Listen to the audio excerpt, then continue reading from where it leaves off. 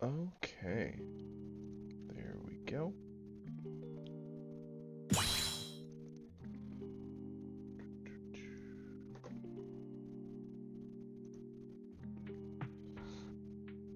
Perfect.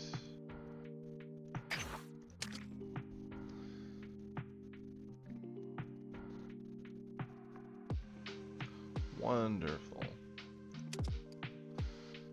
Starting the slow climb back to 1,000 gems again.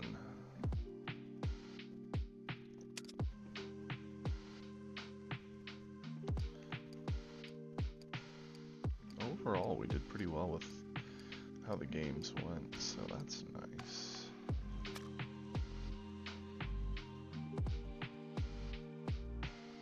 What's up, Bowser? How you doing today? And a good morning.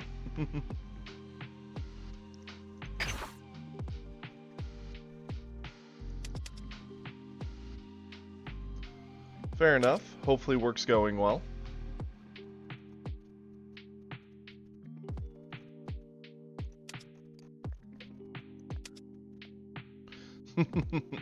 I know that feeling. It's funny how just, you know, a difference of 10 minutes can make a workday go from good to a nightmare. Okay.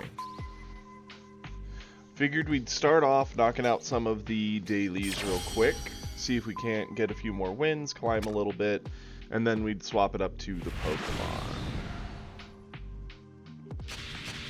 Since we've basically already completed all of our weeklies. And that way people don't get burned out on one thing. Sure, I'll keep it.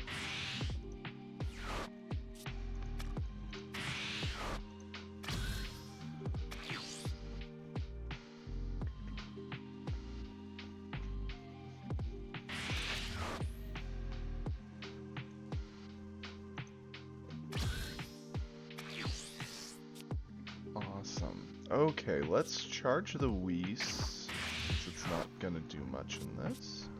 We'll attack in.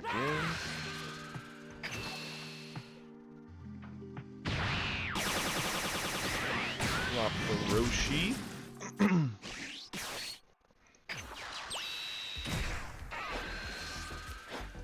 And this one. That's fair.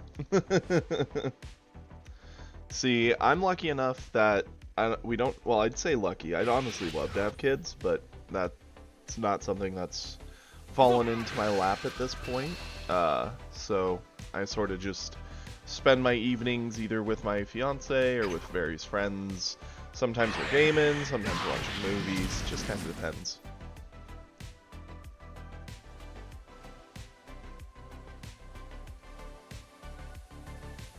I'm certain the competition's probably a little more crazy in the evenings since more kids would be off, which is both a good and bad thing, because some kids would probably really understand the game well and do well, whereas others probably would have no clue and kind of get rolled.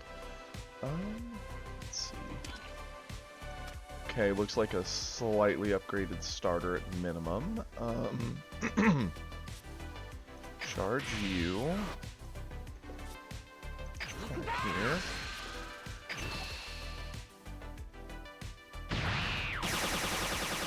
Interesting. Did you find out who won it?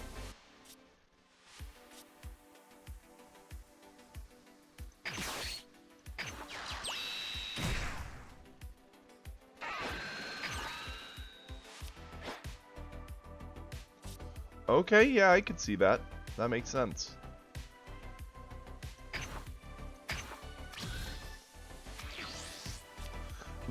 Probably I'd be most surprised if in the top 4 was a blue deck. Just because I still think blue has the most. It has to struggle to get over the finish line in a lot of matchups. Not that they're bad, just that with a lot of tournaments, the winner or even top cuts are usually whatever is most consistent and has the easiest time just doing what it wants to do in most games metas. And that just doesn't scream blue. Cool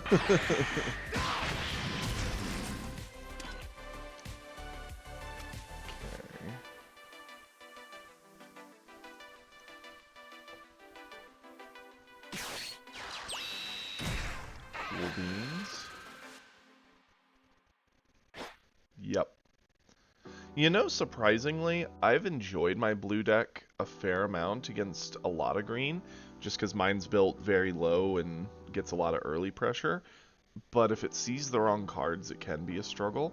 The thing I hate the most with blue is dealing with, like, I think, like, Frieza decks, at least from what I've been playing.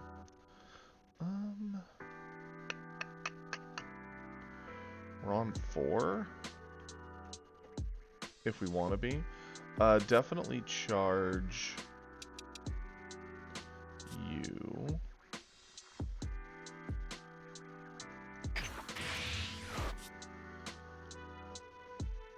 We could push Broly here. The cruddy thing about that is we don't have tons of threat potential, but we have enough that we could at least hit him down and then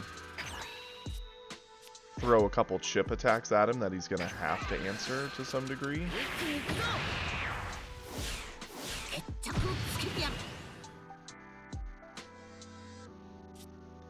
Yeah, that's the thing. The reason I think I don't mind the green matchup so much is my Vegeta's very good at applying a lot of early pressure. Good morning there, Kiri. Or Donnie, whatever you prefer I call you here. Here.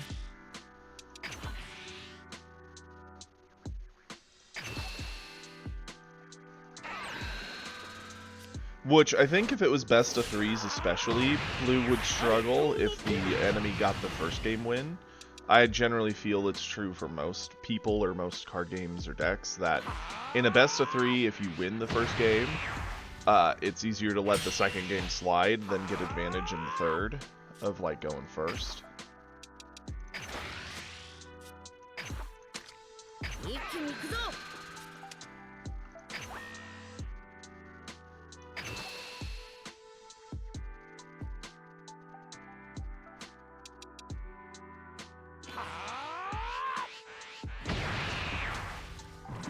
Yeah, the Kid Trunks is a crazy card. Him getting up to 2,500 on attacking by just existing is nutty. And it gets so much work done for that deck, on top of the fact it can cycle through a lot of pressure with just the one diff Gallic Gun that just replaces with another, so it's 1,500 guaranteed, drawing you into a hopefully discardable card with another 5 to 10. So it's anywhere from 20 to 25k power for just one energy. Pretty insane. And Gotenks' ability to re-pick up, you know, generally 20k power for hand, is also nice. I know some of the upgrades I would love to get for that deck.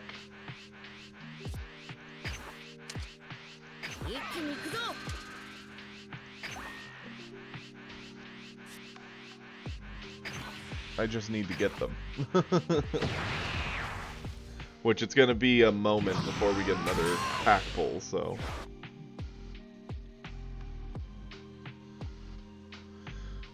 Just from this guy's energy alone, we see 2 instant Kamehamehas, 2 destructive strength, Super Combo King Vegeta, and the Gohan, so it seems to be a pretty well-crafted Broly, and there's a Vegeta down. So we can use Vegeta to ramp a little further. I always forget, can he just kill 2 or less? So yeah, he'll get Krillin that way, and that's fine.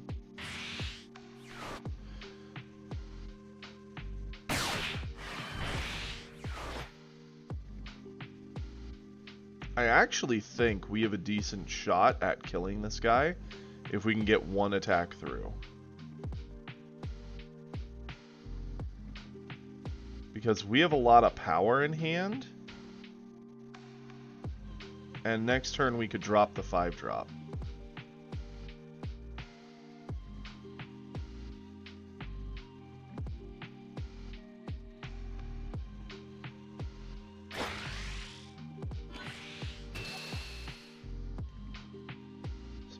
3, so we just need to drop another 1,000. Let's go ahead. Over.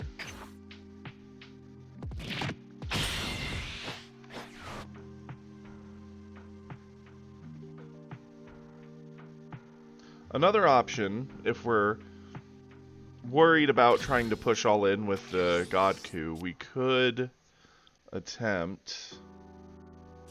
I think we charge this, because it's... Actually, no. Let's charge you. Attack here. Spend 500. See what he's got.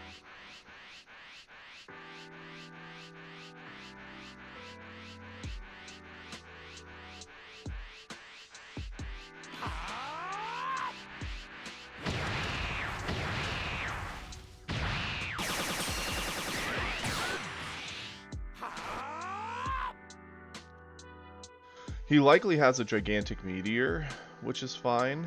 I wanna try and get one of these hits through, because if we do, we can really... We could end the game here.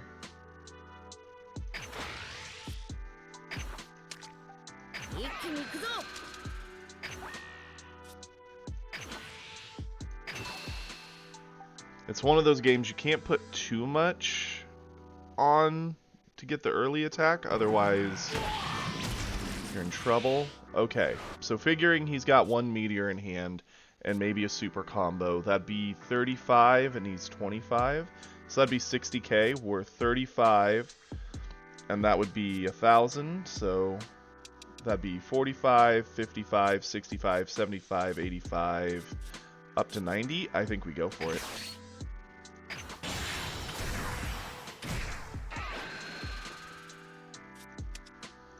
And this answers his board anyway.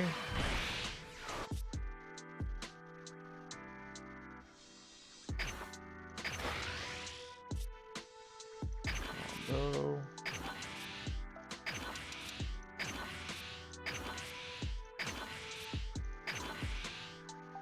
Catch.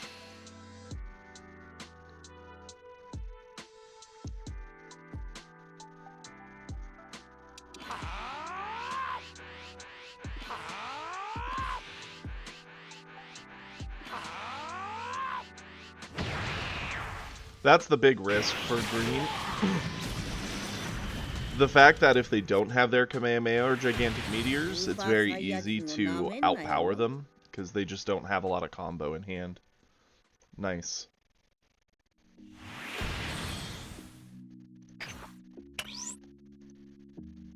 So what you're saying is, we are a champion.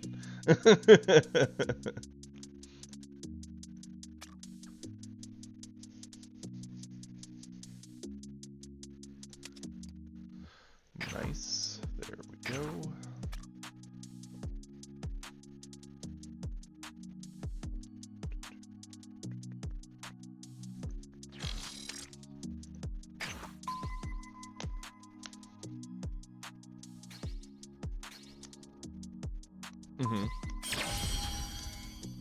See, that's kind of the funny thing. You get in these weird situations where the meta can be very well defined, and yet some spicy cards that are even slightly less efficient can sometimes catch people off guard and even do the trick, just because of, you know, card draw and luck and chance. Oh, we're keeping this.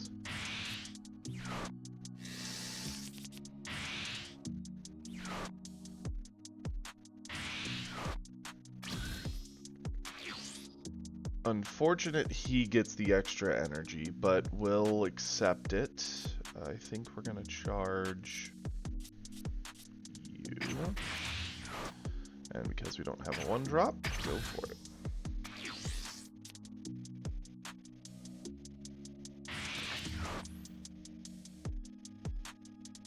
Yeah.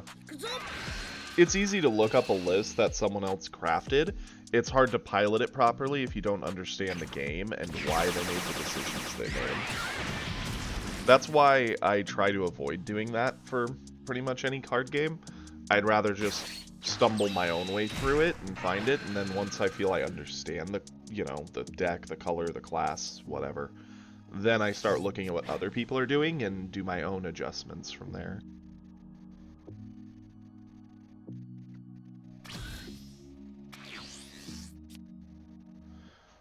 Okay. We don't get the extra energy, and we're probably going to be the one pushing a lot on the gas, like most games against green. I think it might be silly, but charging one of our 2 Kamehameha leaves us a lot of combo power in hand and gives us the most flexibility, I think. Check into Gohan here.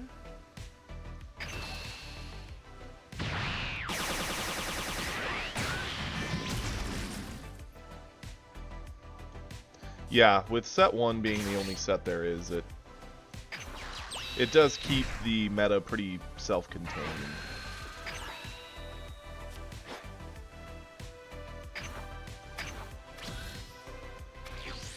The more and more sets that exist, the more and more varied decks can be.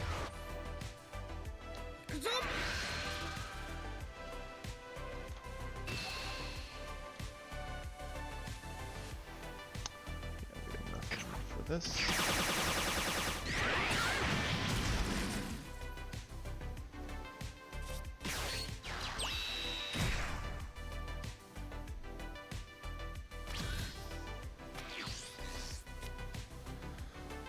Okay, let's go ahead. Let's charge Tien. Yeah. We will attack in.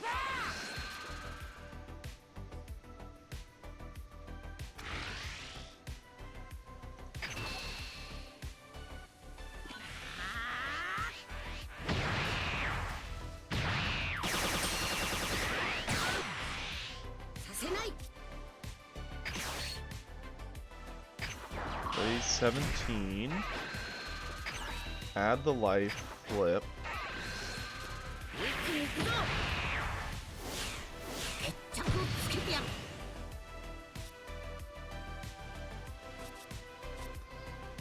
Then let's attack him.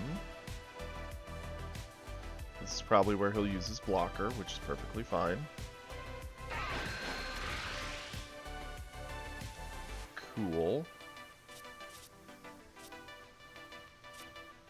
Yeah, let's do it.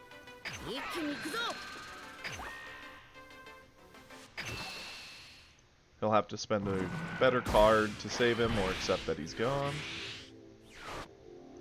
We no longer need him to attack us, and we don't mind if he takes away our Krillin.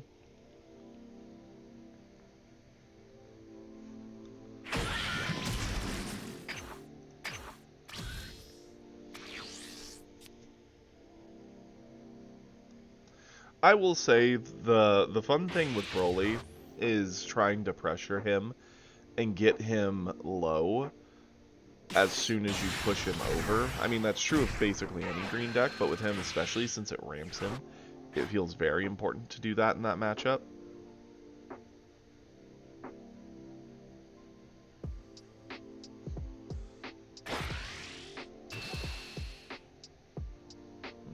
We could save Krillin for very little cost here, which I think is worth it.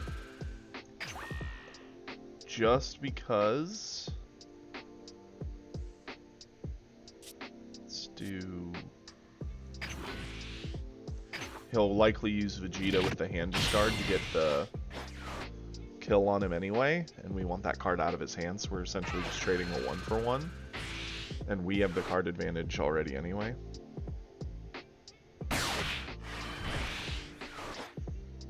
Awesome.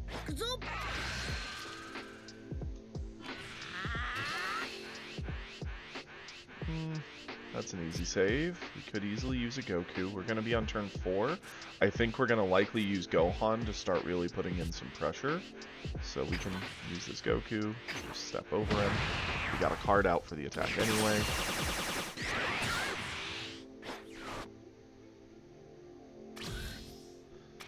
Okay. pretty decent draw. What do you do again?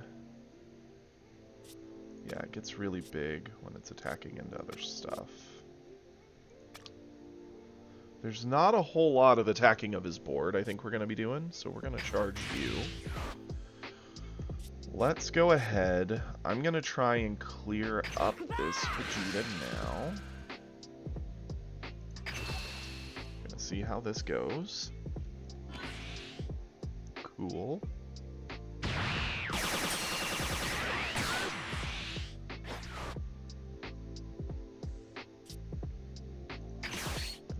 Play Gohan. Attack here with a crit. Reduce the stats on him.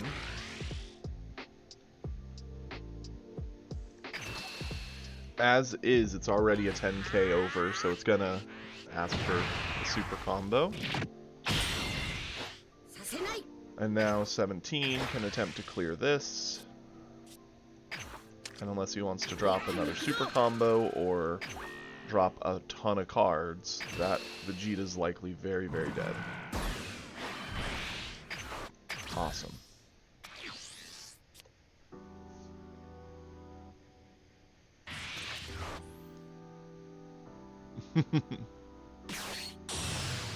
It is.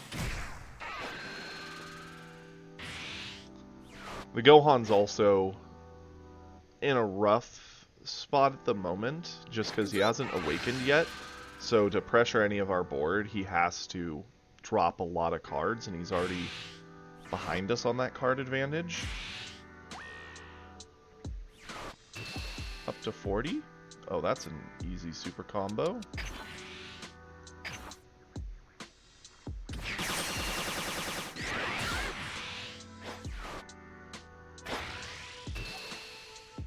And we could save him by dropping 110k and keeping our power in our back pocket, but we could also just use our power and Botamo here. I actually think we will combo this. He does, and he's at the point where next turn he could drop the 7-drop Gohan to board clear, he could drop a Broly. We really need to put a lot of pressure on him this turn, which is good because we can kind of swarm the board from here. We're going to... I think we're going to lead in with some of our worst combo pieces. Let's charge you. I'm going to play... Actually, let's attack with Gohan first. Drop the stats from Broly. Or not Broly, the Turles. Catch. Got another super combo out. Awesome. Goku can now check for Turles.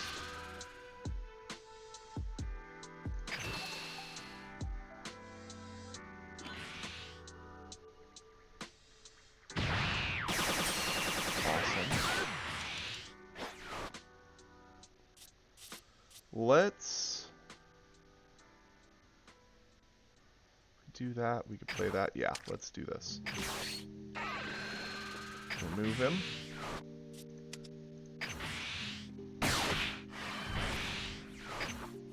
Pressure. And yep, we'll probably eat this one to get a card draw, which is fine. We will follow up with a Piccolo. Do I push him here? If we do, he can then start dropping his stuff. Yeah, I was thinking let's just keep Piccolo on board. Yeah, he could Gohan to board clear, but just Piccolo existing on board gives us another body. It really tempts him to go Gohan. And that would be 2 cards out of hand for that. Okay, instead he goes Broly. He'll snipe out Gohan for sure. Interesting. Goes for the Piccolo. Well, we have to accept this.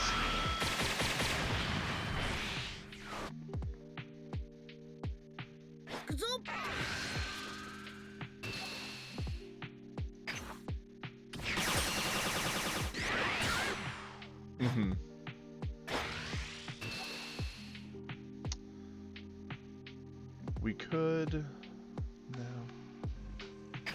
Too expensive.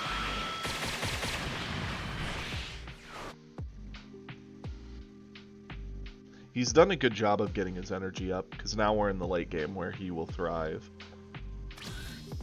We just weren't able to get enough pressure to get him where we want him quick enough. I don't think we need both Krillin. Let's cycle a bit and see what we've got going on. Interesting. Attack in here.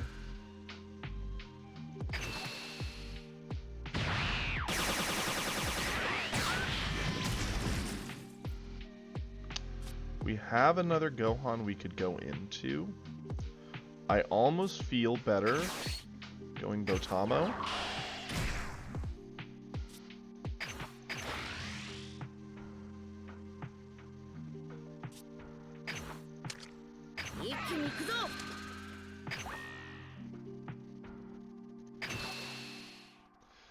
Because Broly can't just face check into Botamo.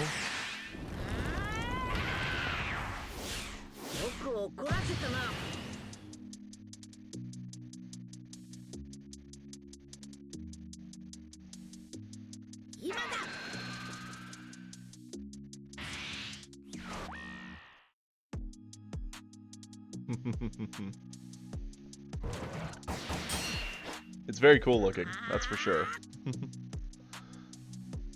Okay, now we could drop Krillin to pressure another attack. I think having the Kamehamehas as an option is good. I don't know if we need both. Because if we don't start exerting pressure quickly, we just lose.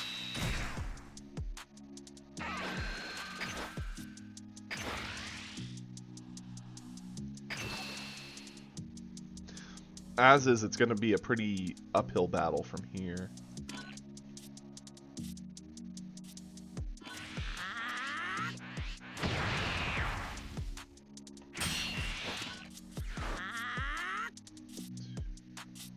Interesting.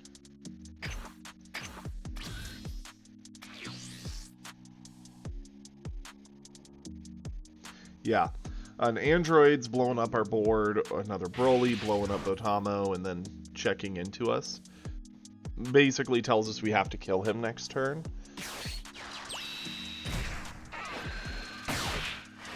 That also sucks, because Botamo can no longer just be free pressure. Our best out would be the 5-drop Beerus, which we don't have. Not that he knows that, but we know that. That's the thing I miss the most for this deck, for sure. I don't think I can save Krillin.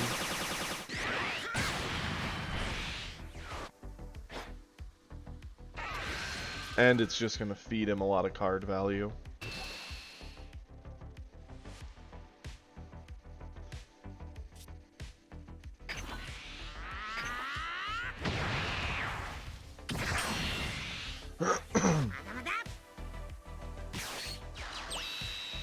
He's also smart attacking with the 20k first, because if he attacked with any of the bigger stuff, we would Kamehameha over it and make it so that 18 couldn't really pressure.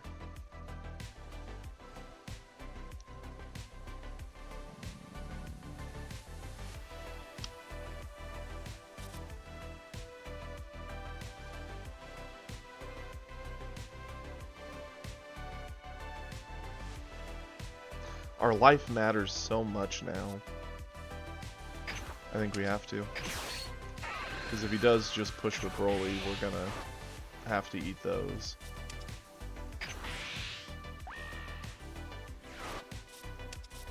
Kill that.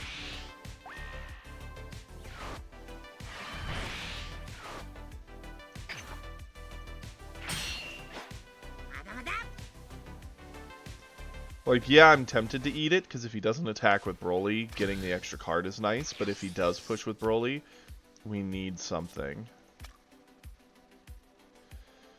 Okay, that is definitely nice.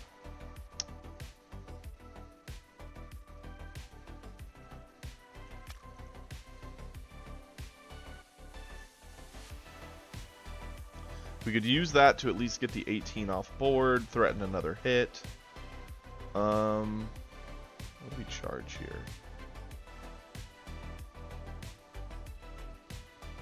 Charge you?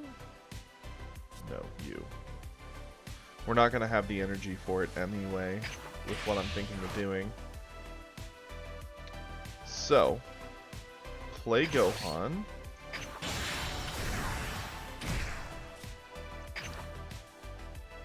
Attack in here. Drop the stats of you.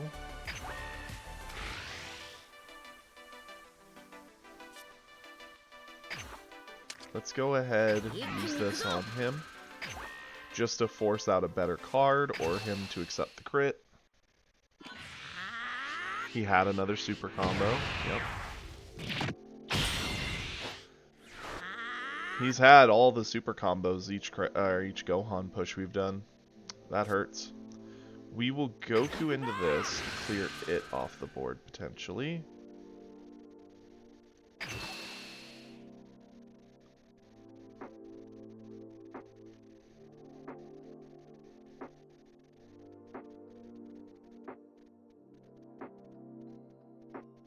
If we land the hit, we can then use this Goku to clear that, clear 2 of his, go into him. Probably should have attacked into the Gohan, then he probably wouldn't have even thought about it. He could just let Gohan go. But he let it go anyway, which is a good thing for us. Play you.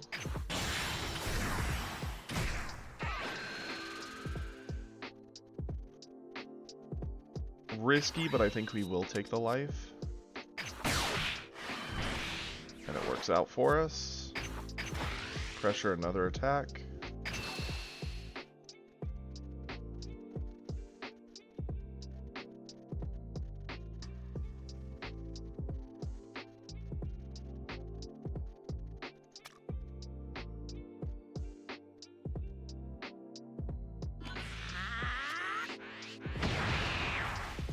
We're kind of stabilizing, because he got such a big card advantage there when we pushed him over using the androids and everything he did. Kind of stabilized it a bit, but he's got a Broly on board, so it doesn't feel good all the same.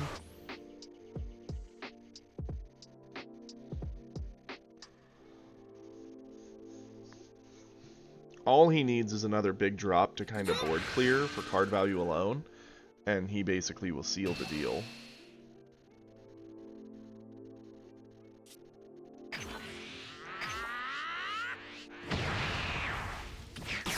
If he pushes all in here, which he might be tempted to do, we might be able to get out on top of it.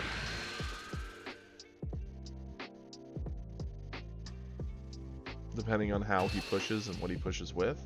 I think we'll eat the first one. That was a good pull. Yeah, I figured the double striker was coming. Because he just wanted to get the first hit in, go for the double strike. He'll probably drop everything into this, which is what I was hoping. And that is not nearly big enough. So that's 55. We can get up to 60.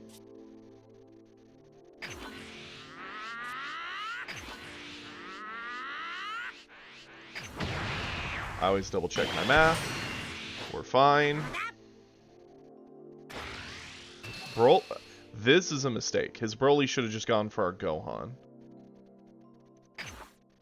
Because if they cleared our board, we would have had to top deck something to do anything. But instead, He lets us live.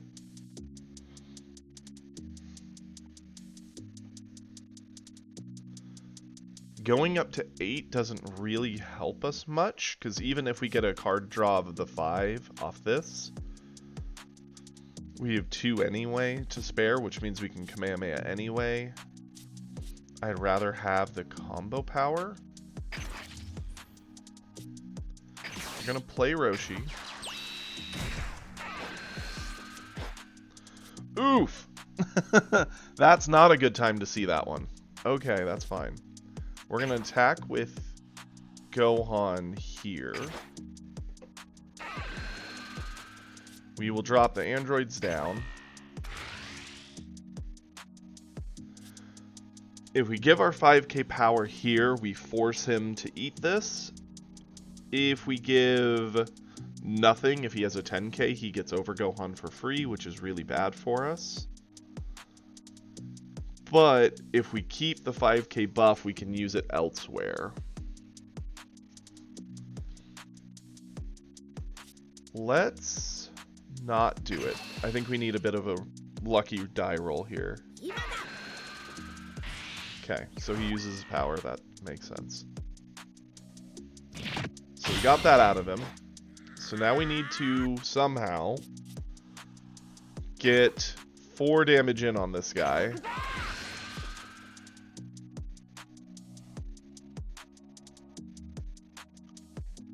I think he's gonna eat this one.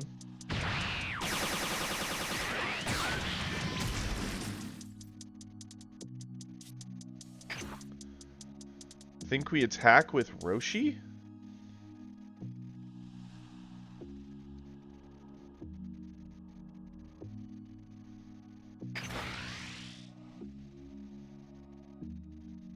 We're definitely going to use our skill.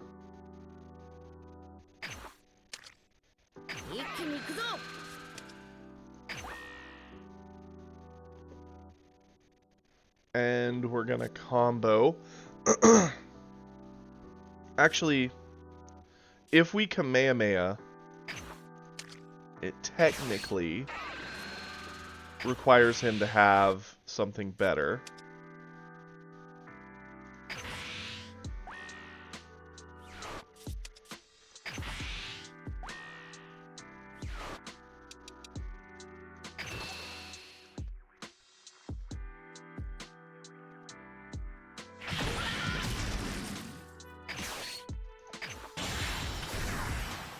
It really comes down to whatever he got from...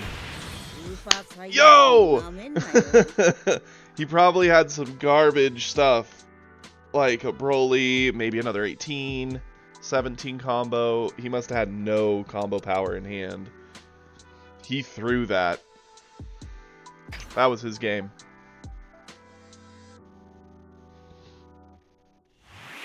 And that's why you always play to your victory.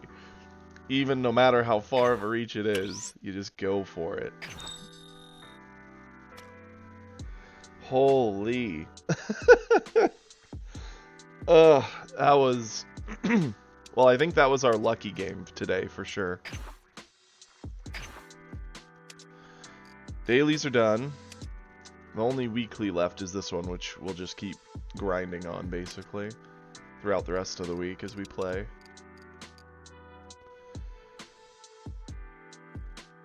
Yeah, for sure. Honestly, it's funny. I'm always a little, like, sad when I see a green player, because I know you play very inefficiently against a lot of green players to get the win, because you need to just keep the pressure on them. But if you do that, you will find you get a lot of wins against green, because depending on what they got, it's hard for them to answer that early pressure, and then in the late game, you can get cheeky double hits like that to finish out. Because they've likely gassed a lot of their power getting through the early game. Hoo-wee. That felt good. Okay. Let's keep her rocking.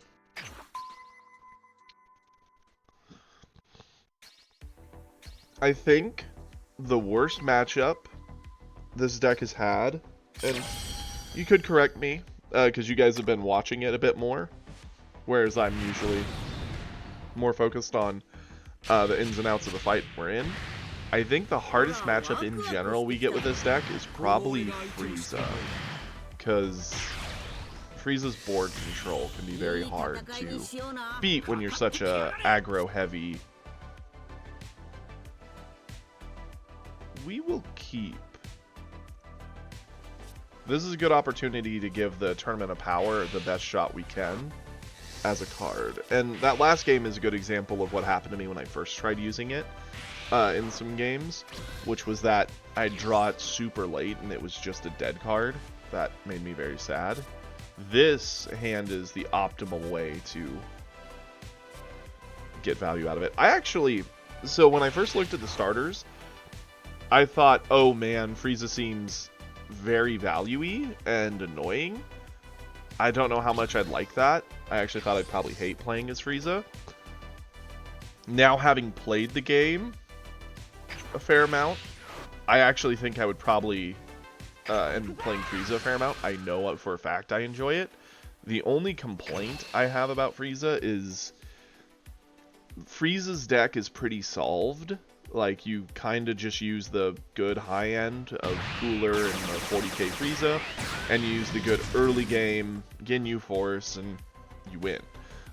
Like, it's a pretty solved deck. Most decks are kind of solved, but I feel at least in, like, blue and red, and heck, even green, some player choices can lead you to be a little different.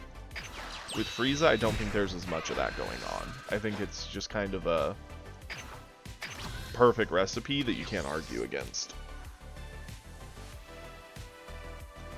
Oh, I'm still all in with blue. The only reason I don't grind out our way to God with blue is because I don't want us to be grinding blue to God 3 packs from now. Because I do think it would take that.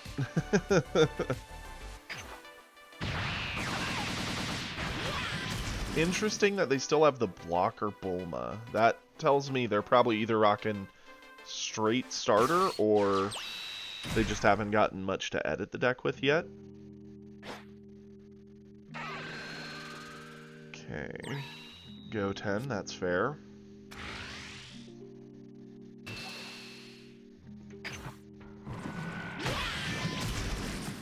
Blue also really hyper pushes the early game advantage in the fight. Let's charge you for now. Actually, let's charge a Kamehameha. It's gonna be a bit before we get a lot out of these. I'm gonna go in on the Gohan, or not Gohan, Goten. If he lets Goten die, I will take a turn off to set up the Tournament of Power. If he doesn't, I have to fight for board, and I'll likely drop Krillin. Okay. This feels a little risky, because we normally could set up some more board here, but getting the field down this would be the time to do it. Take the turn off, set up for board, and see how it goes.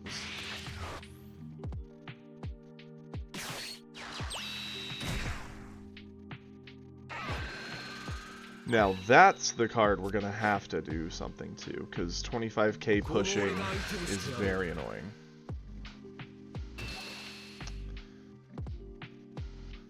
Because he's likely going to, well, so we have 2 options.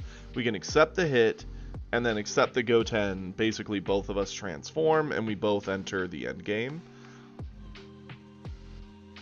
If we block with a Kami, here, that's the easy block, get hit by Goten, we go to 5, he's at 4, he's awakened, we're not. I think that's bad. I think we just accept it. We'll both awaken, and then it's just going to be who does more with their awakening.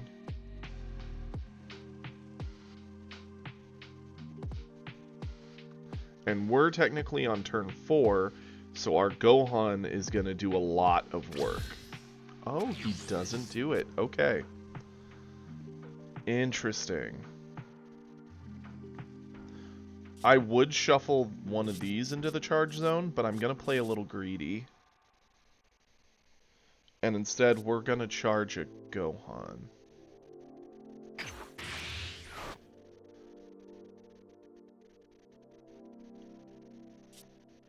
Now, what do we want to do about this? We have 4 energy. Gohan was the play, but if we awaken, we can actually start doing decent pressure. It just sucks because we'd have to awaken with a Krillin. I'd like a way to get that Trunks off the board, but I don't see one in hand that would do it.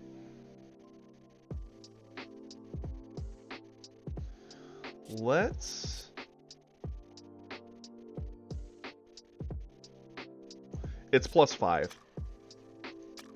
If it was +10, I think it'd be more worth it, but as a +5, it just feels a little slow. But, like I said, I'd give it a try since it was heavily recommended. If we drop Gohan, we can push him, threaten the crit, eat a lot of his resources, drop the stats of the Trunks. I would like, but it doesn't matter because we can't attack into it. It will live with 5. Another option would be to play Krillin, self-awaken. The problem is if we awaken Vegeta, he's going to lead into turn 4. Vegeta gets to do his cheeky 35k, his best 4-drop. Honestly, is usually just swarming with 2s, but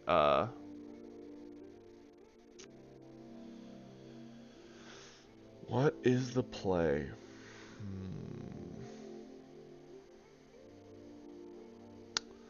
I don't like this situation. But honestly, if we don't play a 4-drop, we can drop a 5-drop next turn. We treat this like it's turn 3. We go Krillin, self-awaken.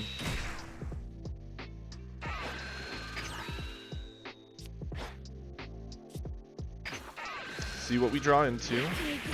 More Whis. That's fine. We could attack and really, really push. I would rather not. If he wants to awaken, he has to do it himself. I'll take the turn off. I mean, he has the Self-Awakener already on board. So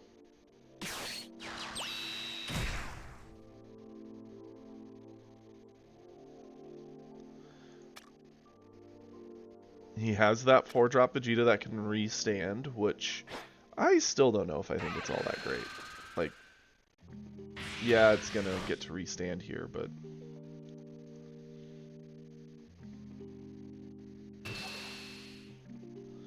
now we could Kamehameha, but I feel that's a waste of a resource.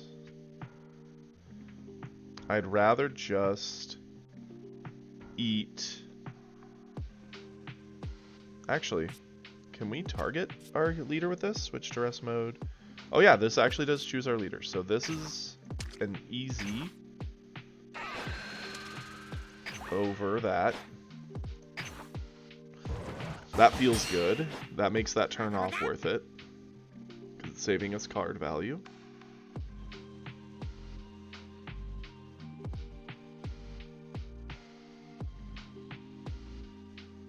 If he does nothing this turn with the Trunks, he's making a big mistake, in my opinion. Because he won't have awakened. He goes in again. Okay. Here we'll use the Botamo. It's an easy over it again kind of situation.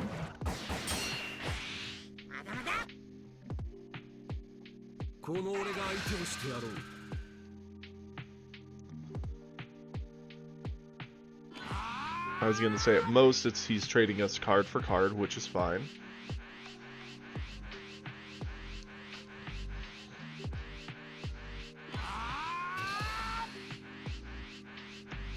Okay, he wants a 10k out of us, which is what we have most of in our hand anyway. Easy.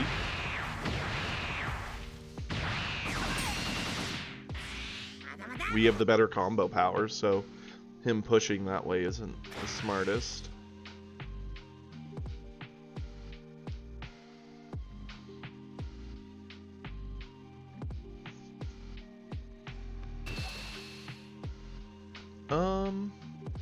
Let's go ahead and use you to get over this. Sure.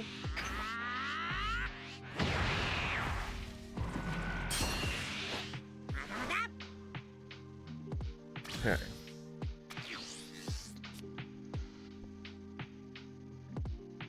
Gonna charge this. We've already got that as an option in hand. We can basically mess up all of his board here at very little cost to us. Because he's going to have to use a card every time he wants to save Trunks, which he didn't. Which is awesome. We're going to play our God Coup. Going to say goodbye to you. We're going to attack with God Coup here. We're going to give him this 5k, so it requires more. It's going to require a lot if he doesn't want to eat the double strike. Which is huge. He's going to awaken. We're going to hit in with Krillin, because at this point, we don't care much about what Krillin's doing. He'll transform, he'll ditch a card, get over Krillin, so he's actually down to 7. We're still at 8. He'll get his card draw from attacking and everything next turn, but that's fine. Blue doesn't really have a good 5-drop to do anything to this board, and we still have our Tournament of Power and Goku to help protect our God Coup. I think we're pretty heavily in the driver's seat here. His best option would be to just pressure a lot of damage on us, drop a lot of like 2s and 3s, and swing for the fences. But if he does that, it's 100% GG, because we got another God Coup coming up behind it.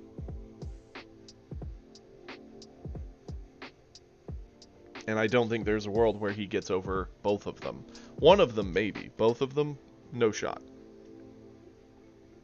Unless his hand's got tons of super combo.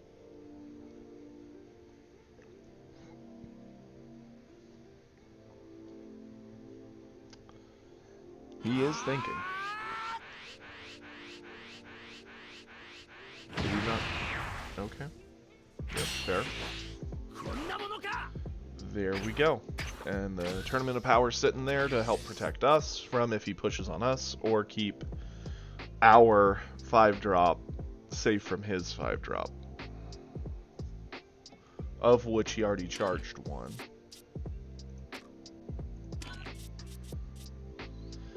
And yeah, this is all looking like the starter, except for it's got this Vegeta, which...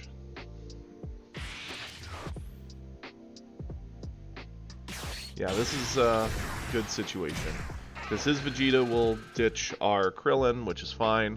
And that's just more evidence that it was good not to lead the Gohan the turn before, because the Gohan wouldn't have really done a whole lot. He would have Vegeta'd it away, and we'd actually be a bit more behind on board.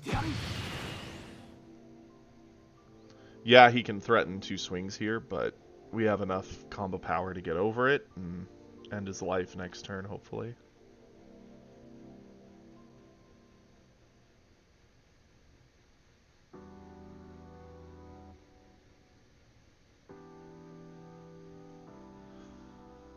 If I was in his situation, I would threaten 2 attacks on... I would just push on me, Goku. Fighting for the God Coup is pointless, in my opinion, for him.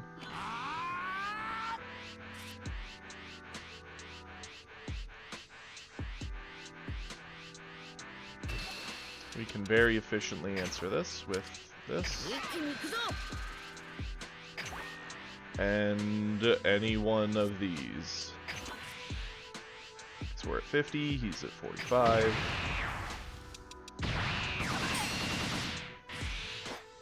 You could attempt the same thing with the Vegeta, but we've got the Tournament of Power, so he'll have to dump at least a card, but for every card he dumps, we dump, and we're dead even in cards, so he's not going to gain ground that way.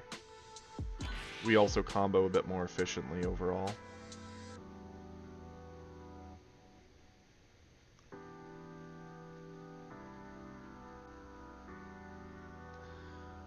Dude, I'm so sorry.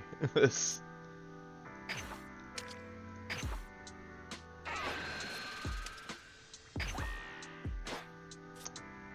Simple combo. We're 50, that's 45, yep. For every card he spent to apply the pressure, we just spent the same amount. We're still in the same spot we were in before, with him on the ropes. It does. This is where it does amazing. Once you get it in on that turn 2, it does work. Our previous game, drawing it when we're on turn 8, it feels bad, but if you get it set up and you can afford the turn off, it will put in that work. We're gonna charge this. I think we're well past that being all that useful.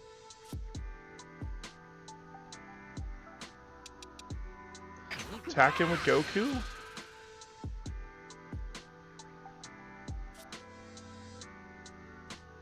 Get a card out of hand. Okay.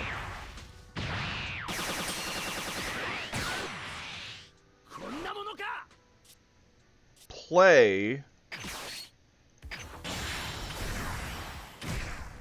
our other Godku. Reduce that guy to nothing. Attack with Godku. Buff it. Figure a super combo puts him at 40. Average, we're just going to say another 40 there. We're at 40. We're going to go 50, 60. It's probably eating this.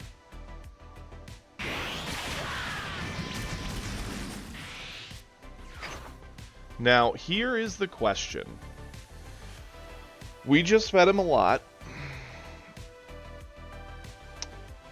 We could go up to 40, 50, 60, 70. He's at 20. That'd be 40. I think he could get over this. We could easily clear that Vegeta, however. Yeah, it's giving him another turn. But it's guaranteeing we're not wasting our whole hand. I mean, we could just push in, though. 10, 20, 30, 40, 50, 60, 70. He'd be up to 80. We'd be up to 40, 50, 60, 70. Theoretically, if each card's 10k, we have it. Let's do it. I think it's worth it. We're going to live the dream.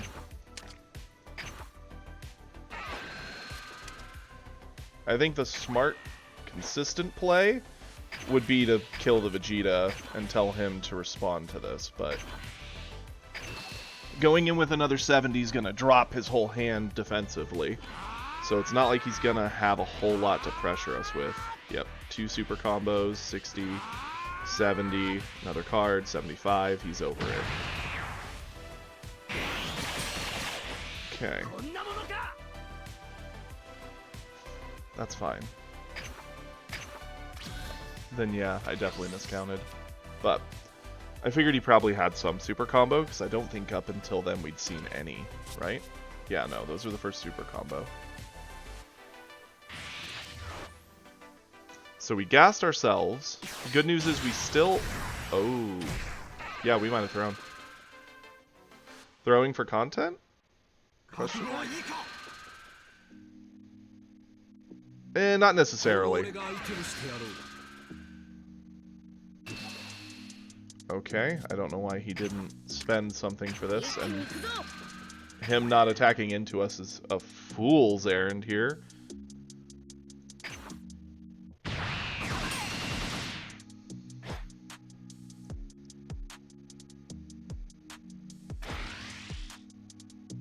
obviously we have to eat the first one. That's a given. Whatever we get from the hit can help us defend on the second one. Nope. Not what we needed. A Kamehameha would have worked if we'd kept an energy up.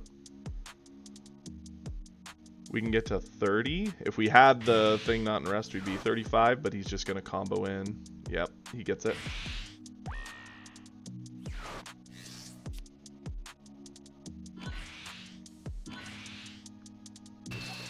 To be fair, that was the one way he could hit for the thing. We should have played for board. Shucks. That's fine. I'm a little sad. It was fun, but it was the bad call, and I knew it.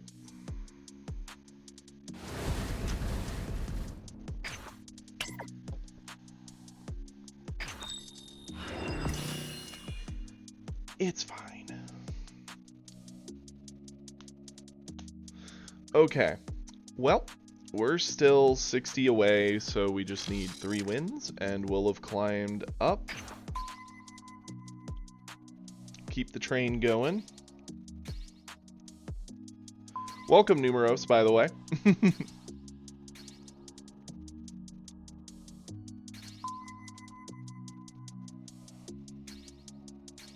The smart play was definitely go in on the Vegeta, because he would have had to drop a lot to keep that Vegeta up. We would have still had a hand for defense. Forced him to play the other Vegeta. It wouldn't have really accomplished much. We would have been able to use Goku and help defend for board. See, it's almost always smarter to do what you know is the safe bet. Like if there's anything on the line in that match that I really cared about, the smart bet was attack into the Vegeta on board to deny the resource on his turn. And generally fighting for board is the way to go until you are pretty certain that all-in is just the end. The problem with that is it's good advice against every color except for green. Green is the one fighting for board is almost the rarity. You want to fight to pressure them always. If that was a green player, the attack in was the play. Because green has some of the worst combo, but some of the best extra cards, which kind of make up for it. But green wins the late game because they just have all the best end game threats. Frieza. Interesting. I like this hand. I do think that spicy one of the power of the top tournament of power, that's the word we're looking for, is worth it in the case you get it early and you can play around with it. This, yeah. My brain doesn't always want to work with me some days. There we go. Play you. Get that card. Rotation going. Now, we don't know anything about this Frieza yet. What's he charging? Likely it's going to be the same as like every Frieza, so we're going to be dealing with Ginyus, Friezas, and the really good 4-drops. Okay.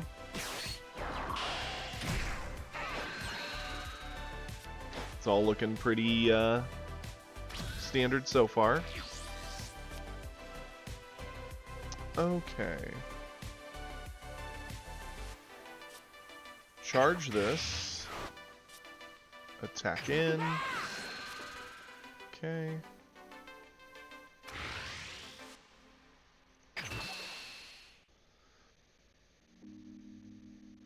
He's gonna eat it, which is fine. We're gonna play him.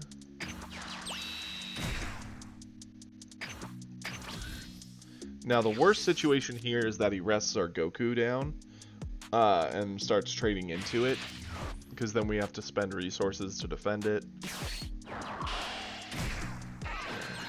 He's just Russian transformation, which makes sense. We would like to do the same, but we didn't have our 2-drop Krillin.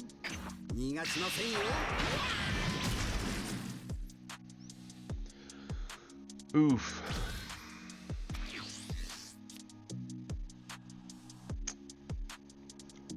Now, we could... Well, we're definitely going to charge you. We could go with this Goku, get a life, get one of the blockers gone to limit his board presence for when he transforms next turn, because inevitably we're going to see it. I can't attack into him this turn. I just can't. I'm not going to push him over myself. We need him to play something that ticks him over, which Frieza decks are loaded with. So I think that's our best option. It doesn't feel good because you'd rather use this threat on a better singular card, but with Frieza specifically, you can't just let him have board forever.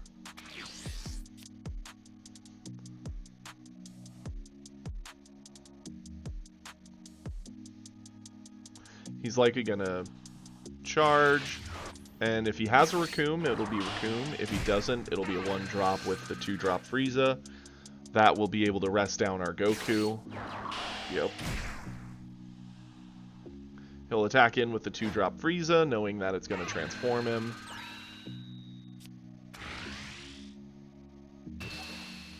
We need to eat this, because we also need to transform, but it gets both of us there at the same time, which is good. The good news is, this is a foolish attack, because us transforming gives him an auto 5k, so he should have comboed if he wanted to pressure anything out of us. And he didn't, so we're going to end step that. Our Goku's fine. He's going to transform, re-ready his board. We can't answer the board, but we can start pressuring Frieza's life.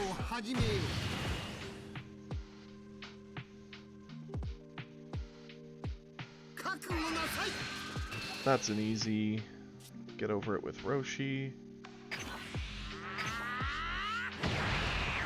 Next turn, turn 4.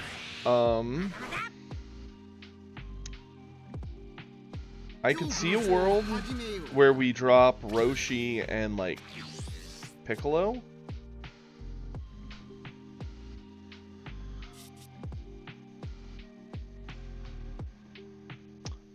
Putting top down would be nice, but his ability to swarm board with Ginyu is kind of scary. We can't really afford to just take the time off at this point. So I think we need to charge top because it's a dead card in hand for that, for combo and everything else. Our best actions are either Gohan, which is pretty good because we can get a card value off sniping away the I always forget the Sorbet, and threaten crit, which will dig a lot out of hand. Or we can go wide.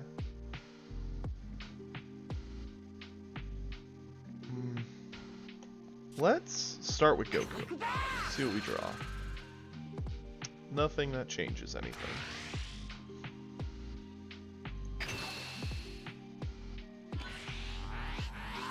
Okay.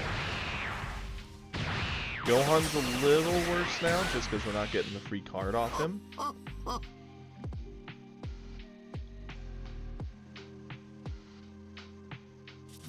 I think we go Roshi into 17. Don't add the life. Pressure with each.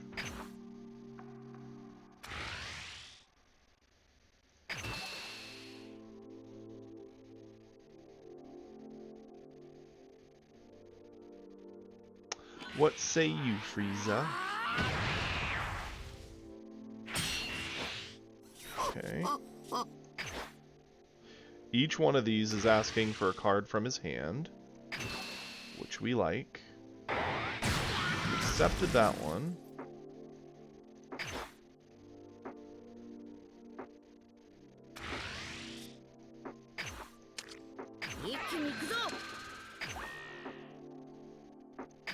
The only good thing about this matchup is if they are running the full like Ginyu Force package, they tend to be a little worse with their combo power, so it's going to take 2 cards to get over stuff that's 25, and we make everything 25 basically when we swing.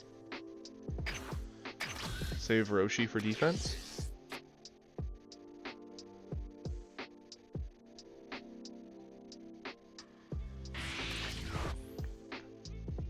And he did use a Ginyu Force, so he is running the traditional Frieza Ginyu pack.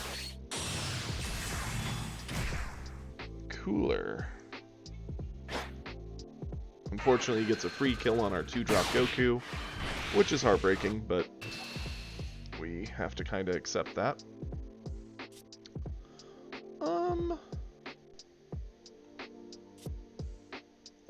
Combo over that for sure. We would love to see a God Kamehameha, as that could answer the cooler with very little effort.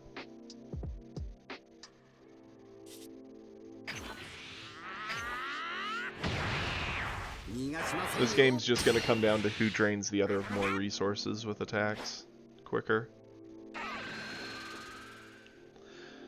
Good news is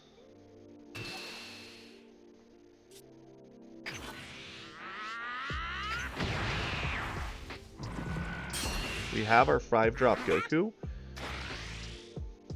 who's going to be very annoying for him to deal with.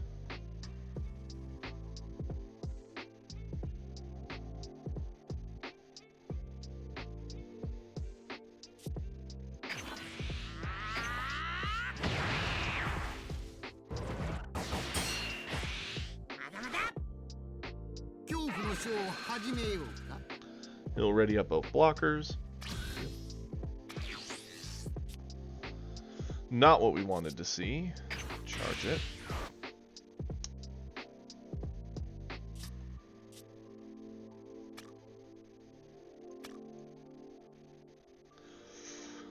Shucks. Let's pressure out the one thing he couldn't re-ready. Drew pretty dead. Swaps it to that to rest that down, which is fine. Do I Kamehameha to pressure? I mean, for comboing a 10, it's forcing out at least a card from his hand. So I think that's worth it.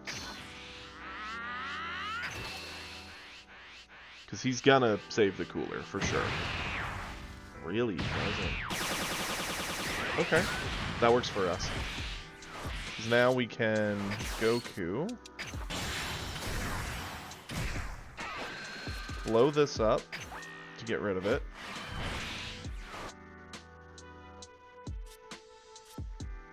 We can attack here. Give the 5.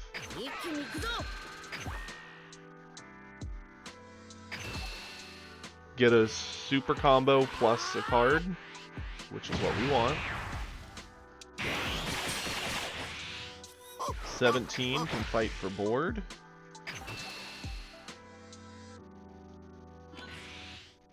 And that is fine.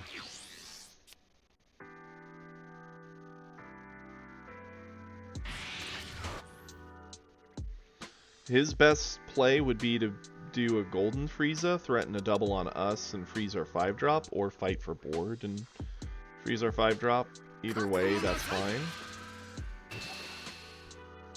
Use you.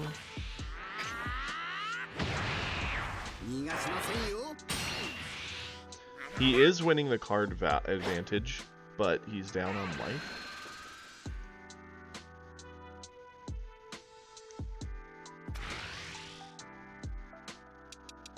Okay.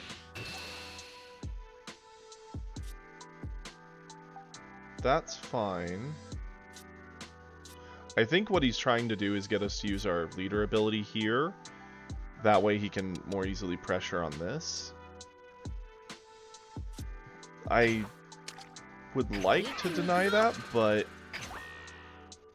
I gotta go with what's most efficient, because we have 10k and 20k in hand, so we have enough to get over whatever kind of scheme he's planning. Yep, and he'll freeze our 5-drop, which is fine.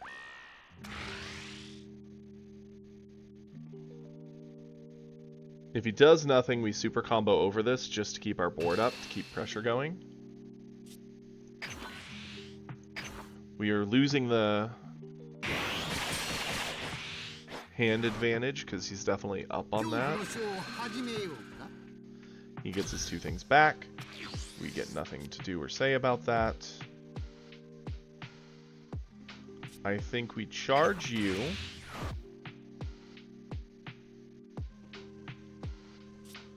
Gonna attack with Goku on Frieza. Get a card draw. End step.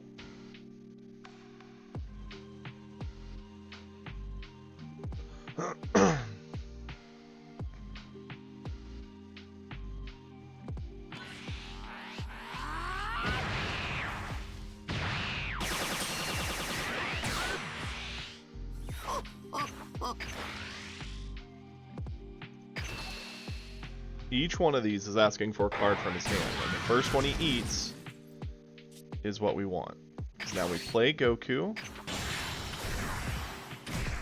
We kill the Frieza so he can't combo it, and the Golden Frieza has 0 combo power. We're going to attack. Skill. 5. Kamehameha. Give 15.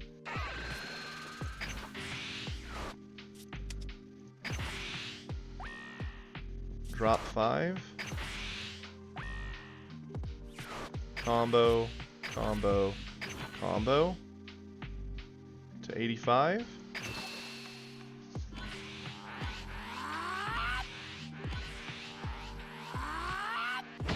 Yep. Whew. Sweet victory.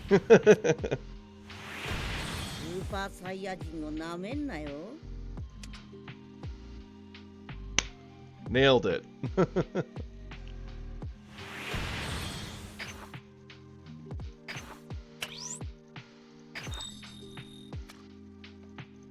Cool beans.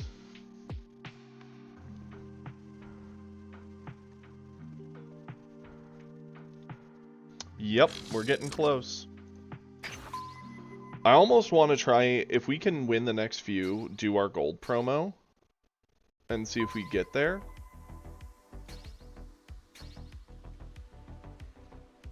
We've been having a pretty good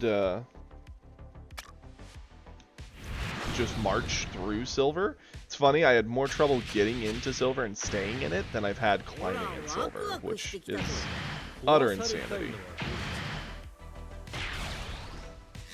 I will say, I definitely have improved in the game overall. I think we changed this. That's not... Okay, that's better. It's interesting that we got top here, because top could help in some ways, but taking a turn off to get it in play is a little weird. That's a good sign. Definitely...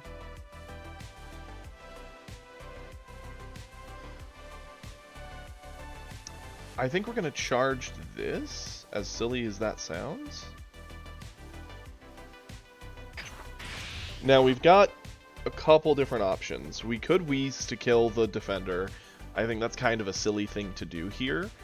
We could Roshi to cycle cards, which is always valuable, because the Roshi can help get attacks over or defend. We don't have a good 2-drop. Let's attack real quick. So we got a 3-drop.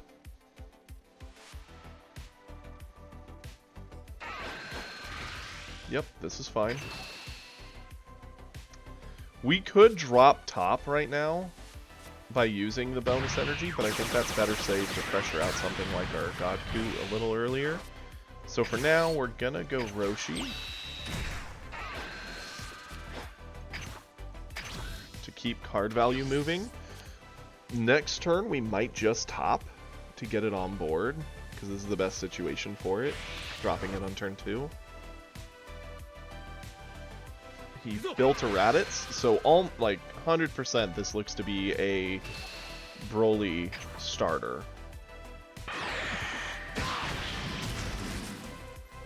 And we got a good 2-dropping Krillin. Pargus, yep. Get him another one of them, that's fine. The interesting thing here... Oh, don't charge it. We're gonna charge Whis. Yeah. Let's go ahead and play this.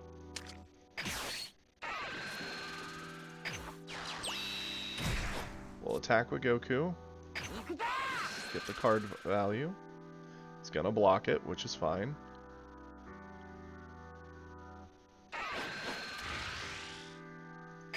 The interesting thing here is he's slowing down a lot of early hits.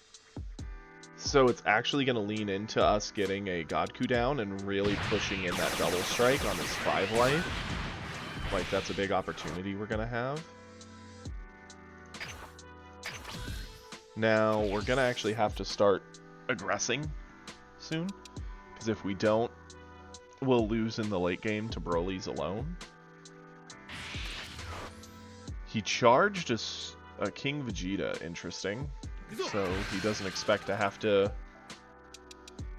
get over big things, I guess?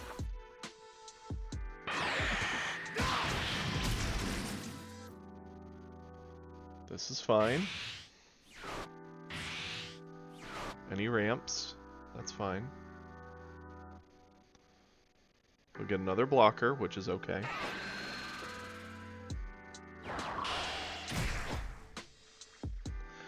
Okay, so for our turn 3, we're going to attack with Goku. First off, let's charge a Krillin. They don't feel very good in this matchup. Attack with Goku, get our card draw. We have 3 Godkus. We definitely need to probably charge one of those next turn. It's a lot of combo power we're missing out on. This is fine.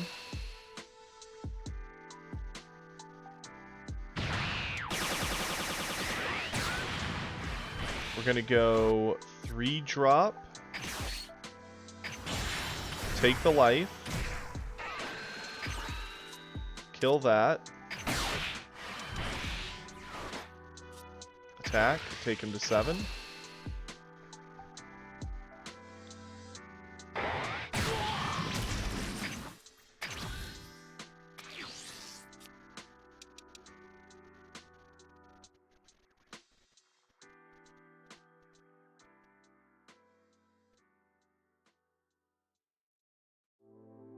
Depending on what he does here, we have 2 attacks to take him down to 5, drop Godku, hit him down to 3, then if he transforms, he's at 2.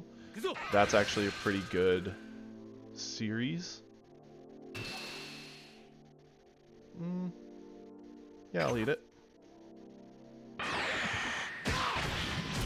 Just because I can transform. 5. What's the best 5-drop he could do? Generally,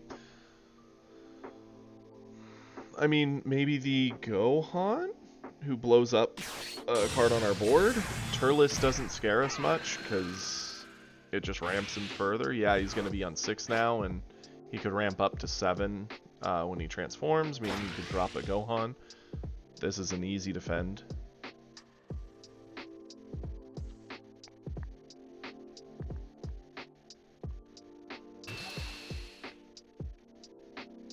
We don't even have to use a card from hand.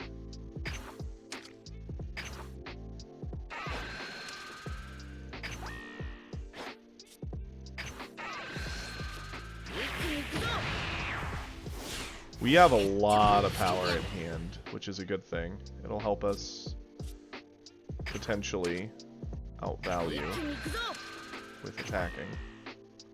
Boom. And he's over it.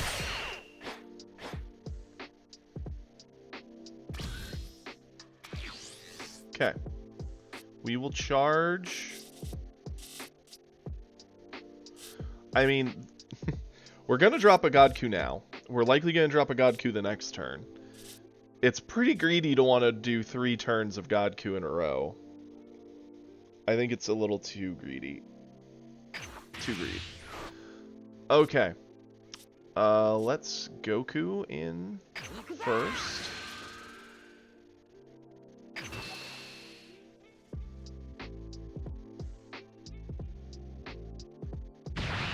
That's it. Goku in second.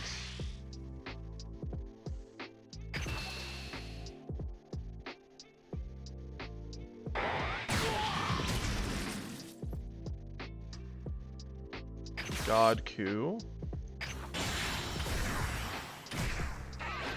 Drop him. Godku in third.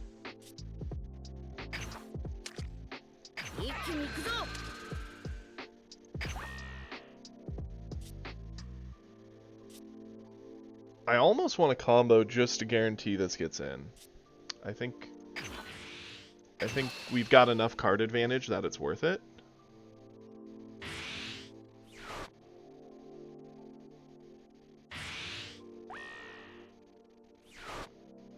He's gonna have to spend a whole lot more to get over this, and he didn't. Why did he do that?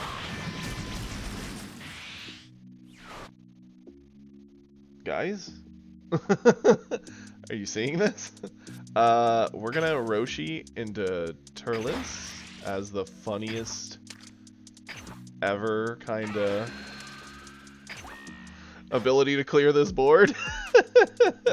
I mean, he can defend Turles, which is fine if he does. It's a card out of hand. But if Roshi actually gets Turles, that's gonna be wonderful. Okay. Awesome. I'm fine with this. The best thing he could do right now would be a charge to 7. He spent an energy for a meteor that didn't even get him over the attack. Like, I don't even... That feels bad, man. He could 7 Gohan, board clear. It would put a lot of pressure back on us, but that's fine. We have a Godku to follow up with to try and seal out this game. He hasn't transformed yet, and he's going to drop down to 2 life when he does, which is why the Godku plus all the combo in the world will pretty much guarantee we get over. Another meteor. Okay. So he's up to 55. That's fine. Yeah, we're gonna super combo and Goku, and suddenly that meteor accomplished nothing.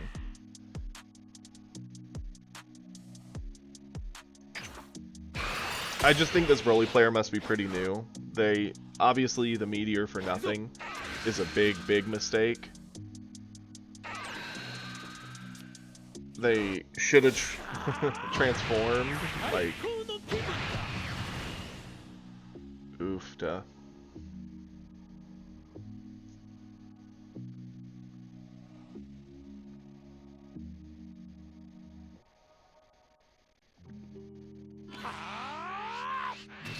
And everything it looks like they have is just starter deck, essentially. So they're 35, we're now 40.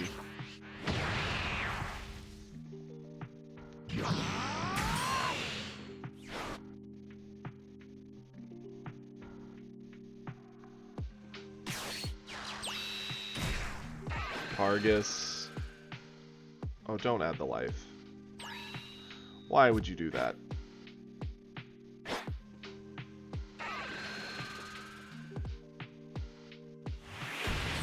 Okay.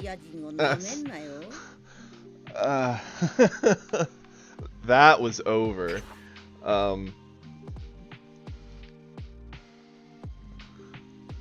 Yeah, they're clearly new to the game. Definitely have some learning to do, which is okay. We all have to learn, and we all learn at different rates. That's humanity. That's normal. Definitely. Oh, Okay, I didn't know I was in a room match. Interesting. There we go. Like, I almost feel bad, but they gotta learn. And we're not even the meanest thing they could run into here, so... Interesting. Diamond level, Broly. Okay, this one's probably not going to be as easy. And that's a good thing.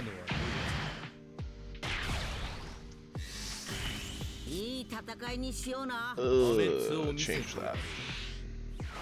No, that is not a... That is much better.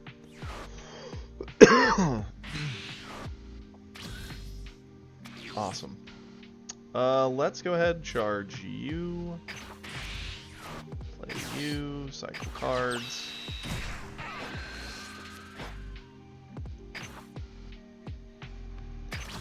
Sucks they get the bonus energy this time, but we accept it. Spank kids, they gotta learn. I mean, fair. I know when I started playing card games in elementary school, if I watched myself play Pokemon or even Yu-Gi-Oh! In junior high, I would definitely be disappointed in myself. But I didn't have anyone to teach me, so I had to learn by myself, and that I did learn. I learned that no matter how much effort you put in, Lava and Swamp Guardian, not that good. Still got top 4 once with it. How? I don't know. Because there was too many kids, probably. Okay. The God Kamehameha can actually do some work in some ways in this matchup, but it's a dead card for a long time. So for that reason, I'm going to charge it. We're going to attack in. See what we draw. Okay, it's fine. Yeah. Oh yeah, I had a whole deck for it. I remember the first tournament I went to, I fought someone who was a teenager, and granted, I think I was like 11. And the funniest thing happened was he got a Barrel Dragon in play, and using a combo of, let me add a life, like Monster Reborn and Premature Burial, I was able to get a Lava and a Swamp, and drop the field, and put on a sword, and just through the sheer combo of it all, I was able to set up this Swamp Guardian to the point that it got over his Barrel Dragon and killed it, and I just watched the dude's, like, entire life come into question as he's just like, how is this happening? I actually beat him. He was so upset, and I don't blame him for being upset. You shouldn't lose the bad cards like that, but sometimes you just do.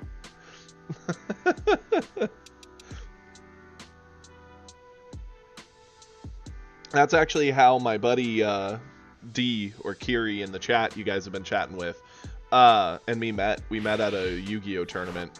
He and I got paired against each other, and I beat him barely. It was actually a pretty good match.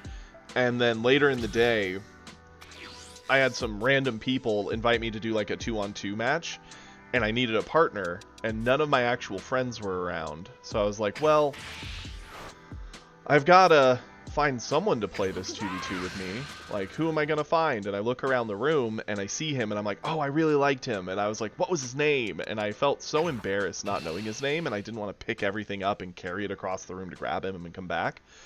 I just remembered it started with a D. So I screamed, hey, D! And I yelled it so loud, like half the room looked at me, and including him. And I was like, yeah, you! And I pointed at him, and he just was like, huh? And I'm like, yes, you! And so he comes over, and he's like, D? I'm like, I'll explain after. We're going to do a 2v2. And he was like, okay, sure. What to do here? We can self-awaken if we wanted to.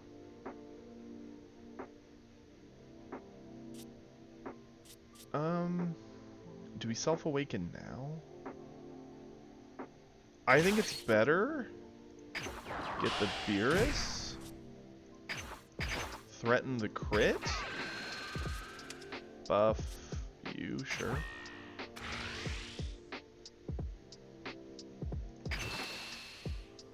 So that's how me and Kiri met, and why we're still friends to this day, and why everyone to this day calls him D, because all I remembered about his name was that it started with a D, and so from then on I called him D. Even when I actually do know his name, and have for years.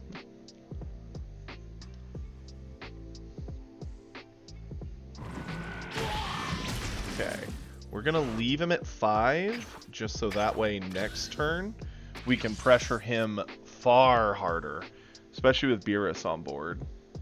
If he takes the turn off to ramp, which is what most Broly's would want to do here, we'll be able to be on 4. We could drop the Krillin to self-awaken. Or we could even go Gohan. I think Gohan's the better play. Yeah, we're not going to be awakened, but that's fine. We can sack the Kami into Beerus to make Beerus... Well, actually, we'll Beerus into his 1500. Buff Krillin to hit him at 25, and Gohan auto hits at 25.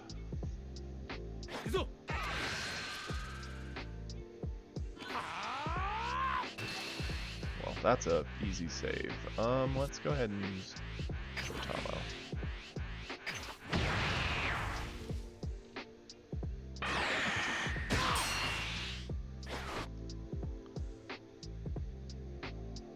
As a kid, I was very capable of figuring out synergies and links of, oh, this to this to this to this to this, which is why that Lava and Swamp Battle Guard deck did anything. Eventually I realized, oh man, it's better to do this with things that are just naturally good, and then make them combo, and then it's really good. That's when I built a Maha Vilo deck, and that thing rocked people. Goodbye, Krillin.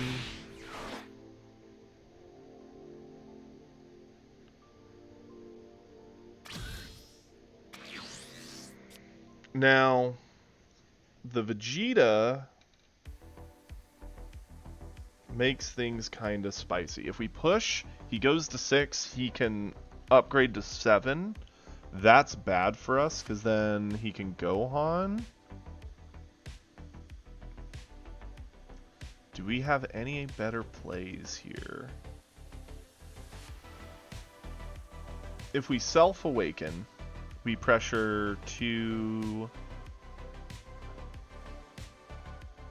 We could pressure 4 attacks on him. If we don't self-awaken and we go Gohan, we threaten 2 crits and a single hit, so we pressure 3 at best, and that would require the sacking of our Roshi. I think the better bet is self-awakening here. So we're going to charge Tien. Play Krillin. We're going to add the life. Flip.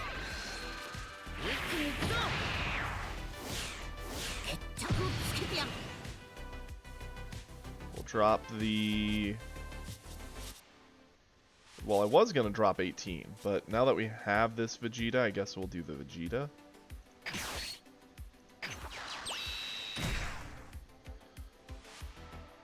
We're going to attack with us. No. Attack with Beerus.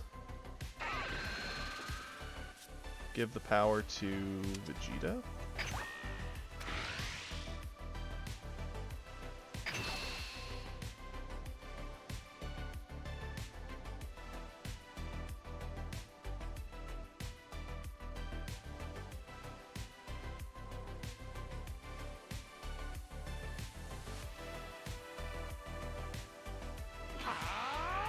So we comboed over. Okay, we could still push. Let's think about this. If we don't push, the best play for him would be a turn 6 androids, cleans up 3 of our board, and we got nothing out of it. So I think we have no choice but to push, and accept that he'll get cards for it, which is fair. We might burn out some resources from him trying to deny some of these hits. Because an android's board clears us pushing him, putting him to Gohan, board clears us. Either way, we're looking at essentially two different forms of board clear. So it kind of just draws even for us, no matter what we do, whether we attack or not. So it's better to attack, pressure cards out of hand, make him make decisions, and move the game forward towards us winning, preferably. Attack. Give stats. And if he eats another hit, we put him in a threat range for our Godkus. And we, again, have two of them in hand, so we could do the strat of running Godku, drop one, threaten double threat, drop the next turn, threaten double hit. Which is a good way to burn through a lot of defenses. Now, looking here, we see he's got meteors. We see he's got an android. Okay, he's got the Gohan. So he does have an upgraded green deck. It's hard to tell how heavily upgraded it is. He burned a bunch of his stuff. Call that good. In a world where he doesn't have androids or Gohan, he's in a super large amount of trouble, but that's kind of unrealistic to assume he doesn't have either. If he doesn't, it's good for us, though. Because if he doesn't, and he's playing more of like a starter, we're probably just going to see like a Turles, which really just ramps him further towards the Broly, which is fine. Because the Broly would be too little too late to really fight back everything, I think.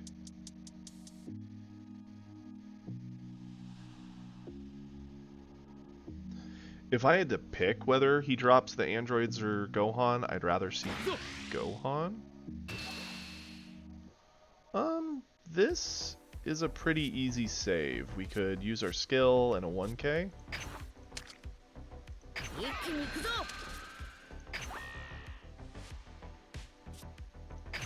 It does lead into the fact that he's getting cards out of hand when he might just board wipe me anyway. So I don't want to go spending too much here.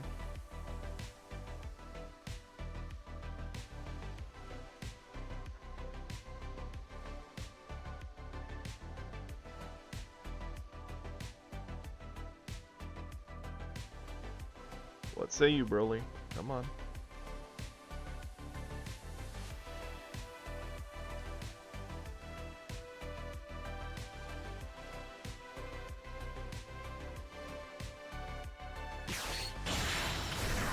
Yep, it is the Gohan.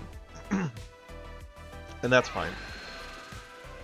I'd rather it be the Gohan than the androids, because the androids are more annoying to deal with their double hit as a threat against us. And it's just play androids and they clear board. Gohan, you have to at least spend that card from hand. Ooh, this is interesting. A part of me wants to keep the Kamehameha, because next turn we could Godku with Kamehameha. That puts us at risk in the short term, so for that reason, we'll charge our worst combo piece. Let's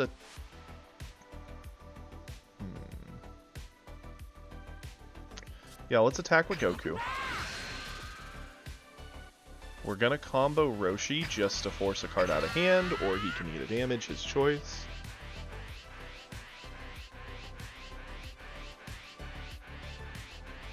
He has no energy up, and we've yet to see an instant Kamehameha. He ate this. So now all of our double strikers are active.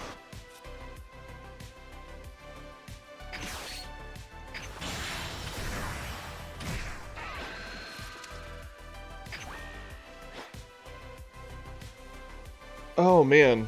What are the odds? We haven't seen a super combo played by him. He has one in his energy, so I think it'd probably be safe to assume he at least has one in hand. Usually you only do that if you have two or three.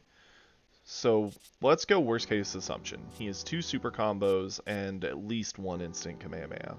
So that'd be 40, 55, and then 10 for the last 3. So 85 on top of his 25. He can get up to 110.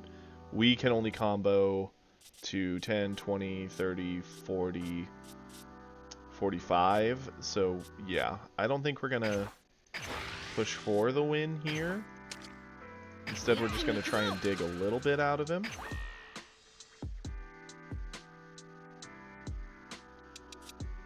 A gigantic meteor he can't play because he doesn't have the energy for it. A super combo gets him over this guaranteed, so for spending another 10, we force him to have a little bit better than a super combo. There's the 1. What else do you got? There's no way it's all zeros. 2 super combos. Great. That's wonderful. We end turn.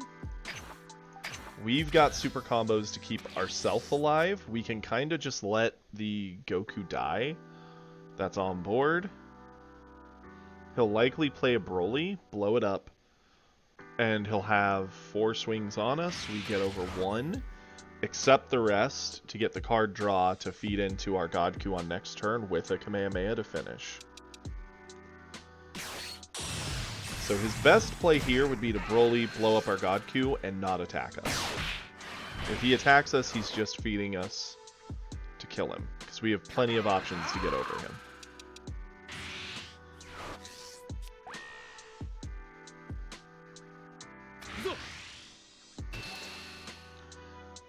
Okay.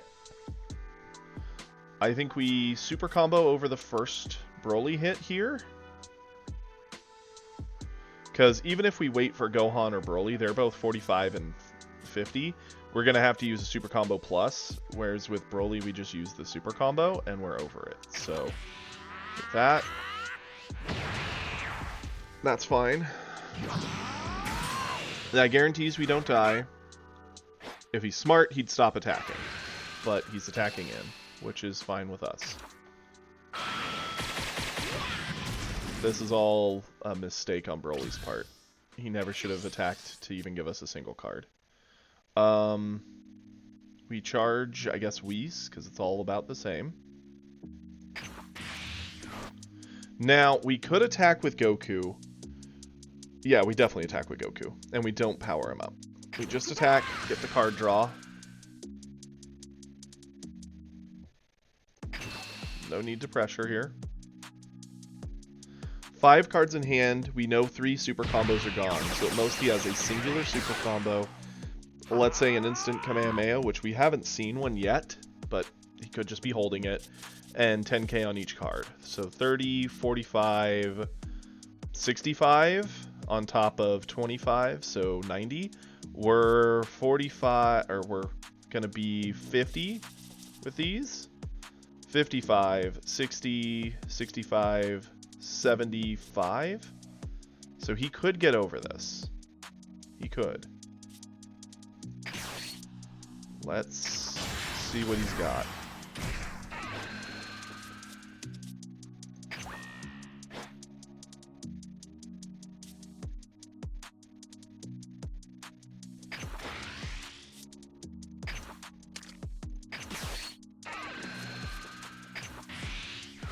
The instant Kamehameha is what's going to make a problem here.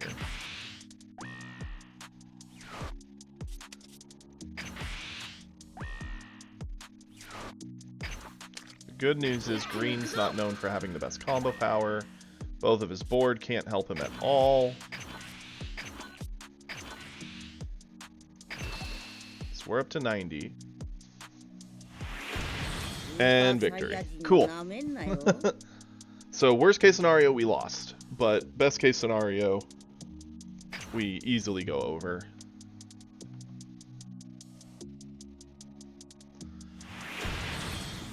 Sweet. And just like that, we're fighting to get into gold, boys and girls. We did it.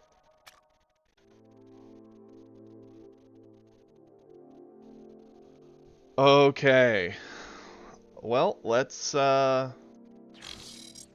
it a run. We'll give it an attempt today for sure.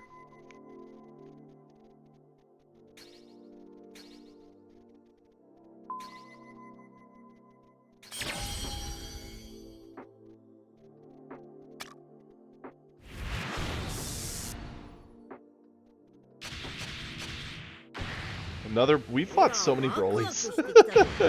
It's a good thing we're semi-comfortable in this matchup. I do feel it's not the easiest one for us, depending on... I don't love this hand, but we're going to keep it just because we still have the turn 1 Roshi, which could help lead into just better cards being pulled in. We're getting to go second, so we also have that wiggle room.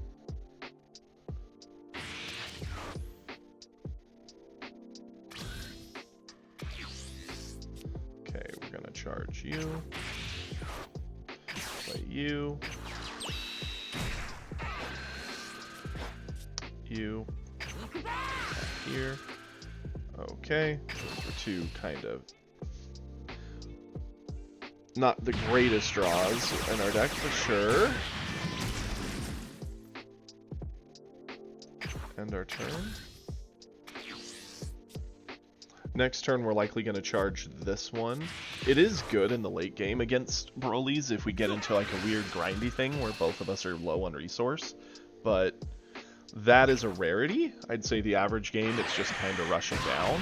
So we're going to play more towards what we expect the average game to be like. Okay. In a perfect world, we'd have a Krillin here to push ourselves closer. They do have the 4-drop Vegeta, which is fine. And they charged an 8-drop Broly and they Meteor. Okay, it looks like they also have that Pargus stuff going on. Charge this just because it's less useful. Get another card draw, hope for Krillin. Hey, we hit him. Nice.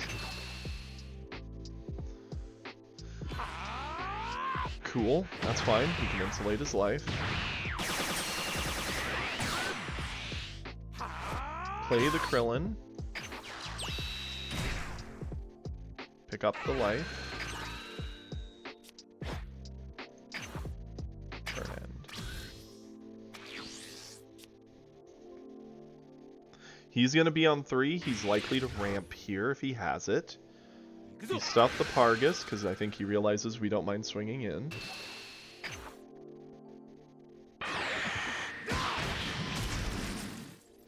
We got the 17, so we can self-awaken if we want. Now, he saved all of his energy, which is interesting. Let's charge the Frieza. No, well, yeah, the Frieza. Okay. We could 17 awaken, which isn't bad. I would like to push him to 5, and I think playing Beerus might be the best play. Because if we pressure him here, he's going to spend cards if he doesn't want us to put him to 5 right away, especially with the crit. And then he'll have to play a bit for board next turn. On turn 4, he'll drop the Vegeta, use its effect to clear the Krillin, which is fine. We're kind of expecting that. Yeah, and then next turn we could 5-drop, go for the double strike. That's got to be the play. Okay. We're going to attack first.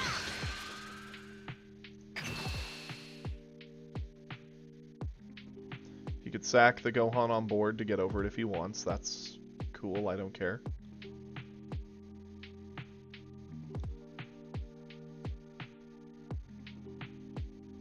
It's interesting that he had no turn 3 play.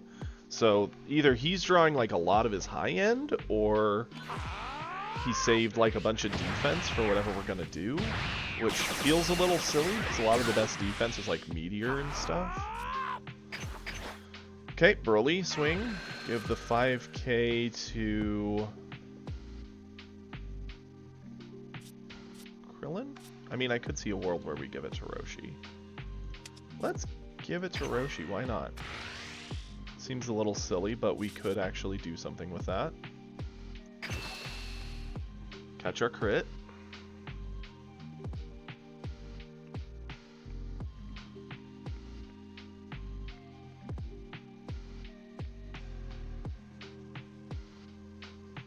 What say you, Broly?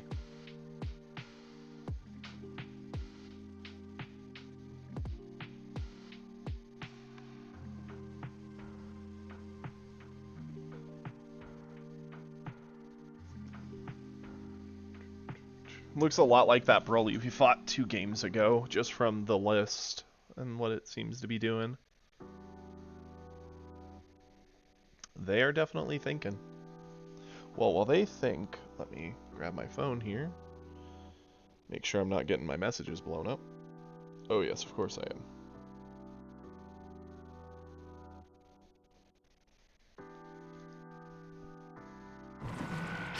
Okay, he ate the crit, goes down to 6. We deny the resource, attack him with Krillin, since Krillin's at risk anyway next turn with the Vegeta coming down.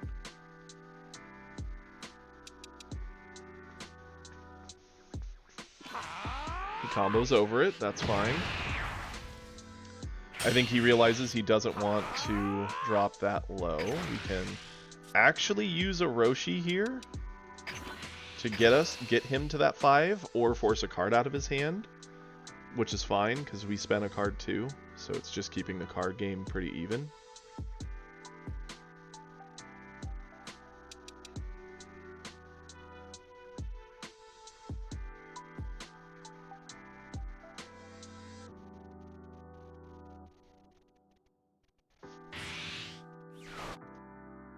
Awesome.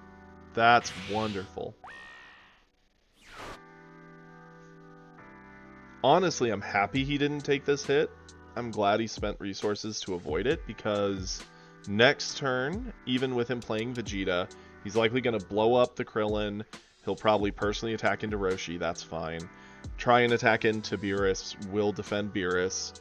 Then on our turn, we'll attack him with Goku, pushing him to 5.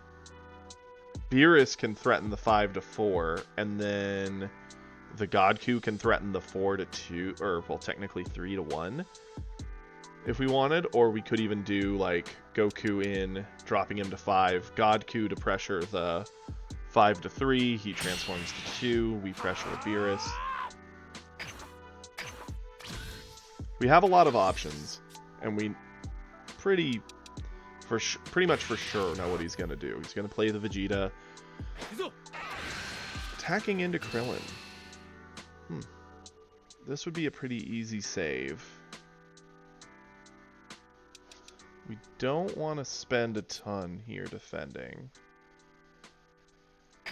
Sure. We'll defend it once. He'll play the Vegeta, probably attack in first to save his own hand, and then maybe use the hand effect to kill the Roshi. Or he'll play it, attack into Roshi, hand effect, kill Krillin. Either way, we're fine with that.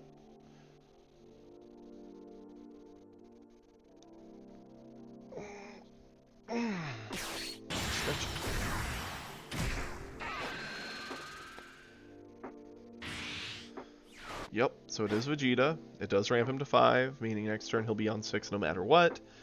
We push, he'll end up on 7. The magic number. Okay, he fights for Vegeta. Or not Vegeta, Beerus.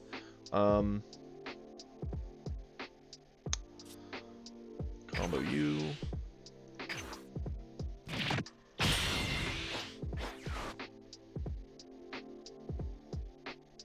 He'll ditch a card, blow up Krillin.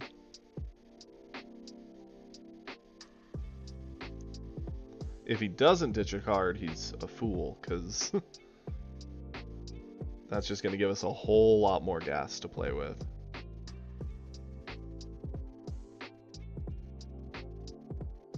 And his Vegeta's dead no matter what to our Goku.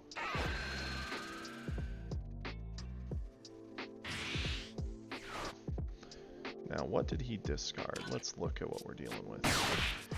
So he did have a meteor again. So we've seen 3 meteors? 4 meteors. He's out of meteors. And he charged a super combo, so he likely has 2 in hand, would be my guess. Let's charge Botamo. He doesn't do a whole lot here. We can Goku in for this one.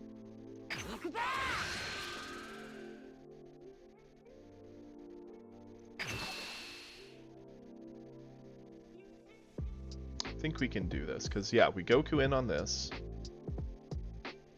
See if he spends anything. He doesn't. He goes to 5. Beerus could easily push this one, but I'd rather get the guaranteed double. So let's go with that.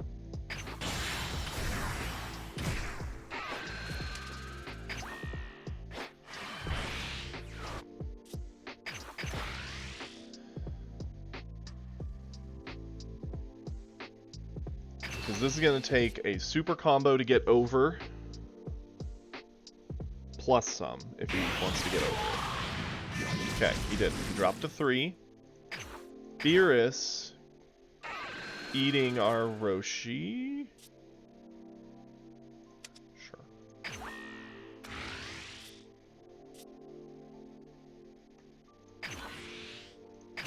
Gets to 25 because he's going to be at 7 energy anyway, and a Gohan board wipe. Roshi's going to be pointless on, so if he flips, he drops down to 2. He'll have to use a card from hand to defend himself.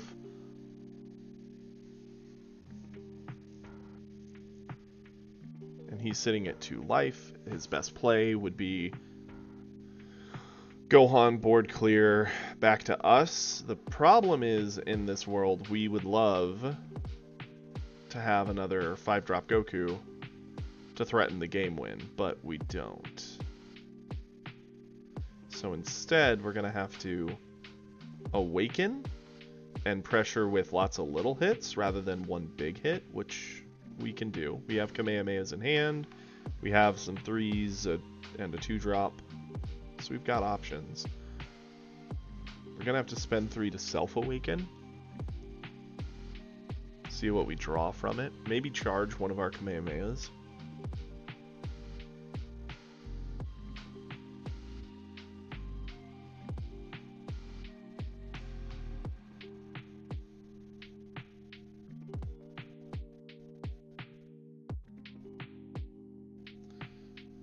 Ooh-wee. I don't know if you guys can hear it, but they're testing the weather sirens outside. It always makes me feel like a bit of nerves or nervousness. Ugh, hate it. It's a good thing they do it, but I hate it.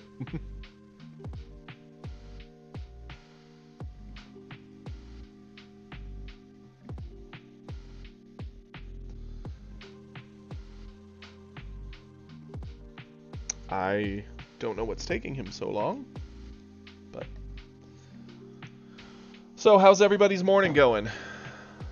Having a good day so far, I hope? Hopefully I'm keeping you fairly entertained at work.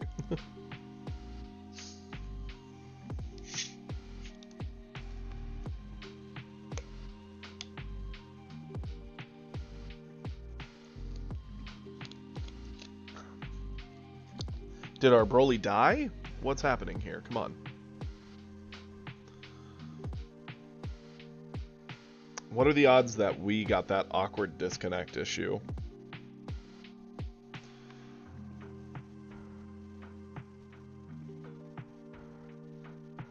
I mean, usually if it's that awkward disconnect issue, you don't see their timer dropping.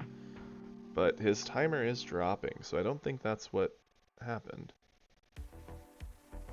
I think he's just AFK, thinking.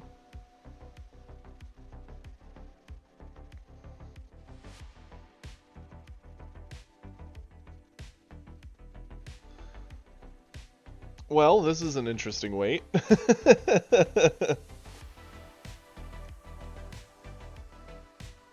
Ugh.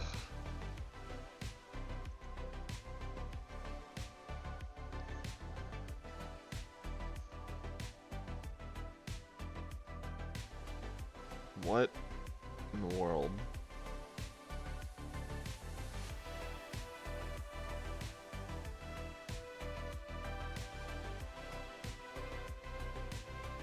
It sucks when you run low on time like this, especially if you have complicated turns.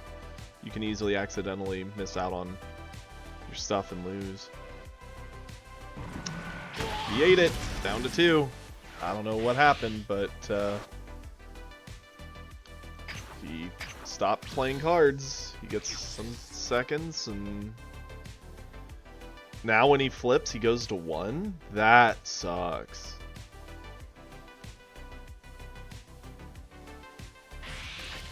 So he is alive. He charged an energy. I don't know why he just let his time tick away like that. Got called away, or... Interesting.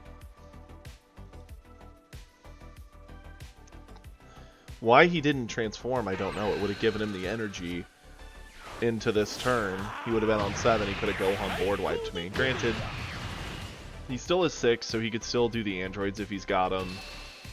He can pressure pretty safely into Beerus here. It costs us very little to save Beerus. I'm a little hesitant to spend a ton to protect him, but I guess we'll use 17. Yeah, that was our Self-Awakener, but... I mean, if we just keep Godku up, we kind of just get a free win from that anyway. What is happening?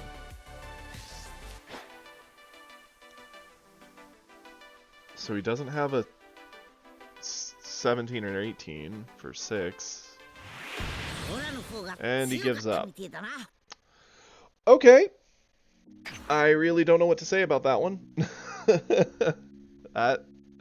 Interesting. Well, we did it, boys and girls. We're officially in gold.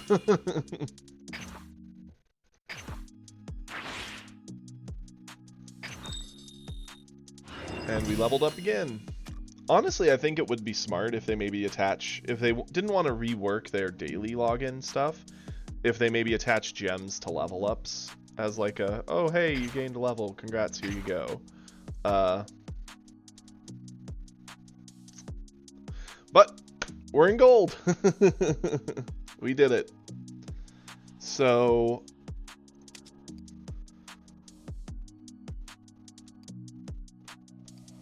interesting. That's all the god ranks. Gotcha.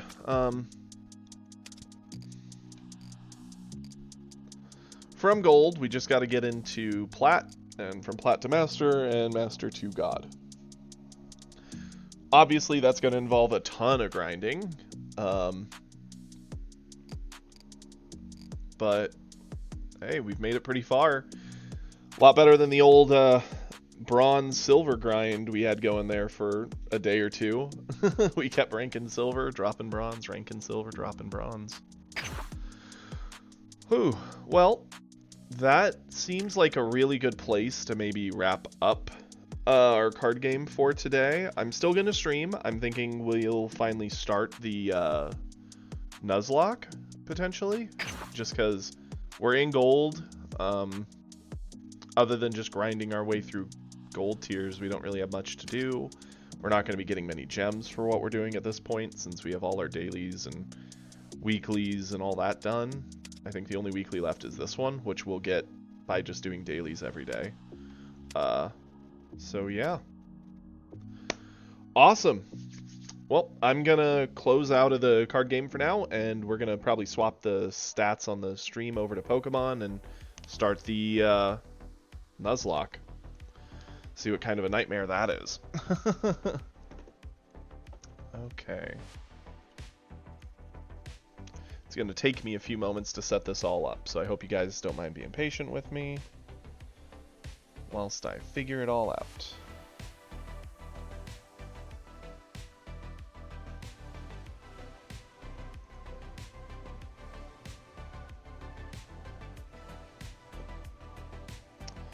Okay, there we go.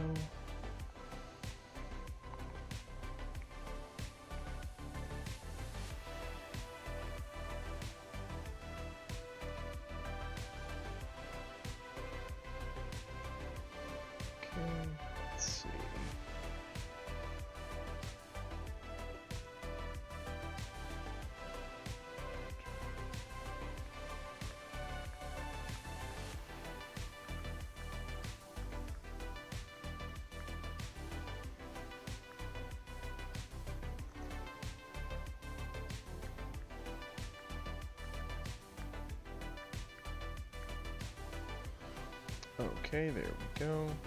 Okay, now close that out. Perfect.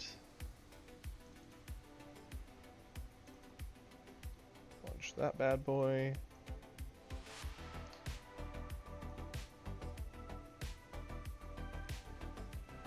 Okay.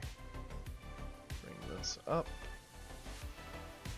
Minimize you, and then we're gonna change. Oh boy, we're gonna need to set this whole thing up.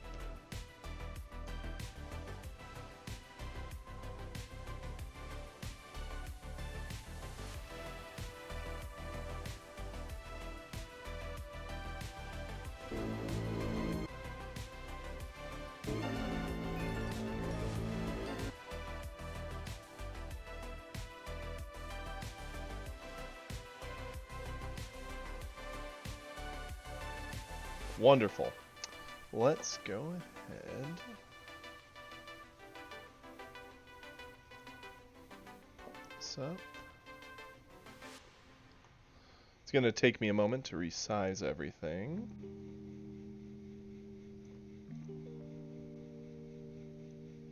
We'll just do me down here. Bring this up here.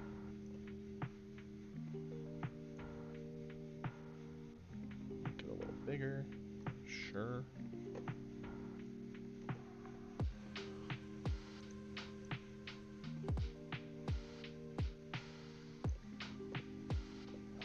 Then we'll shrink me down because I'm not as important as the game. That works. Maybe a little janky, but it works. Now I just need to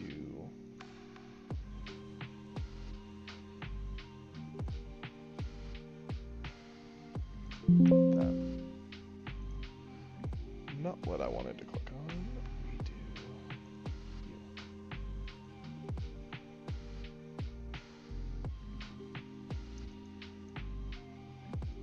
Okay.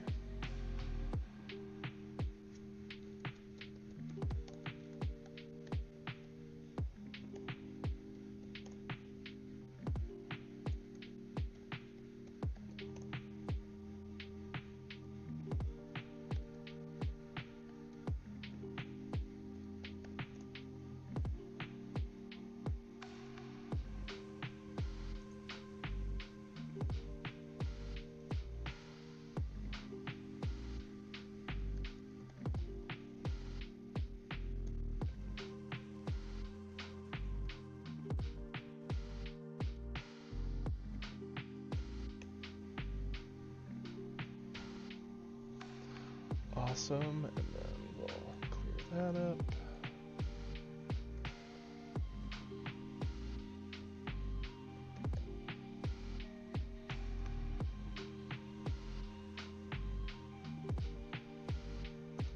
Done. Nice. There, we have everything updated nicely.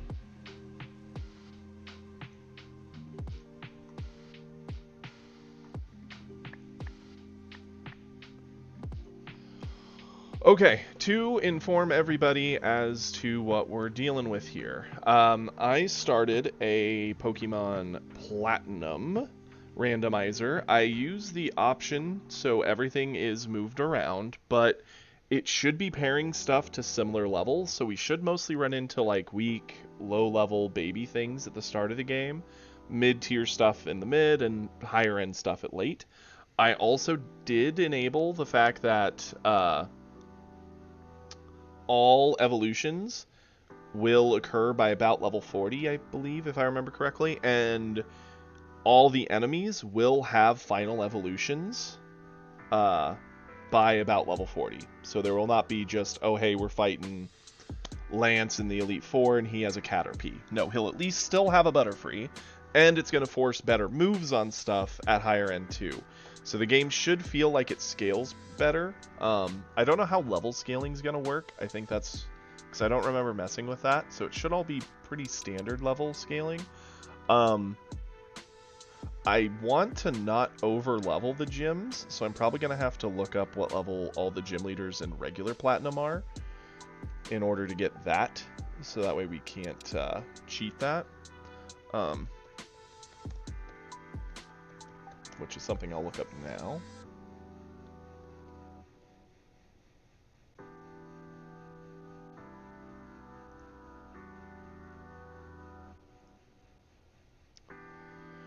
Okay, cool.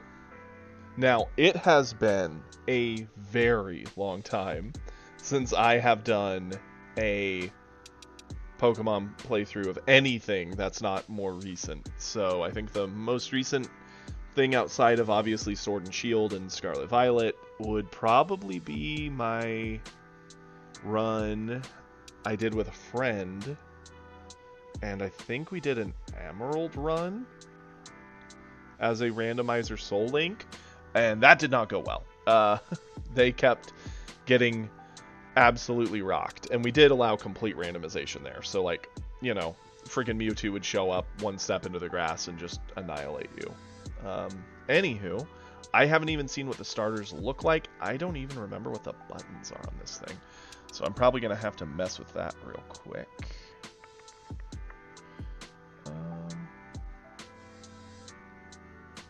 Controls. Okay. So WASD to move. That's fair enough. Shift is the B button, or B is the shift button, so that's back. A is the space bar. Okay. Okay, I think that works for me. So, here we go. Let's start our randomizer. We're probably going to get our butts handed to us thoroughly and have to reset this up 1,000 times. I thought about just creating like 5 or 6 saves, so that way we wouldn't have to do anything special, but I did not do that. I'm leaning on some hopefulness that we're just gonna actually make this work. I also plan to try and avoid using speed up too much. I'm a boy. Last I checked. Let's go Wes. Okay, there we go. Indeed. Oh, we're definitely gonna call this D. I don't know if you're here at the moment, bud, but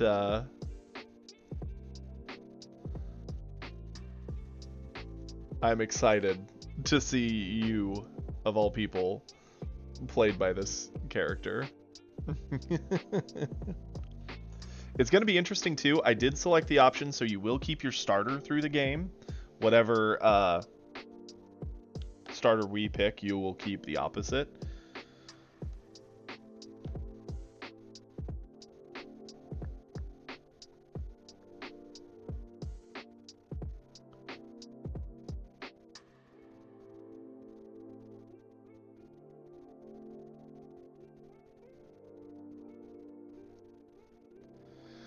Okay.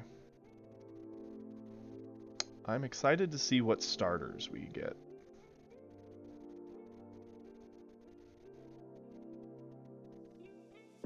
The last randomizer I did... Oh, I also did randomize abilities, so the abilities that the Mon are going to have is going to be pretty random as well.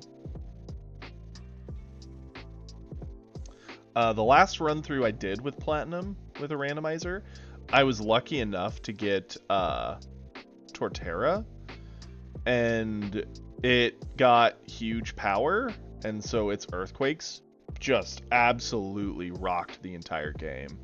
That thing was amazing. It pretty much solo carried me through the whole thing.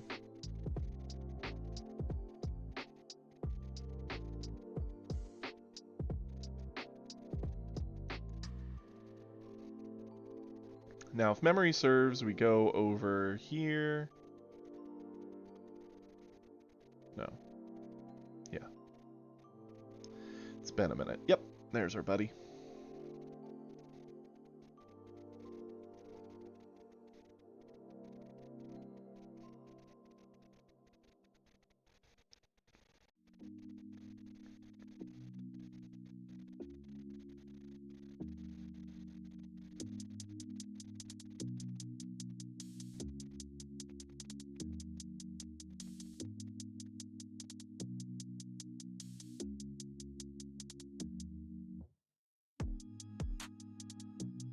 Okay.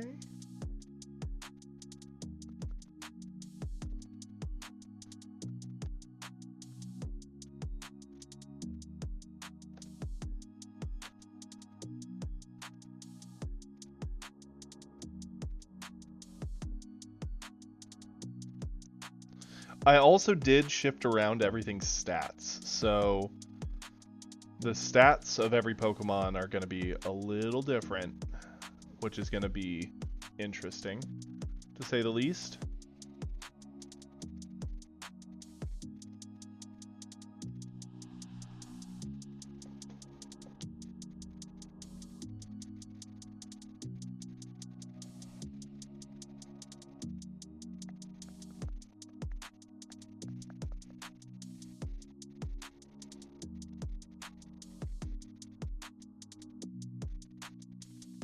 Of course.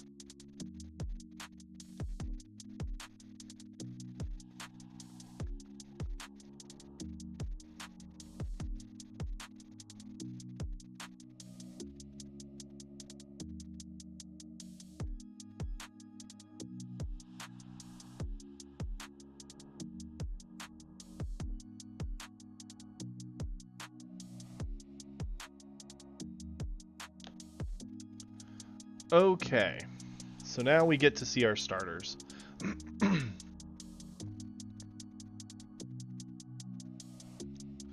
So we have a Magby, a Weedle, or a Nidoran female. Interesting. So Magby to Magmar into Magmortar. Weedle or Nidoran female. Interesting. So I definitely feel like these are the weaker two for those starters. Mostly because Weedle to Kakuna is rough, and then Kakuna to Beedrill isn't the best, but it's not the worst. And then Beedrill's pretty strong for the first bit you get it, but then falls off pretty hard.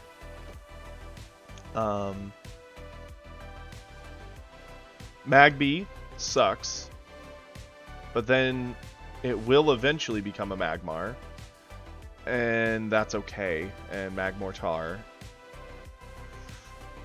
The Nidoran is the strongest at the start for sure.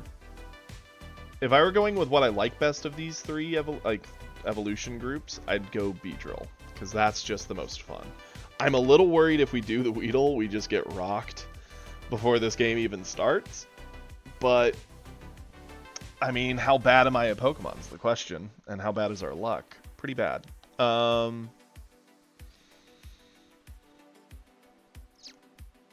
Let's do something different. Let's go with the Nidoran female.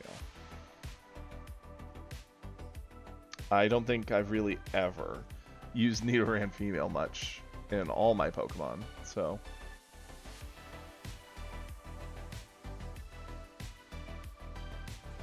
This also means that our friend, rival, will have the Magby.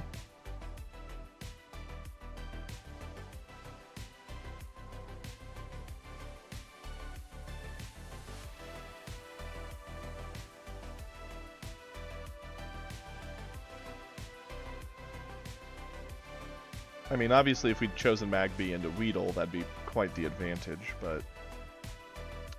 So it gave us Sludge, Poison Tail, Horn Attack, and Smog. Interesting. Sludge, sure. Flame Wheel. That's pretty strong. Sludge did decent damage, so let's just rock with it. Present. Okay. Sludge again.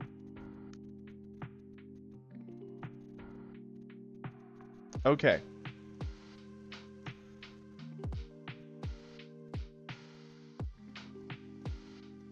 We're up to level 6. Easy enough. Nothing too crazy. I'm really curious to see what our stats look like, because I did shuffle the stats around. So even something like a golem known for its physical defense could suddenly just be an aggressive savage attacker who's a glass cannon. You never know.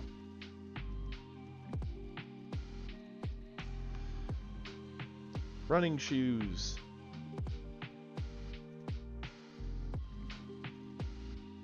Awesome. There we go. Okay.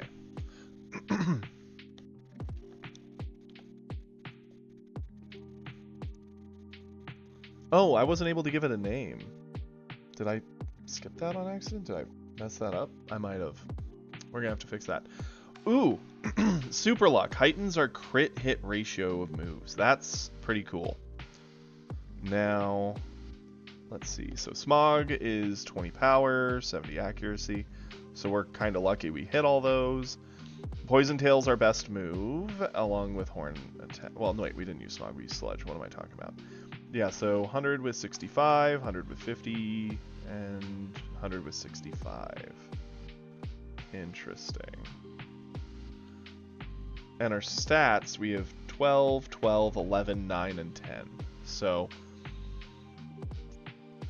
we're pretty balanced. We can get away with either using the Poison Tail or Sludge. Whether we think something's going to take more physical or special, pretty much up to us. Why didn't I get to name my thing? Did I just spam through it? I hope not. I feel like a fool. We're going to have to fix that.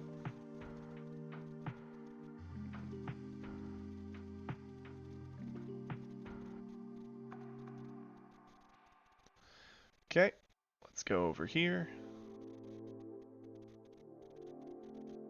It's been a minute.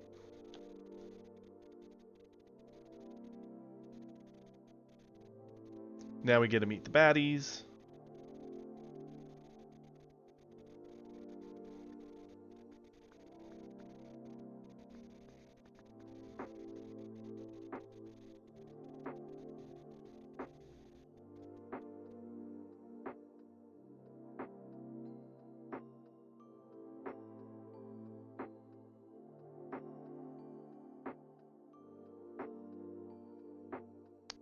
Honestly, let's just do this.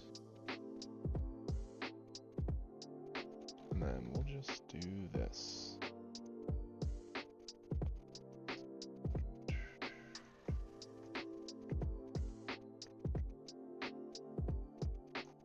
Sure.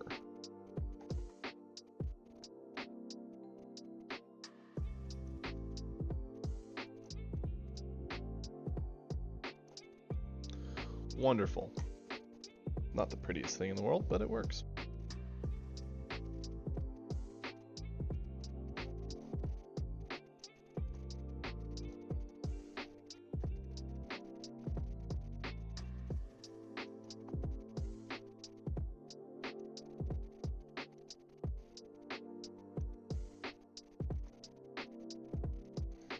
There we go. Wonderful. Okay, back to the game.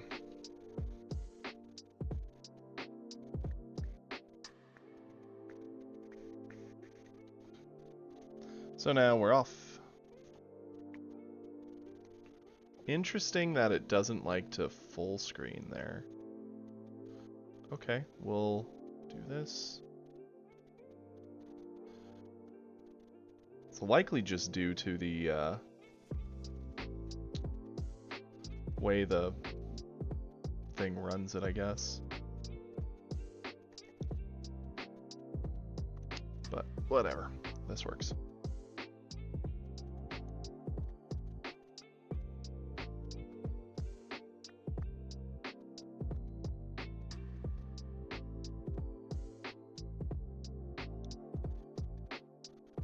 Through the grass. What do our encounters look like here? Oh no, a Combee. That would be a really, really bad encounter.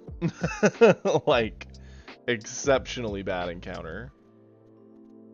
Yeah, let's Poison Tail it, sure. Please do not stick me with a Combi. I don't want that bad juju. Super luck on our Nidoran is nice, though.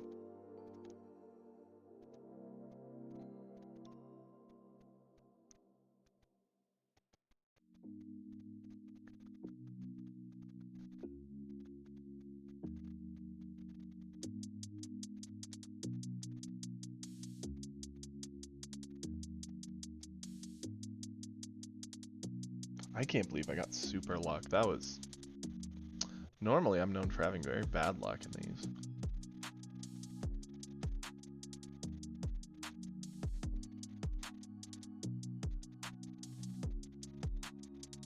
Okay, there's the nickname.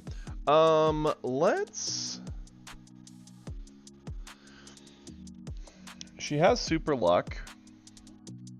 I feel like we got to appreciate that. Let's call her Lucky.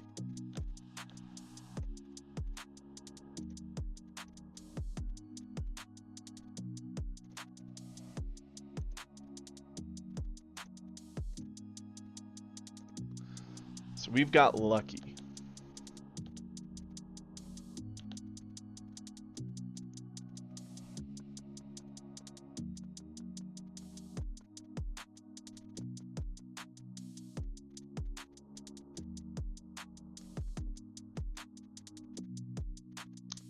Yep.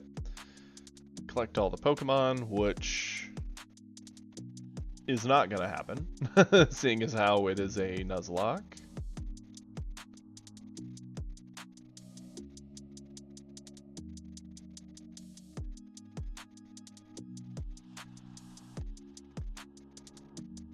I did. Welcome, brother.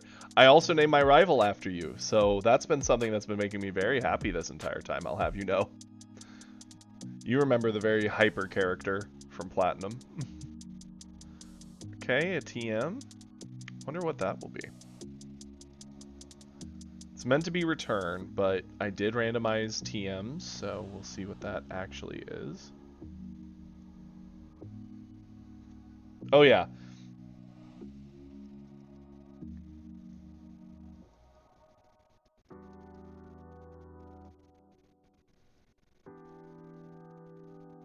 We did get pretty lucky. I don't know. Oh yeah, so hyper. Honestly, this rival is about as different from you as could be imagined. But I'm okay with that. I think we need to watch her catching tutorial here. And then we're able to go back and get our various catches. So our starter... Wait, what is it she wants us to do again?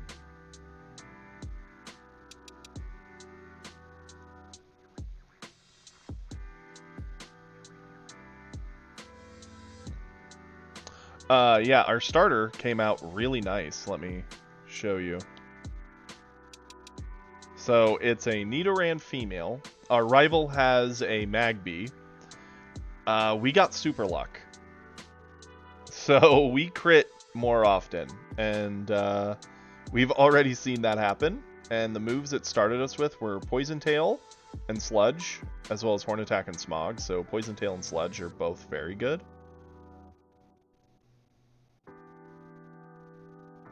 Yeah, I figured you'd appreciate that. The starter that he didn't get and I didn't pick was Weedle, which I was tempted. You know me, I do like Beedrill, but I wanted to challenge myself to do something a little different, so we did.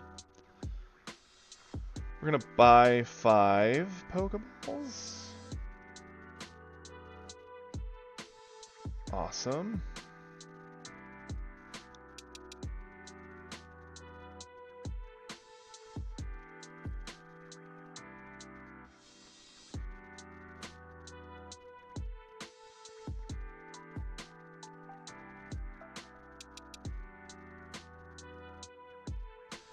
Weren't we supposed to get Pokeballs somewhere here? Was it one of you guys?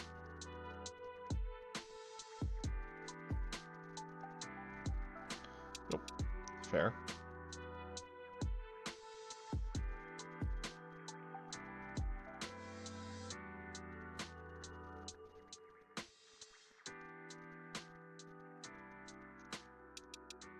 Oh, go tell the family. That's what it is, right. I'm a fool.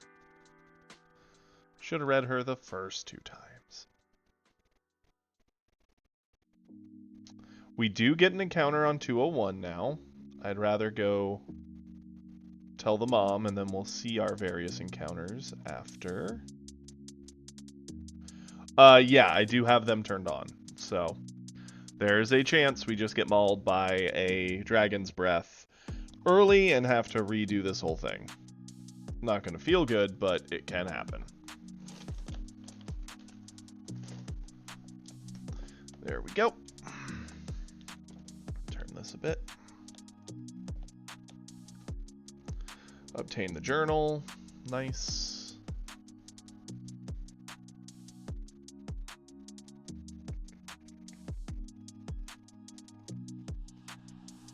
Sometime me and you need to do a soul link. That'd be fun. I really like soul links, just because you and your partner have to really work through how to beat the game, and I've never had a soul link that actually finished.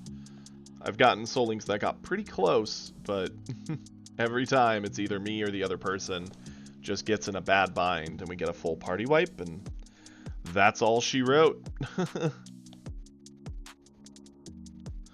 Okay, now if memory serves, the lakefront is technically a different location.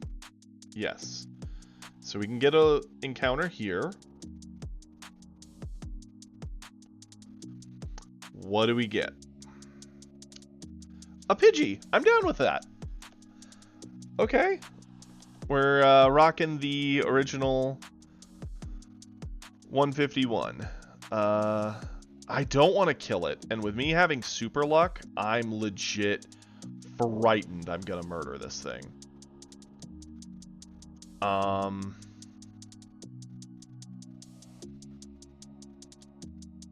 don't think a Smog, even if it crit, would kill, let alone if it hits. Ugh. Okay. Let's just try a Pokeball. I mean, it's a level 3 Pidgey. It can't be that hard to catch, right? That's a bad sign. Gust, fair. Please, just stay in the ball, Pidgey. It'd be nice to have something that doesn't have super luck, so I could actually whittle things down and not worry about murdering them. Come on. Please. Oh, it knows Roost too. Oh, this Pidgey would be so good. Come on. 1, 2, 3. Got it. Okay. Awesome.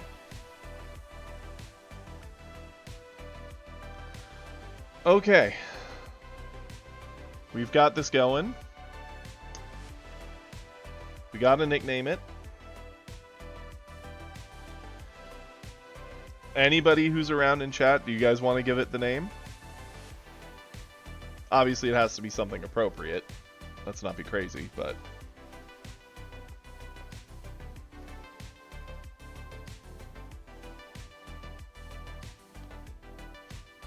Any thoughts, Kiri? Weedle? Name it Weedle after the other starter we didn't take? Sure, why not? It's ridiculous. Oh wait, let's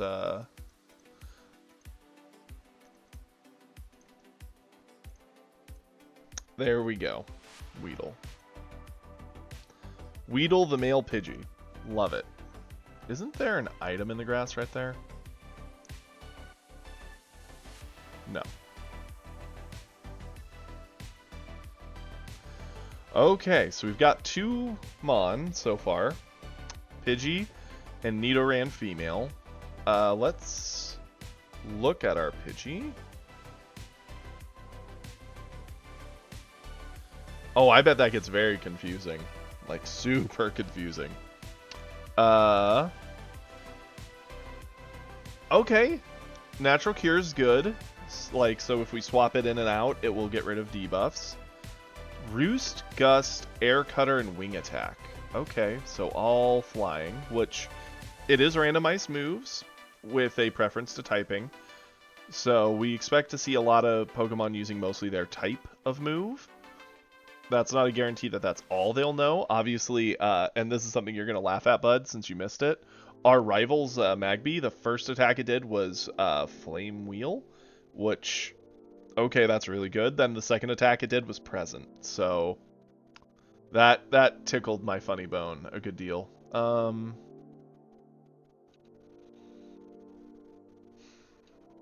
I'm going to do something a little nuts. Let's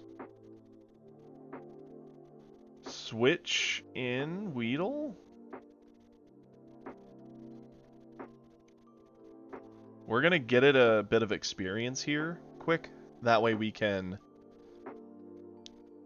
hopefully make our next catch easier.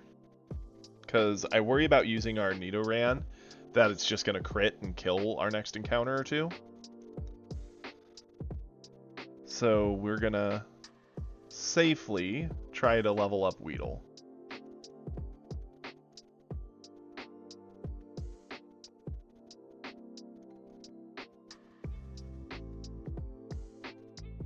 Also, we didn't look at the stats.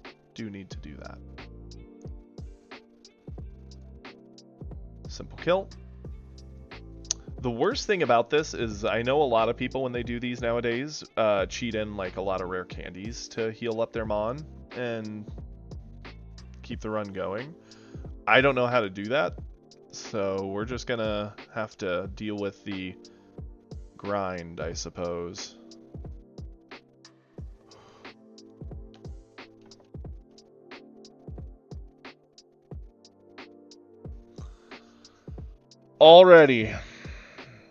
Already it begins. What in the... Well, that... Oh, great. Can't escape. Awesome. Super cool. I swear. Let's Poison Tail. Is this Zigzagoon just murdering us outright? No, it did nothing.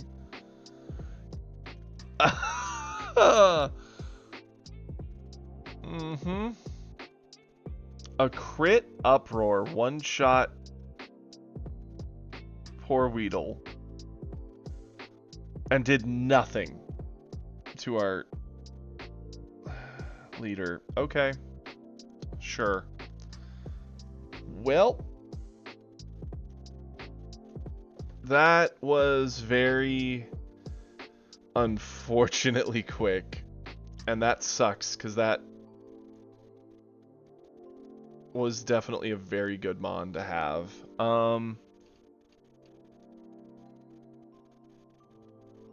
Well, let's go heal, I guess, and get our next two encounters, and just cry that Weedle was barely ever a member of the team.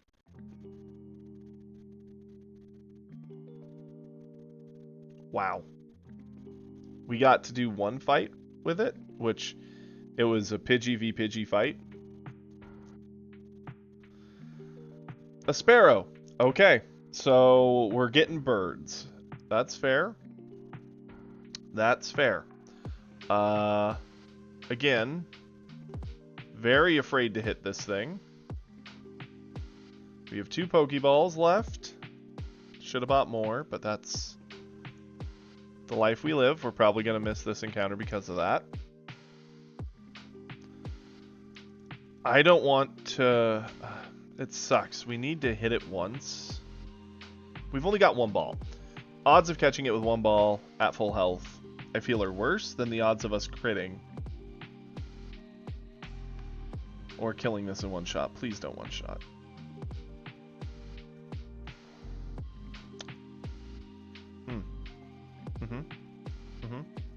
That tracks. Yep. Our starter is both a blessing and a curse. Slugma. How cool. So, we're 0 for 2 encounters.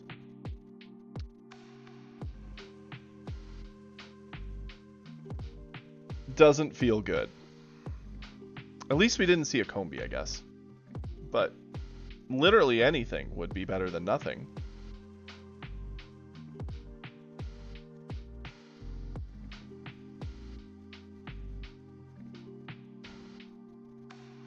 Megahorn. That did nothing. For a second there, I was like, ooh, this could be spicy. This could hurt. No. That did nothing.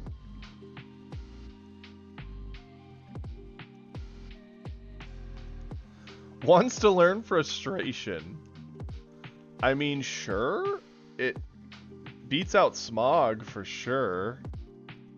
Right?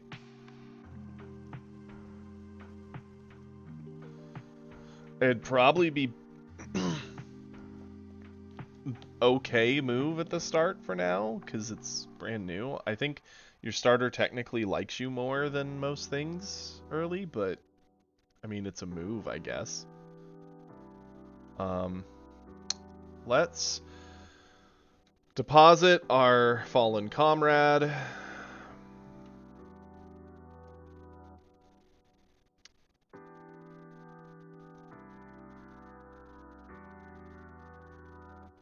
In box 2.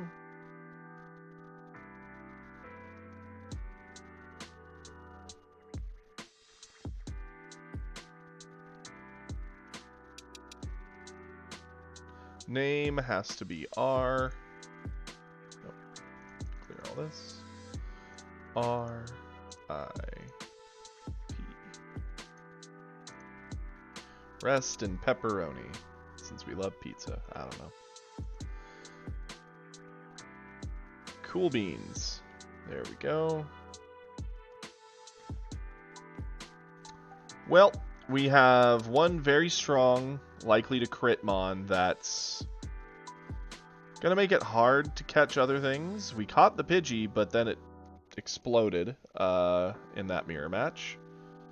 Well, not mirror match. I guess it beat the Pidgey, but then that Zigzagoon just one-tapped it with a crit, which was nutty.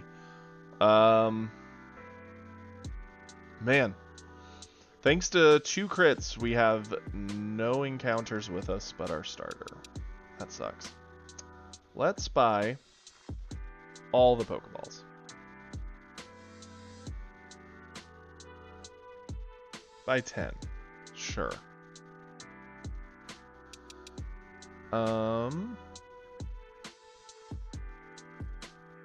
These for in between.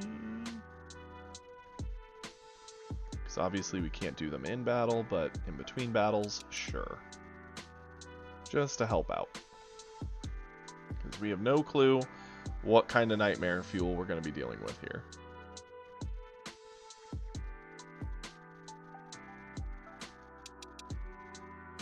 Okay, now we get our demonstration. I think she gives us another 5 balls.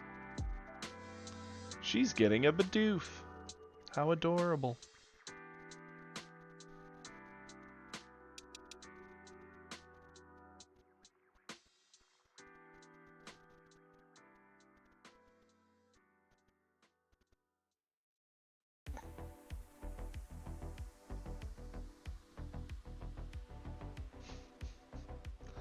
Wow, that's how you catch them? Oh, yes. It's so neat to watch you wake up, slap, and murder a Bidoof. Thank you so much. Okay. What is our encounter here? A Phoebus. That's unfortunate, because I'm pretty sure we have to max out the beauty. And Phoebus' stats stink. Well, I guess no. Well, we should catch it no matter what, because it's a sack we could get away with. Should we need a hard swap or anything like that later? Eat a sludge, that's fine, that's gonna do nothing.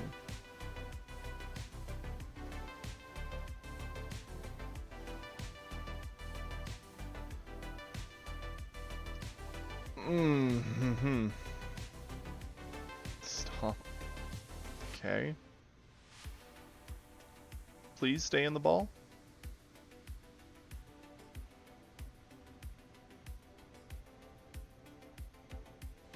Got it.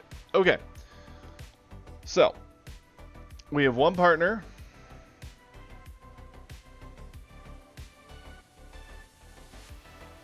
Gotta give it a nickname as per the rules.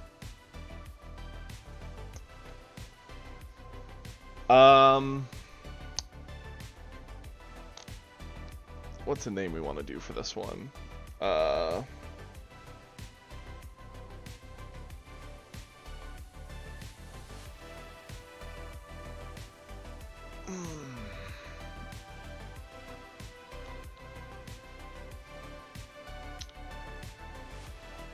Any idea on this one, Kiri, or anyone else who's in chat?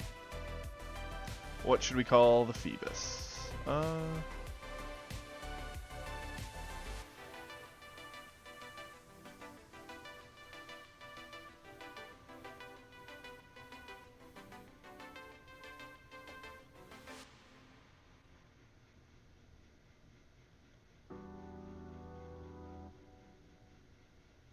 It is a male. I'm always bad with names. This is the worst part. If it was a girl, I'd probably say something like Nami, you know? Shout out to League. Melodic similar to Nami in like style, but since it's a male, I don't know. He said fish. Sure, we'll name it Fish out of respect for him, but we're not going to name it normal fish. We're going to name it like Fish. P-H-I-S-H.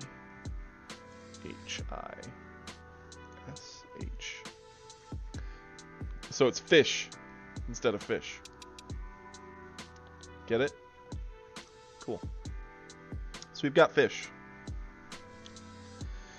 We've got our murderer and fish. That's our team right now. Let's see what fish knows and does. Yep, stats are subpar like we would expect. Bubble, withdraw, stomp, and sludge. Interesting. And it has synchronize.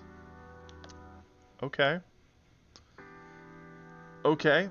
And what route is this? This is route 202. So I think we get one more encounter before anything too crazy. A Wingull. You know, I'm not a big fan of Wingull, but I would have taken it over poor fish. See, and this is why we don't let Lucky do anything, because they're a monster. They've crit 3 out of like 5 attacks they've done, or 2. No wait, 1, 2, yeah, 3 out of 6. Ooh, I would have loved a Hoot Hoot.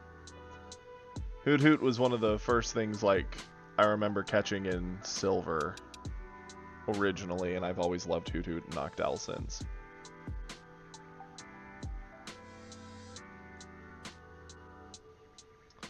That's fair.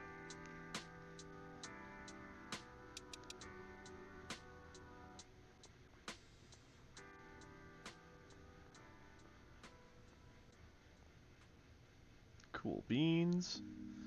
Oh, trainer battle. Let's do it.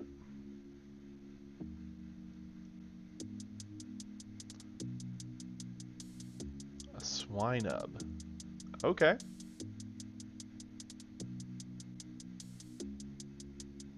Sludge.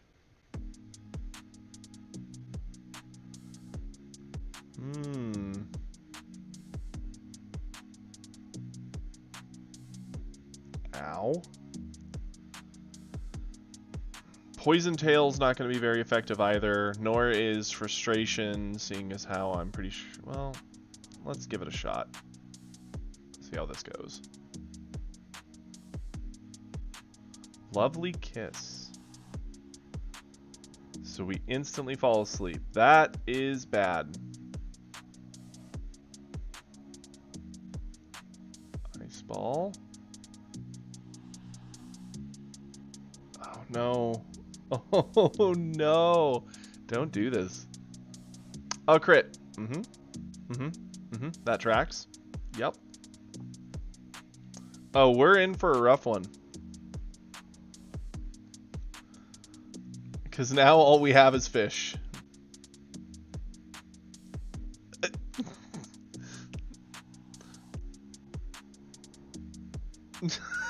I couldn't even do that. Even if we live.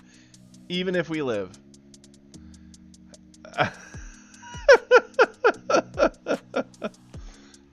We've started and finished the run. Oh, that was bad.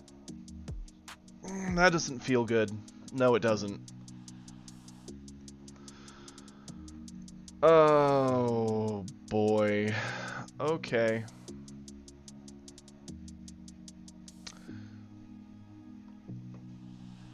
I hate fish. Well, I hated fish too. And now we don't have fish. So I blame myself for this situation. This is DS. Run 2 already. That is way too fast. That, I feel so upset by that. It's been a long time since I've had a run end that quickly. Okay, load our settings. We're doing, I think it was Rookie Challenge? Let's double check. Yeah, stats are shuffled, following curves, experience, randomized, ban, no trapping, not allowing Wonder Guard. Negative abilities are a thing. Change impossible evos, make it easier. Evolutions are standard. Yeah, looks like everything is what I wanted. Good. Let's make this run 2.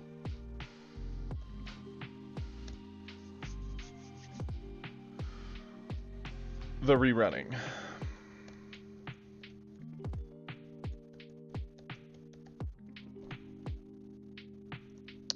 How many attempts will it take for us to actually beat the game?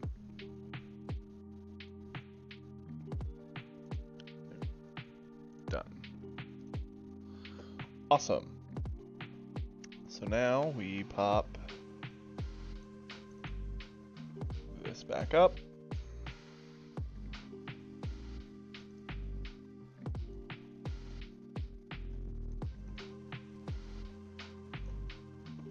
And here we go again.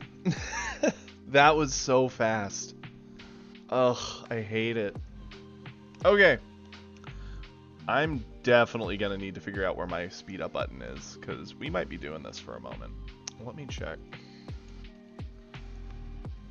Hotkey. Fast forward is backspace? Why would that be backspace? Fast forward toggle?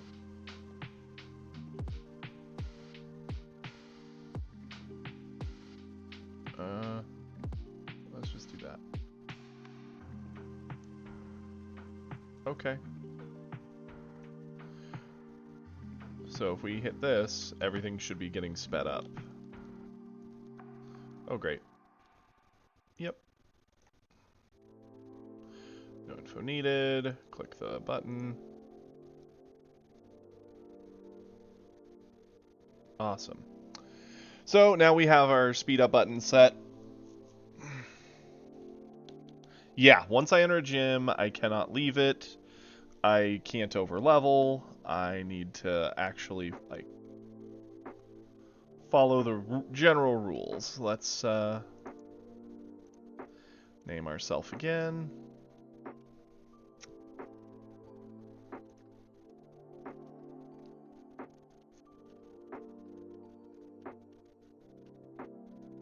Would you rather I name you D or Kiri in this, by the way?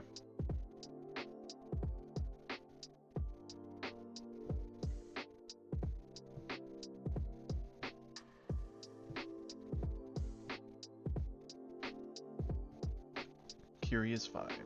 Okay. Let's go.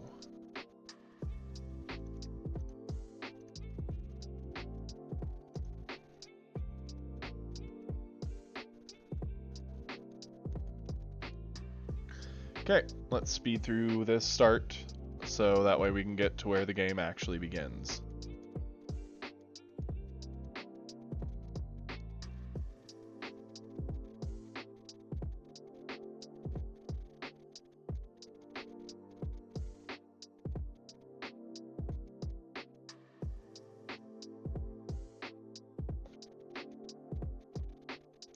Oh, that's just speeding up the frames? That's pointless. Oh yeah, we gotta talk to our friend.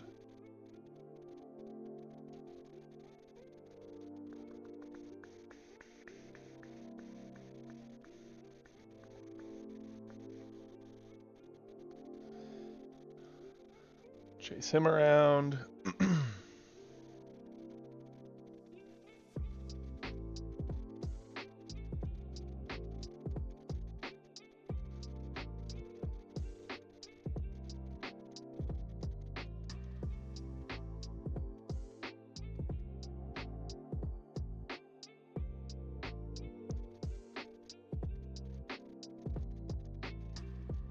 Okay, we're about to see our new starter. Our previous one was amazing.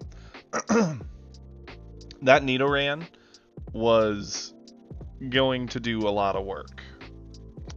So I feel it's only right that we get punished with something that's probably not the greatest after how we wasted such a golden opportunity before. Okay, so we have a Happiny, a Magby again, and a Seedot. Wow. I don't know what's with Magby showing up so much. I don't like that if I take the Seedot that... Oh wait, if we take Seedot, our rival will pick Happiny. If we pick Magby, they get the Seedot. I mean, for that reason alone, I'm tempted to take the Magby, but again, we're going to challenge ourselves to use things we don't use much. I've never really used Shiftry, so let's do the crazy thing and go Seedot.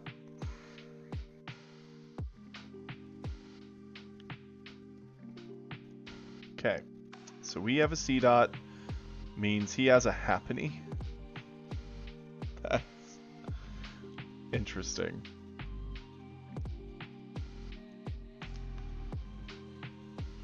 Well, Kiri, the game begins.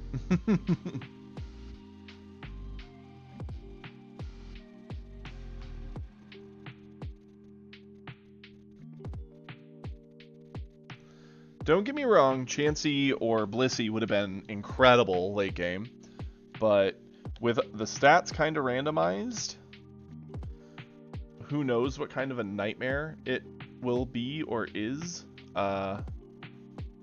Ooh, we have Recover and Needle Arm, Leaf Blade. We actually have a good... Yeah.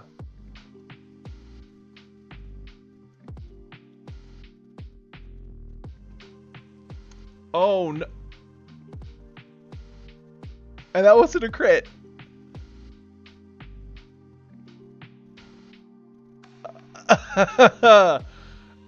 That's not good. Huh?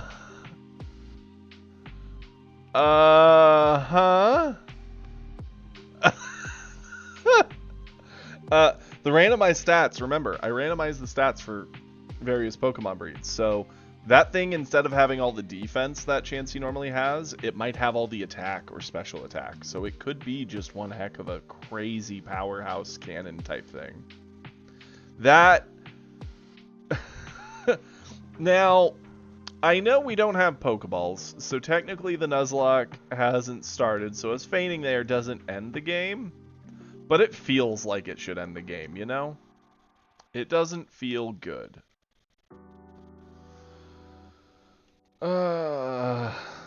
That's some bad juju. I'm legitimately terrified of the rematch now. Like, legitimately terrified.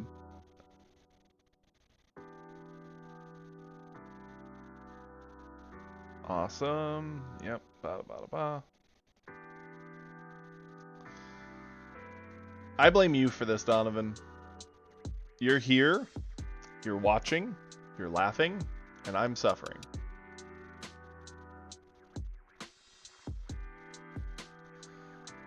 Combi again in the grass? What is with this grass? Honestly, I should probably kill the combis for experience. That does... What is wrong with this? Okay, we gotta check this. What is happening? Do we just have garbage stats? No, they're not bad. Our special attack's better than our attack. Yeah, yeah, kill combi or die, apparently. There's no way. Is CDOT just that weak? Again, I don't really use Shift Tree. Oh, this is not looking good. Like, the Nidoran actually did work. This CDOT leaves a lot to be desired. This... okay.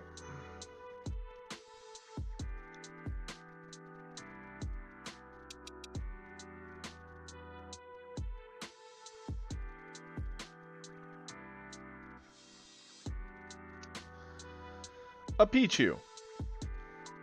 Seems harmless, right? We would hope.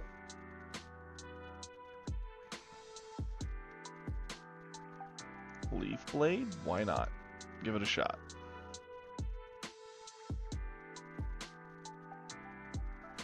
Okay, that was a crit and we're still fine. Like, that feels so much better.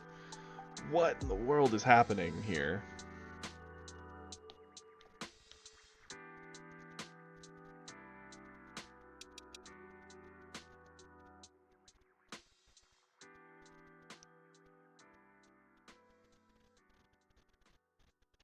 I'm legit terrified of the Combi. I'll be honest with you. Legit terrified.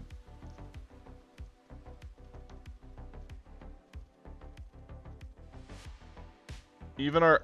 It knows Fire Blast? How did that do... Oh... Why do they know Fire Blast? Please. I don't want to white out Harada. Awesome. Or Rattata, you know. Spicy honey. Shut your mouth, Kiri. Don't you start with me.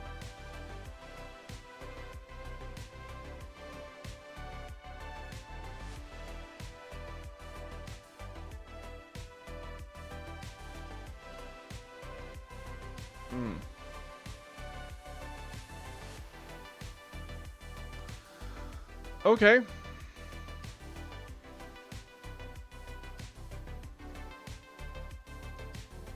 Get through all the talking. Oh, we need to name this thing. Oh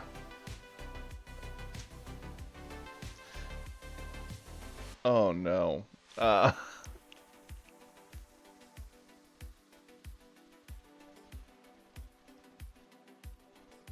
know what we're gonna name it.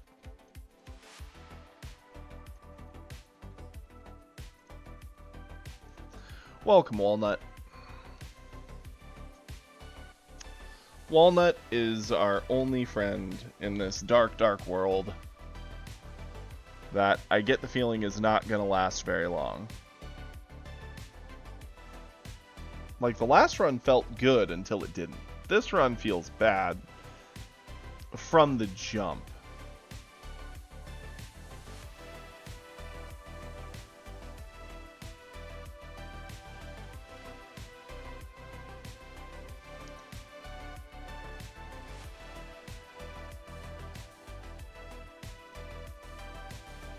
Oh yeah, we never did check what the TM of the last run was, but whatever. Here we are.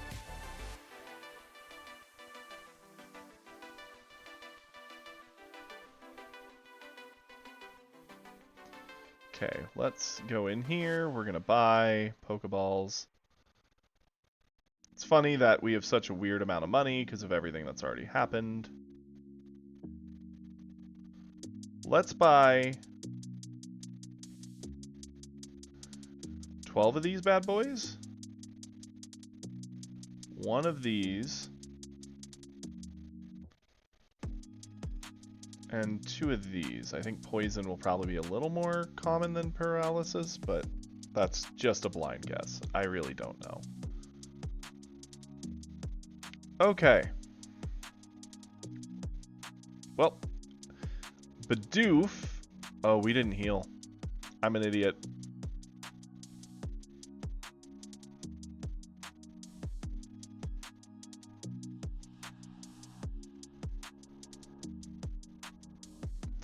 The Ball of Destiny.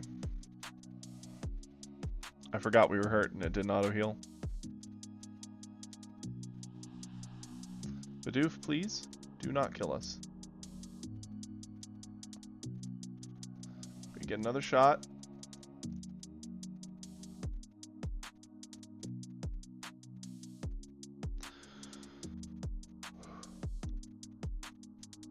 Have to name him. He was very kind. He could have ended this whole run before it even really got started. And I blame myself.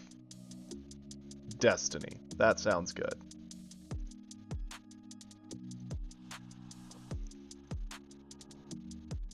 I'm down with Destiny. Okay. Now we need to carefully go heal before we get a game over. We actually have 2 partner Mon. We're going to go get a 3rd. And we're going to hopefully get some traction in this run. We hope. Now, I find it funny that Combee is so scary to us.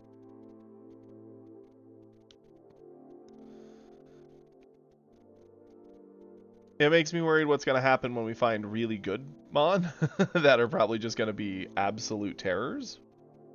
But what do I know? Not a whole lot.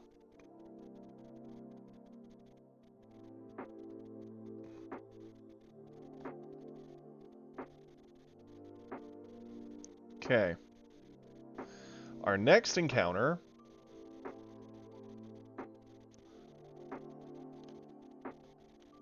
first off, let's take a good hard look at these. Yeah, we have poison points, so things touching us might get poisoned. It's so weird that we have better special than physical. Thick Fat. Okay, that's good. Fire and ice resistance is great. It's got good special defense and it's balanced overall. That's fine. Interesting. So quick attack conversion. Poison Tail Razor Leaf. This Bidoof could actually kind of be legit cool with it having thick fat, so resistance to fire, ice, and conversion. If it like could actually take some hits, it transforming into the type, like it makes itself into a tank. I kind of like that. It's funny. I would love to get some levels on it safely. I'm a little worried. Do we go for our encounter first? Probably. I think the stuff up here is technically like level 2, so it's a little lower level, so it's theoretically safer. I think the Bidoof is the play. Its thick fat kind of gives it some defense automatically. I don't think it's going to auto kill something with a quick attack. Yeah, we can safely do that. Air Cutter. Did some damage. We're going to conversion.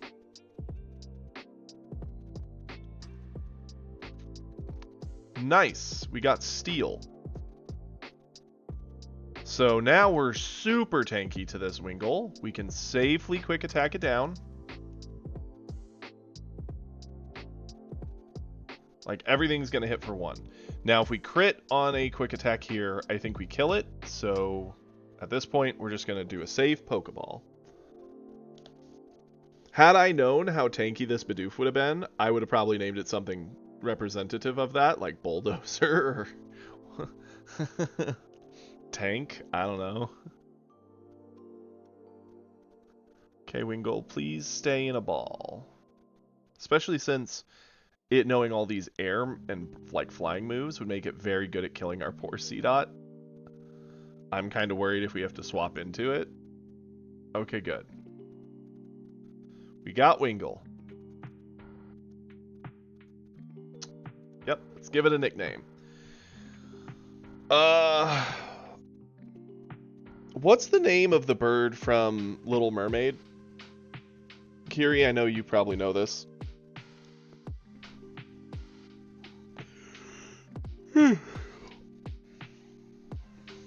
Assuming you're even here.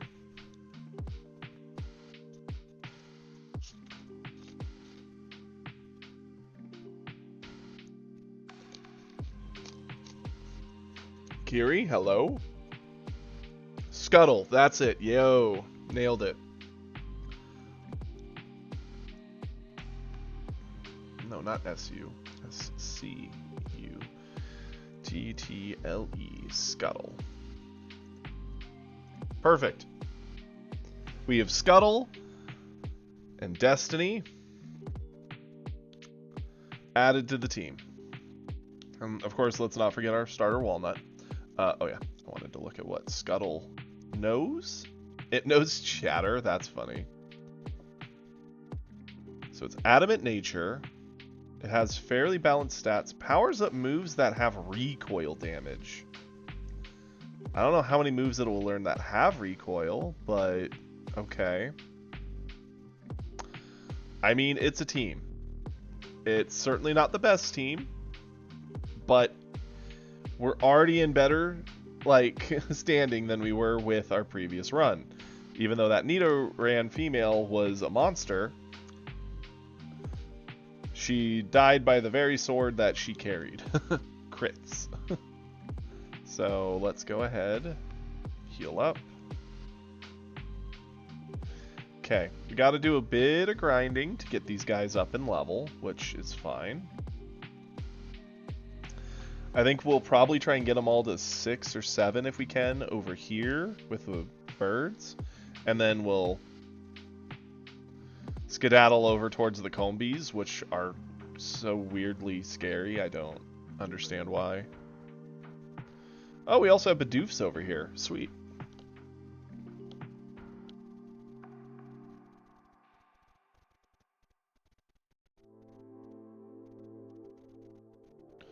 Poison Tail.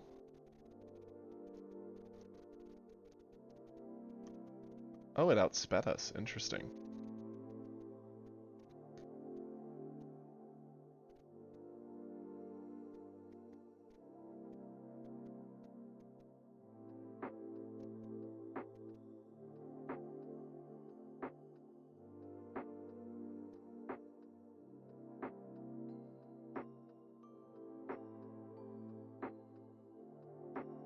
So it's a speed tie. Makes sense, we're both level 3. Oh, gotta swap.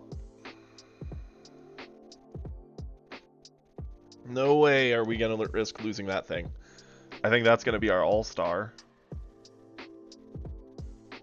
It even chose quick attack. Look at it. Look how badly it wanted to kill us. That's just unacceptable. Okay, we're gonna turn on our speed boost here. We're gonna switch you for... Come on, there we go. We're gonna try and get Walnut a knockout or 2 real fast. And then we'll leave.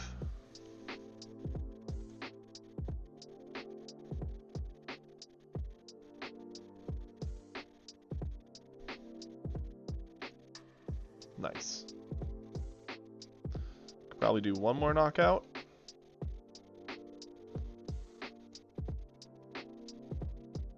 Oof. Let's not risk that. It knowing a poison move Not worth the risk. This is probably the most boring part. It definitely risks Armand the most.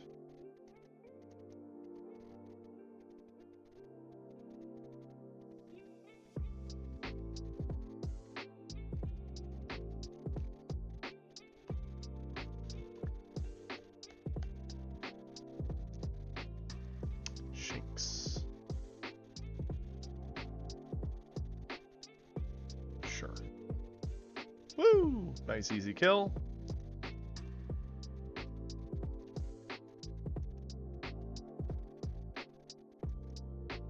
Poison Sting. Oh, we got poisoned. Nope. That's an easy swap out. Ow.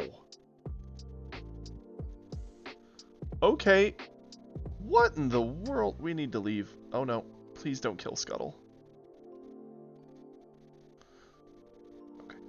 Poison doesn't kill in this gen, right? Does it leave at 1 HP or does it actually kill? We gotta double check that because it will change what we're doing here.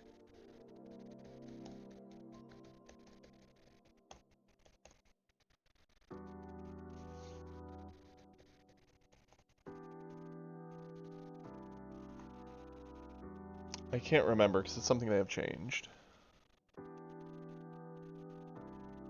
In gens 1 through 3. So we should be fine, right?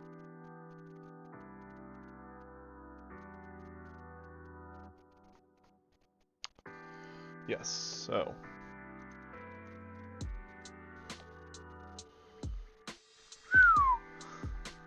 One Zubat almost just ended our entire run. Just because it literally got a poison on everything it did. I would love to know how unlucky that is. Oh, yeah, because I want to see the TV. Come on. Okay, so Fear Zubats, gotcha. Who's first? Let's switch. I'd rather have Destiny leading this group than Walnut. I feel like Destiny is our actual starter in a way. Oh, why not? Interesting. Poison Tail, sure.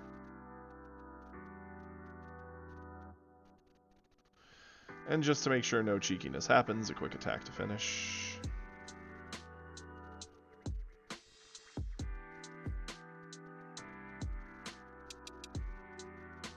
Bug Bite didn't do much. Guarantee you go down.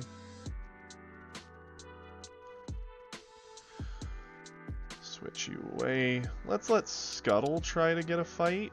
I'm a little worried with Scuttle, just because it's such a low level. Like, even this Rata outlevels it by quite a bit. Payback. Recover?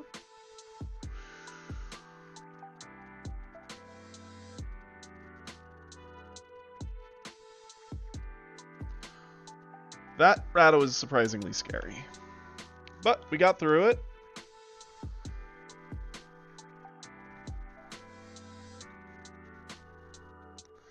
Okay, we know Bidoof's moves.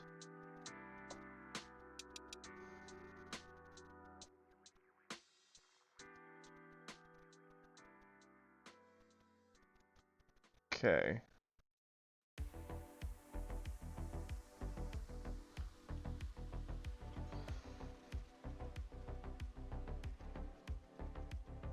Need Alarm. Probably won't do a whole lot. Uproar. Finish. Nice. How Armand looking? A little hurt. To play smart, we should just go heal.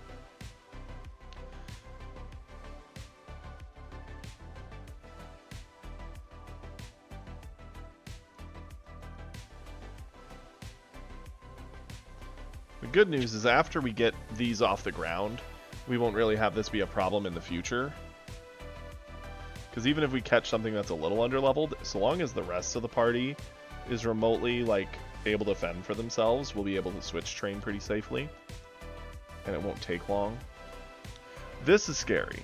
This is a guaranteed swap to Walnut.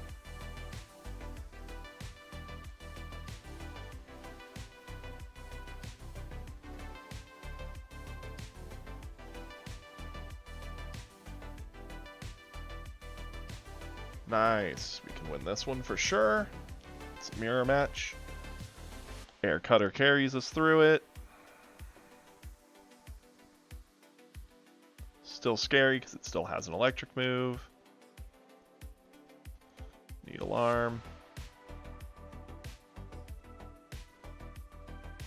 Oh, wanted to recover there, but whatever. We're fine.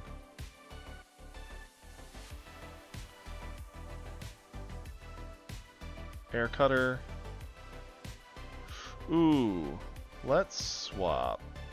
Don't want to risk. Ugh, even that hurt.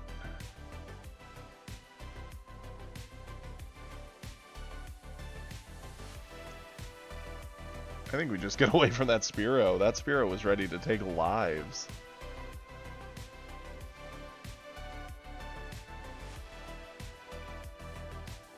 Why do I keep running to the TV? I hate it.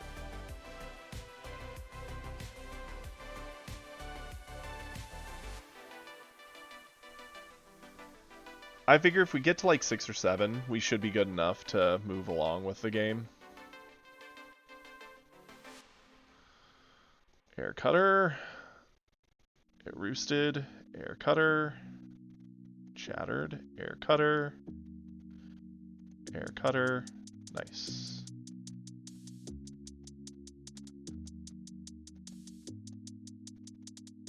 Let's get Destiny levels.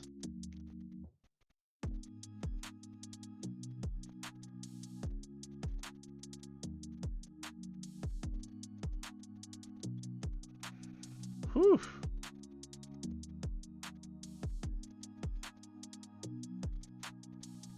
Walnut.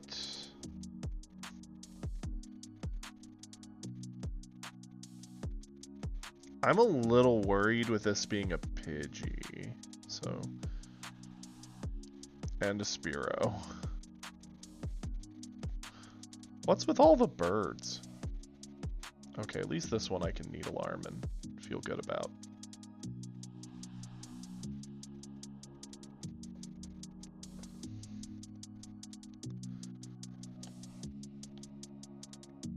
Yo. Need alarm. Hit him with that recover.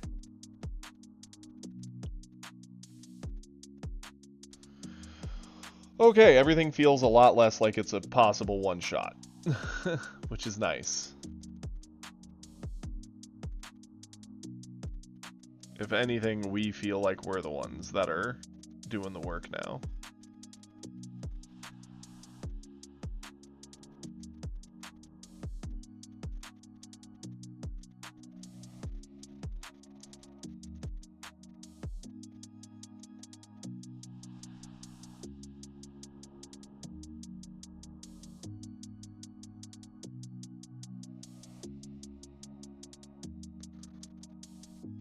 Wants to learn Flamethrower? Okay, so 60, it may also make the target flinch. 90 with a high crit. Which is better? Honestly, I think we get rid of Uproar. How we learned Flamethrower? That I don't know. But, you know what? I've seen weirder things, I suppose.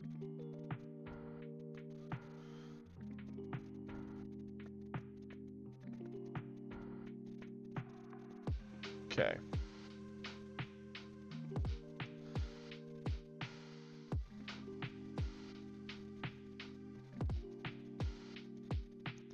Let's get Scuttle up there.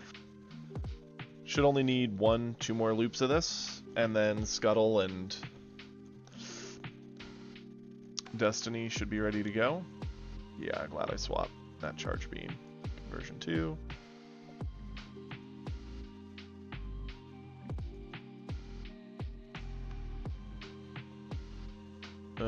I'm a little worried about getting crit here.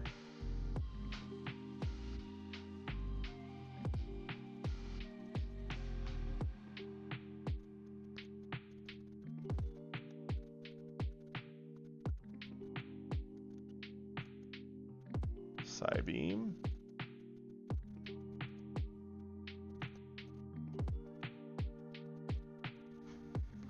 Why do we keep getting Shinxes when we have Scuttle out? It's actually kind of annoying.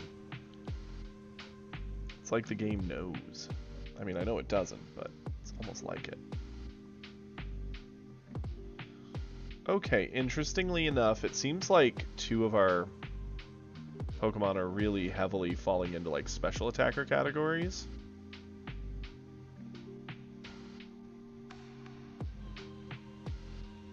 Let's run.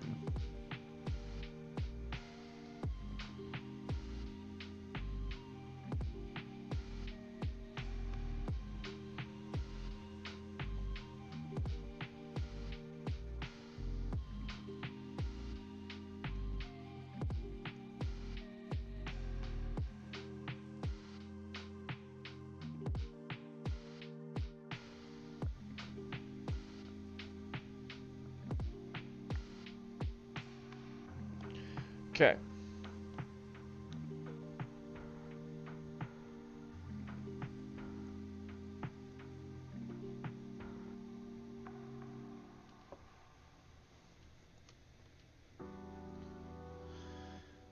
Air cutter through these.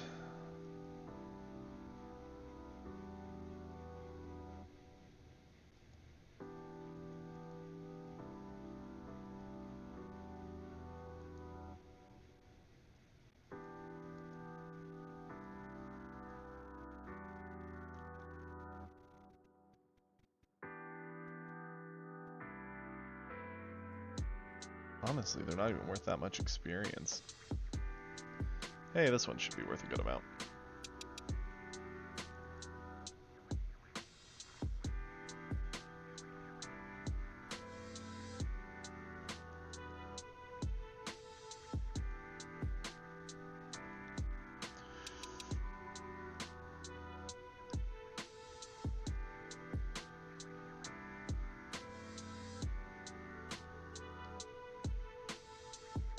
Okay, so it wants to learn Aerial Ace.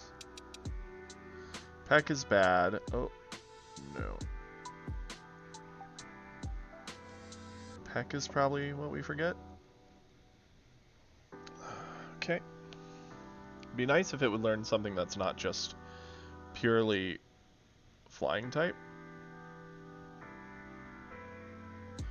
Okay, turn that off. There we go. Switch you two. I think we're good enough that we could probably heal and just start moving on. Train as we move along at this point. I think the Bidoof is tanky enough with its little gimmick that it will be fine. We got to the point where all three members can kind of eat a hit or two and still be usable. Okay. We officially have the run moving forward.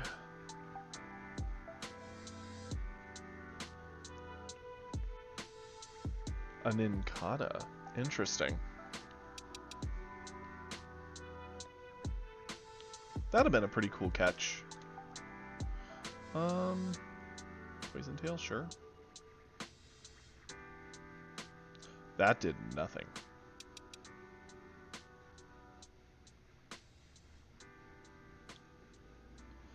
Okay. All the Pin Missile hits. That's heartbreaking. Try Razor Leaf. Sand Attack. That's a jerk move. Especially since we missed. Okay. I was thinking Guillotine, not Vice Grip. I was thinking Guillotine. I was so worried we just lost our mana. I was like, how'd that hit? That was a whole lot of fear and anxiety for nothing. A lot of it. Put it down with the Flamethrower. Easy enough. I hate to say it, but we're going to go heal one final time. I hate going back to heal. It feels better to just march forward, but that Nincada actually did some work to our poor Bidoof.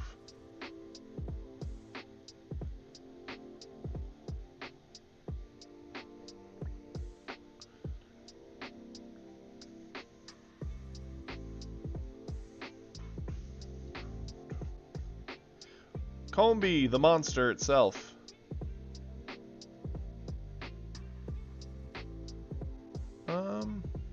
Sure.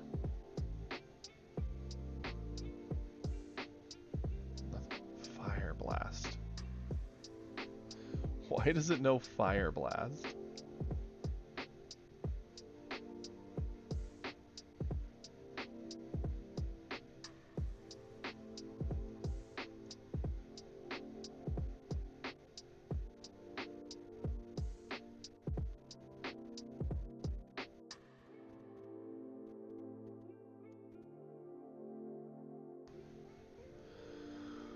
Hooey.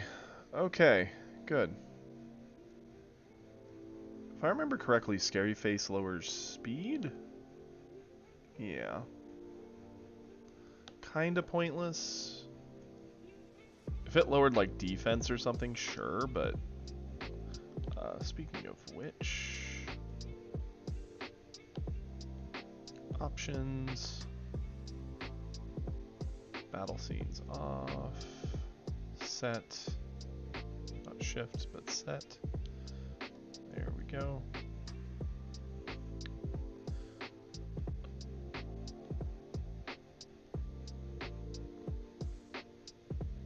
Awesome.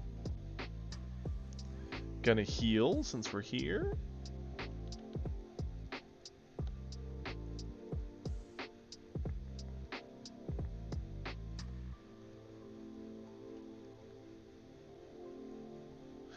Okay, and we're moving along.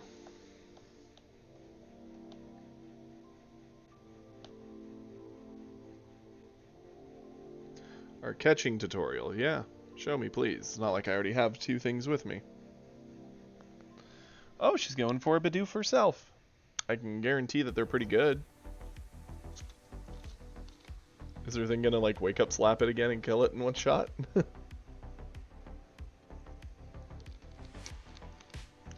So, Chimchar set Sun. That's super scary. She minimized?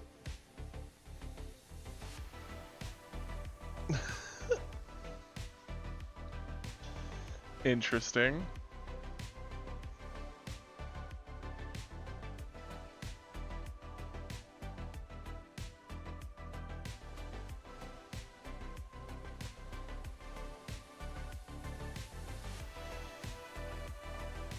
So there's 5 balls from her. We get an encounter here. Who is up right now? Yeah, Destiny's the one I think I'd prefer to have up for this.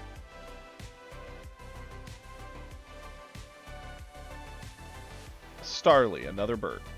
That's fine. Staraptor's pretty strong. Normally, with our stat rotations, who knows, but let's hit it with a quick attack. I don't think that'll kill. Yeah, no, we're good. Conversion. It used Roost. Good. Our conversion will let us tank it better.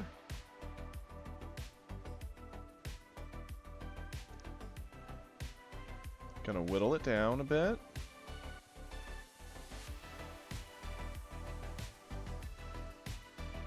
With it having Roost,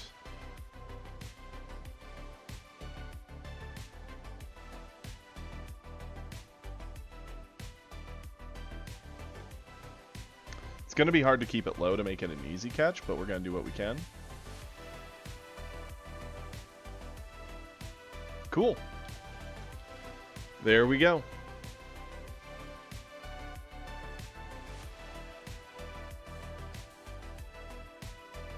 Have to give it a nickname. It's a female Starly. So, a female bird Pokemon. Let's go ahead and name her...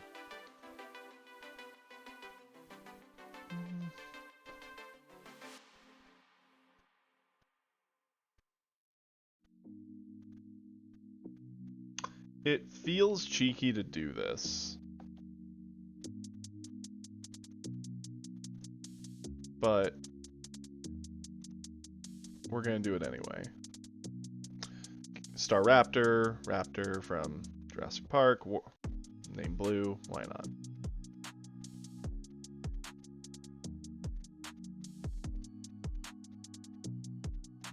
Let's go ahead and rest up.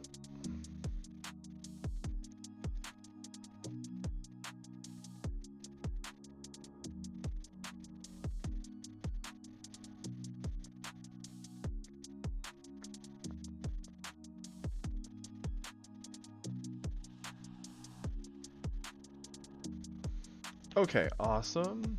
Let's go ahead and see what kind of stuff we're working with Blue.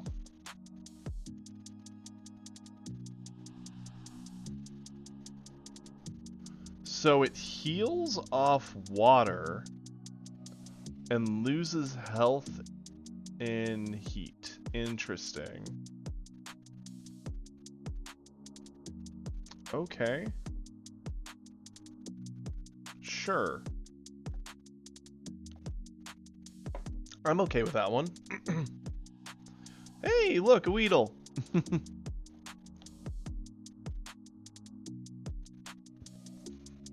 Let's go ahead, hit it with, well wait, it is poison, so we should not be using poison on it, but...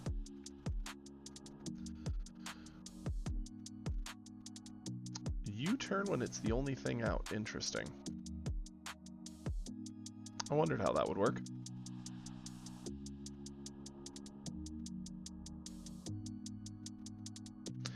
If it gets a crit here, it could be a problem. Let's swap.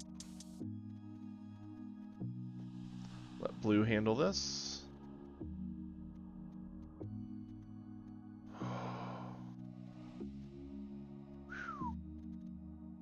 Scuttle handle this, please.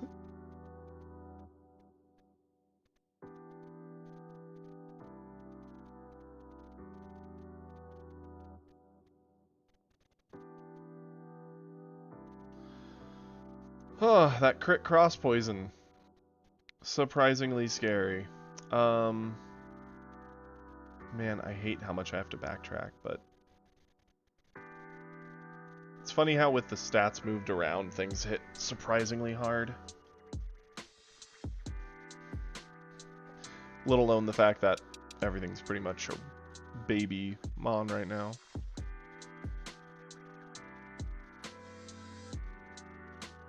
Okay.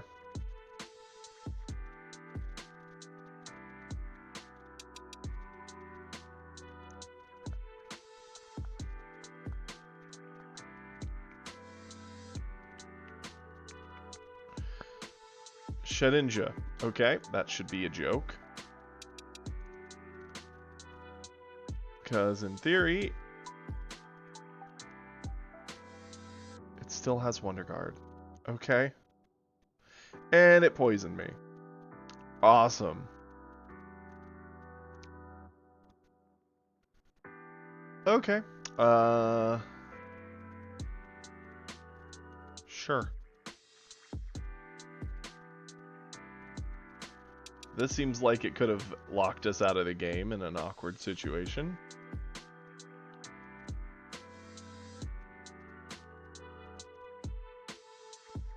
Hit it with a wing attack.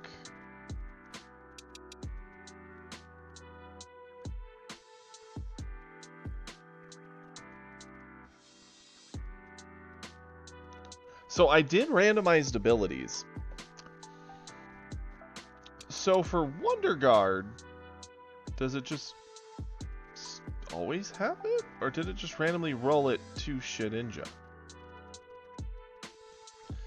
I'm honestly kind of curious about that. Destiny is getting benched. Hey look, it's the run ender from the previous attempt. That went terribly with all the crits everywhere. Let's see what this kid has this time. He has a Combee. That's fine. Because we have Walnut. And Walnut knows Flamethrower for no reason. To be fair, the Combee's no freaking Fire Blast for no reason. So if I didn't one-tap it, it might have one-tapped us.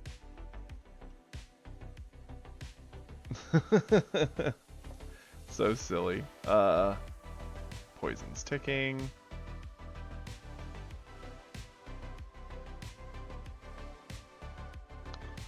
You want to fight? You got it. Shinx. Okay. Needle arm. The bug bite hurts.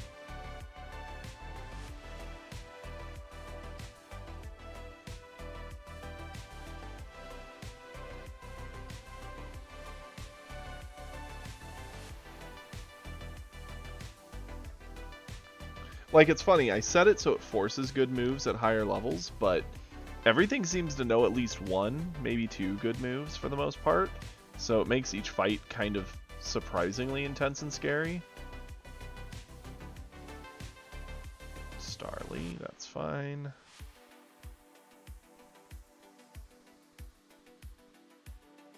We'll just run from it. So many birds. So many birds. Another trainer.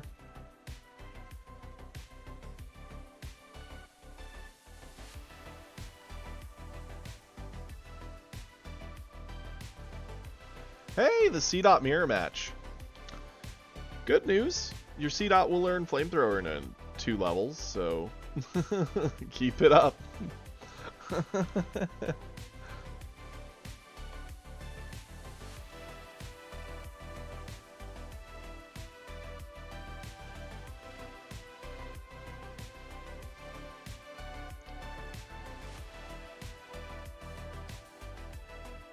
Rocker Logan. Didn't look much like a rocker, but respect it. I like rock music.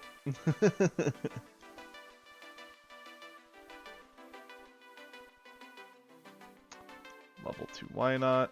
Sure, Needle Arm.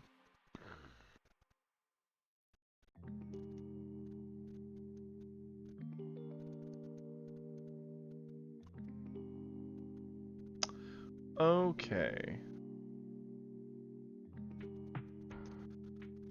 Probably let Blue get some experience here. Sacred Ash. Interesting. That's the item Ho-Oh has? Doesn't it boost fire moves?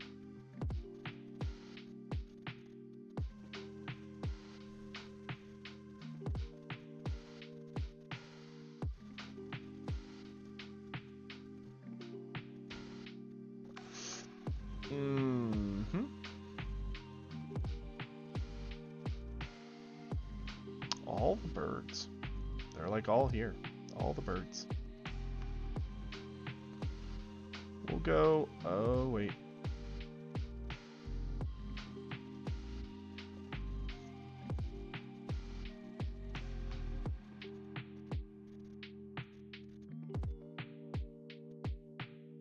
International police? What?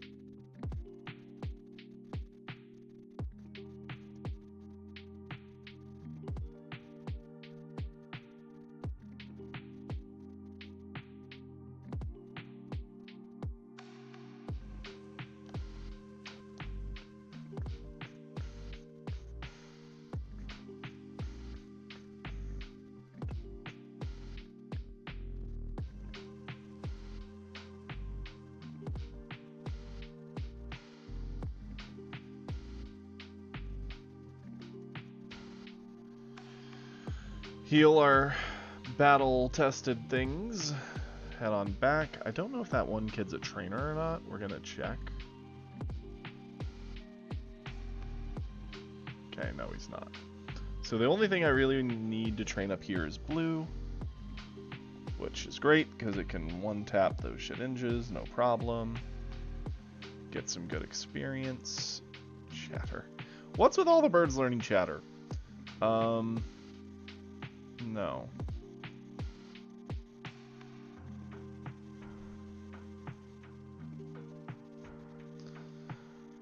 Apparently this is a good spot to train all our birds. You know what's funny? We really are almost a full bird team in a way. Because we have Starly, aka Blue. We have Wingull, aka Scuttle. Our C-Dot eventually becomes, why am I blanking on the name? Come on. C-Dot to Nuzleaf Shiftry, which, while not bird in typing, is super bird-like. It's the only thing that's not really in some way, shape, or form a bird is our Bidoof. Which, I mean, it's a Bidoof. Owie.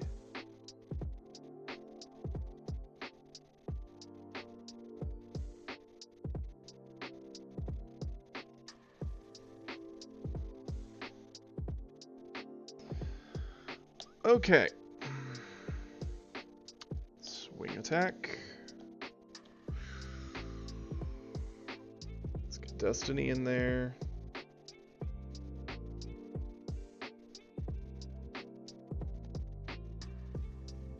Go heal quick. Well, I think it's probably a pretty good time to take a few moments to go grab a small bite to eat, maybe just like a snack or something.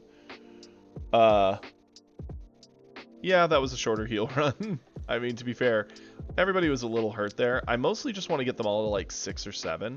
We're pretty close to that. Destiny and Destiny's definitely the furthest away. I'd like Blue. Oh, I'm gonna turn off the speed up. Blue, Scuttle, and Destiny, if they could all hit like 7, I'd feel very comfortable just moving forward with this. But I'm going to take 5 to 10 minutes. I'll be right back. I'm going to go grab a small snack. And just stretch my legs, use the restroom. You know, the usual. So I'll be right back.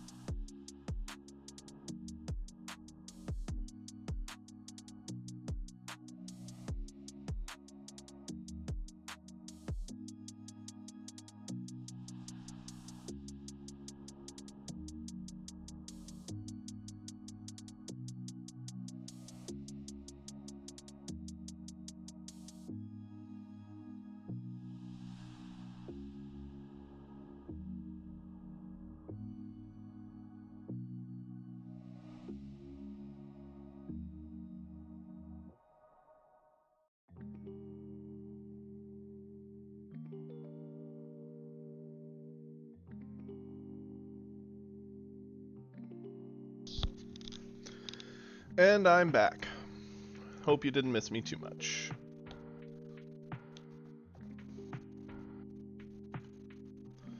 Grab myself a few leftover pieces of pizza.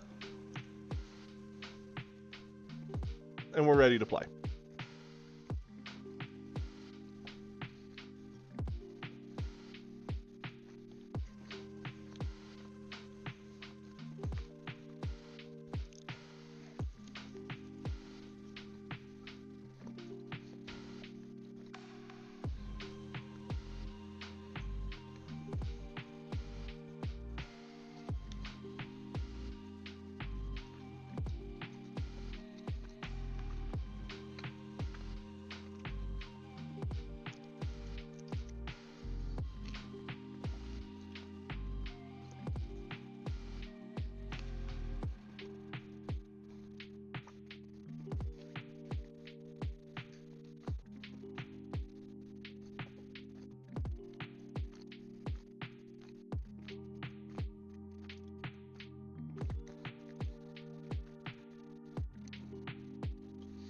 Okay, let's look at our Pokemon here. Yeah, I really would like to get Destiny up in level a bit.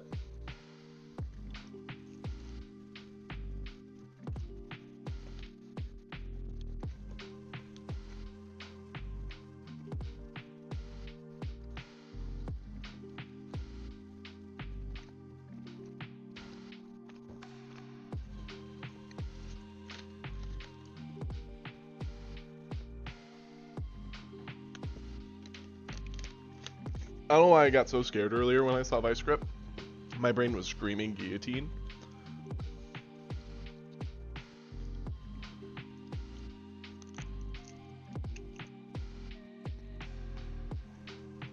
No, I did not, and oh my.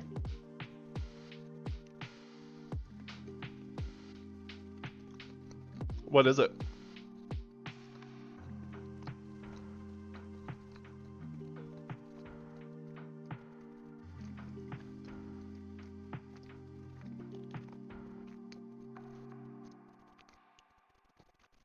Yeah.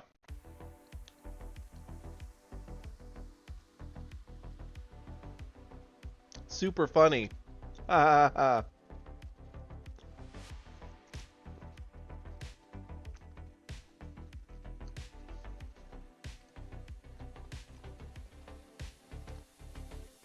There, we're all at least 6. I don't want to waste an eternity grinding, so that's good enough for me.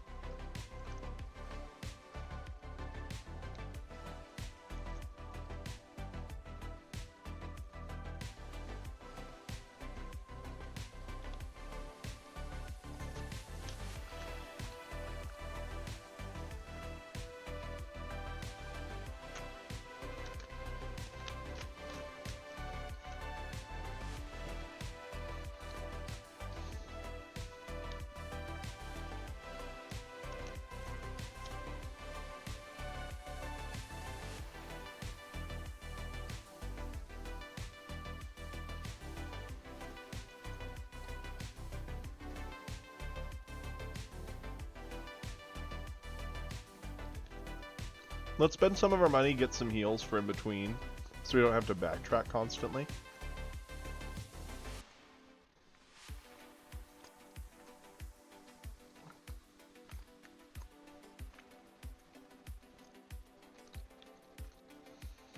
I know we had so much money to buy stuff with there. Oh my.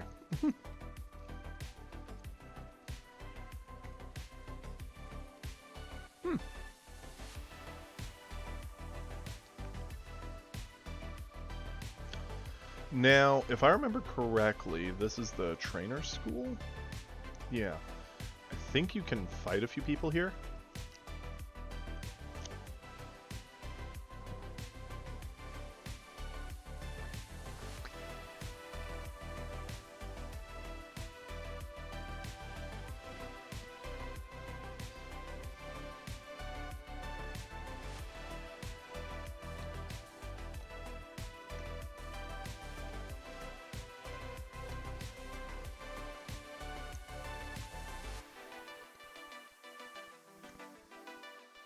That's fine.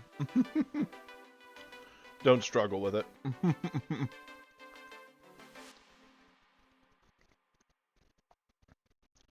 I think you can battle these two over here, if memory serves.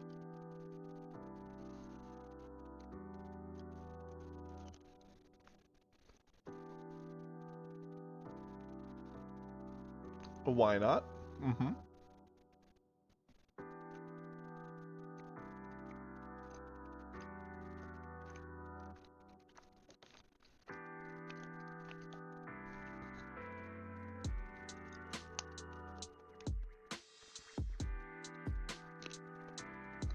Luster Purge. Oh my.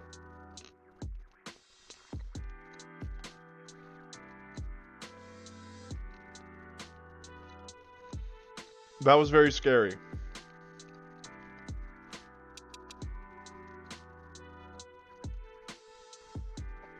That seems like a very strong move for a why not.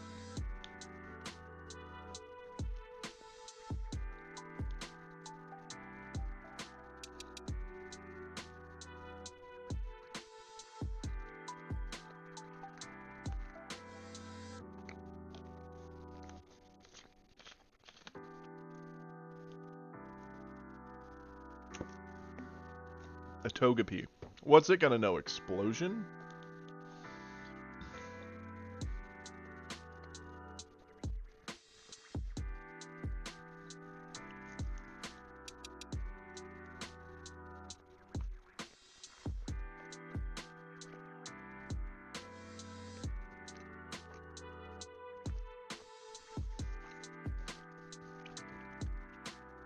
Owie.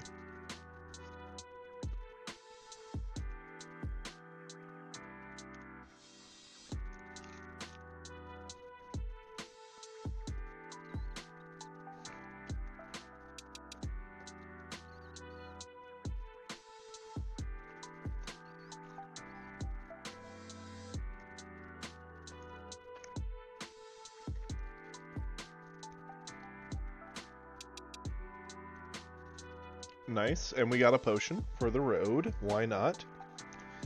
That is helpful.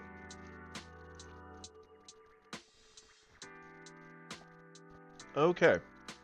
Awesome. I'm trying to think if there was anything else in the city that's worth it. I know there's the big building. I think you can get an item there. I think. The, like, really tall skyscraper.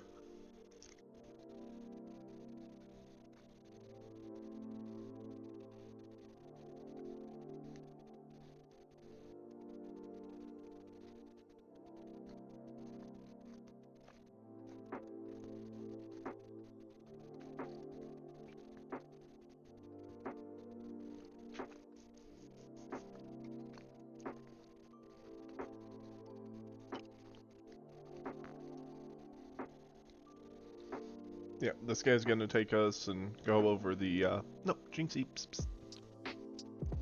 It's my drink.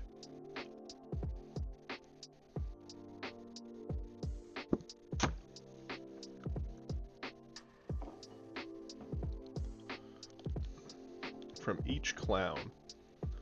There's one clown.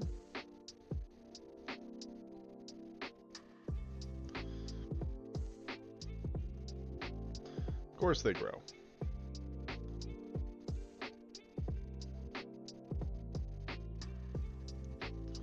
So there's the first clown. Oh, that's a path. Second clown is up here.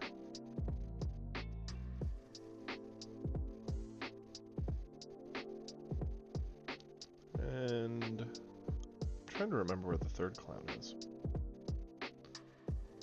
Yep, here.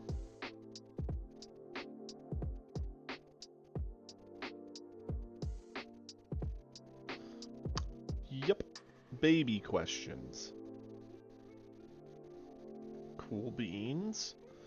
Got the 3 coupons. Talk to this dude. Oh boy. We now have a watch. If memory serves, there's some cheeky stuff you can do with the watch. Oh yeah, the global terminal's over here. I think this is the skyscraper that houses one of the NPCs who gives you something. It's been a long time. So the memory's fuzzy, but I think it's this lady. Nope, looks like I am crazy. That's fine.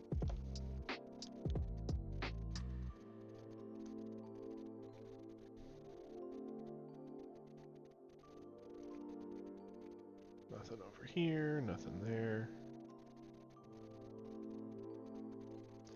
Pointless, pointless.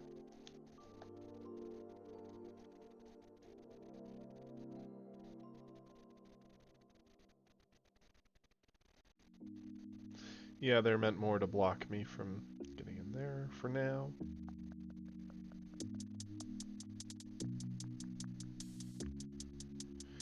If memory serves, we're not allowed to do a lot over here.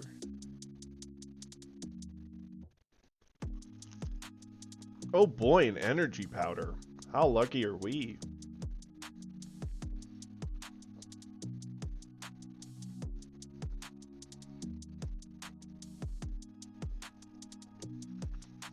We got an old rod.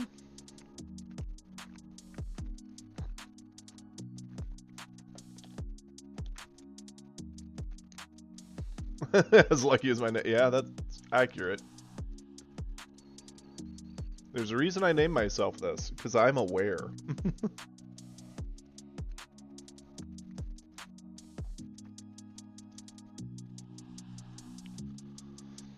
Oh boy. Bidoof.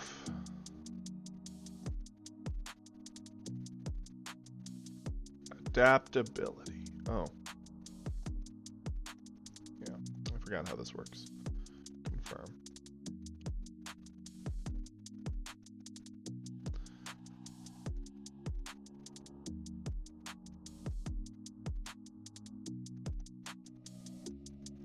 Yeah, this is where you get the various apps for the watch. Some of them are pretty good, actually. Jinxie, psst. Down from there.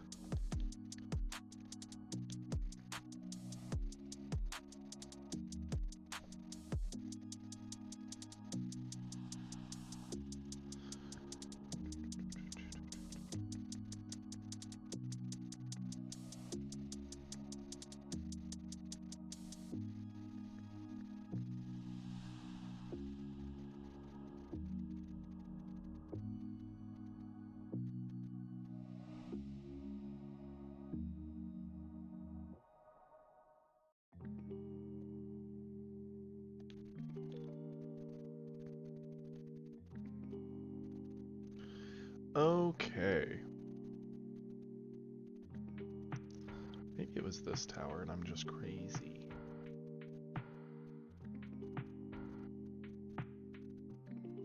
Oh yeah, we get Quick Claw here. Or held item. She gave Quick Claw, because I randomized that stuff. That's pretty nice. I could give that to something like... who would I give it to on the team? Probably Bidoof? No. Well, maybe. We'll see who's the slowest member of the team. Give it to them. Let's see our stats summary.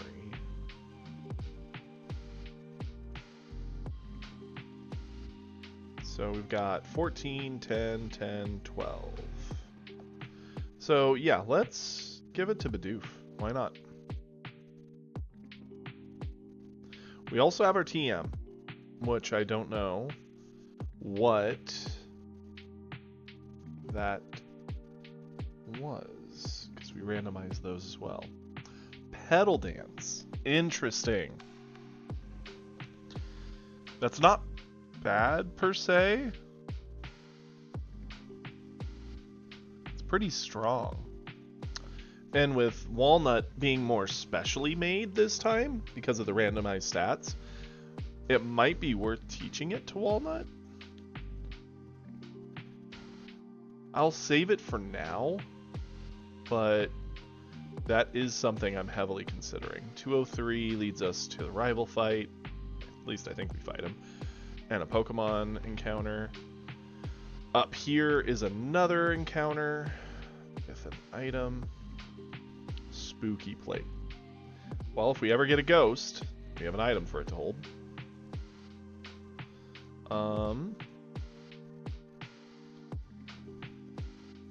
Let's switch Destiny up. Use Destiny to try and get this encounter. 204. A Shinx.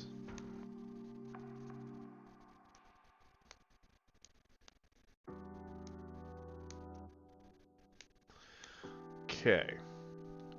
I'm down with this. Quick attack. Uproar. So it's going to be locked into that for a bit. Conversion. Ah, we have to eat another one. That sucks. Ooh, that don't feel good.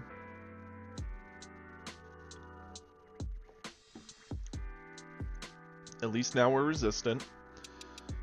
So long as it doesn't crit again, we should be able to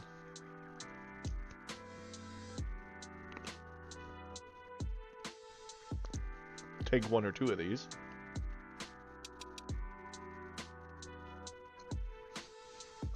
Crit for 3.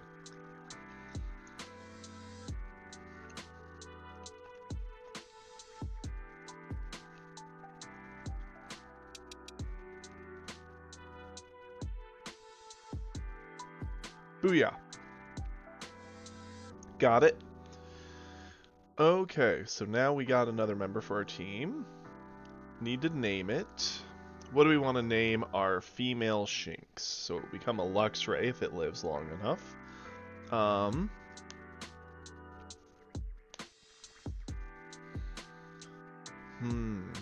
what'd you... Oh, it's Easter Sunday.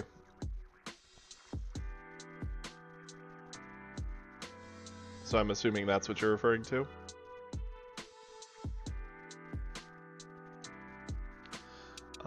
Let's name it...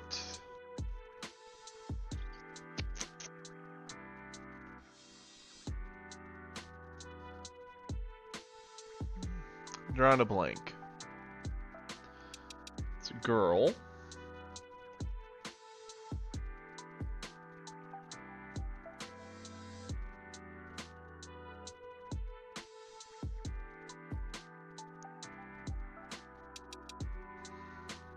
So bad with names. Any suggestions?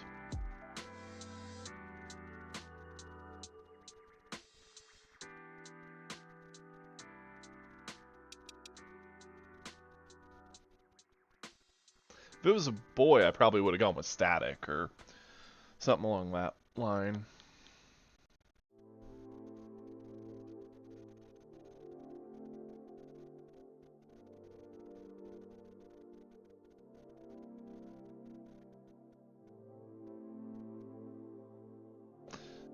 May not say anything about electricity, but let's just do something. That popped in that I'll accept. Vox, why not? Welcome, Vox. Awesome. Now let's see what Vox has for stats.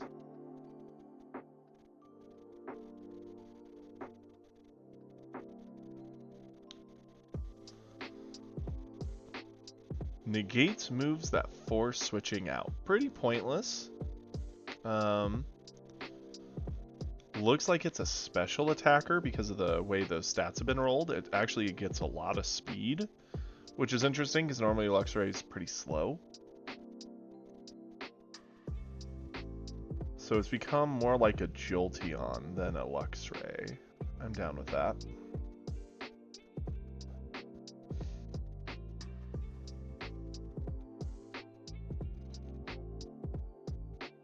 very interesting to see some of these swaps. I hate that we have we have the 2 birds and both of them are special attackers. I mean, Starly's a little more physical based, but not by a long shot.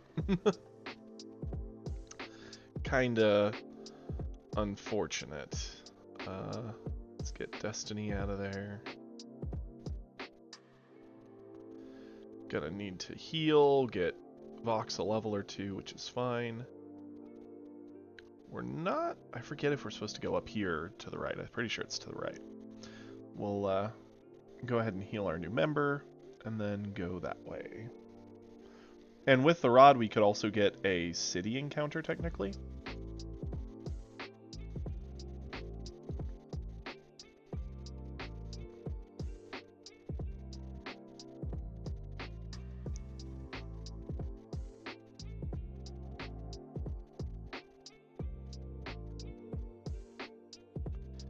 I think you can technically fish here if you do this. I could be wrong, but...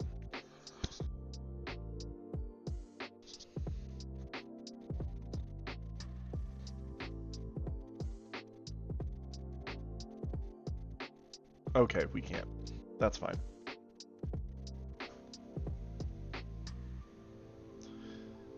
So, let's go over here, 203.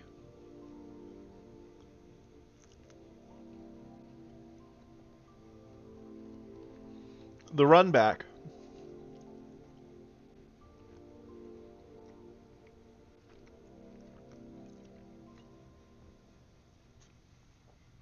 Where in the heck did they get a lady buff?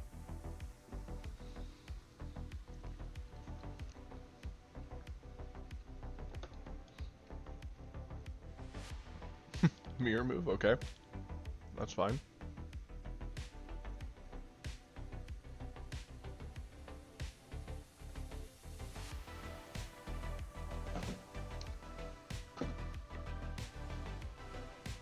Lady but down.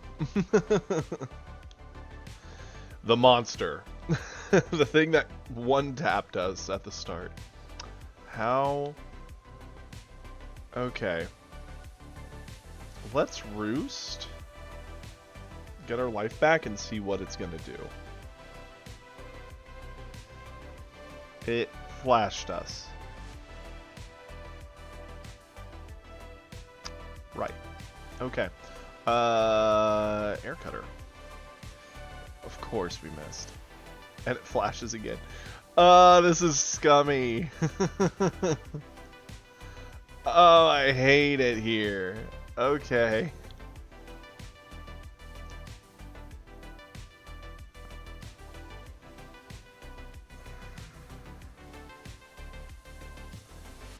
Let's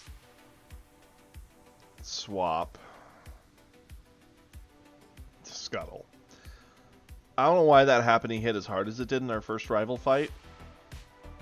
I hate that those flash. It's just so troll. I'm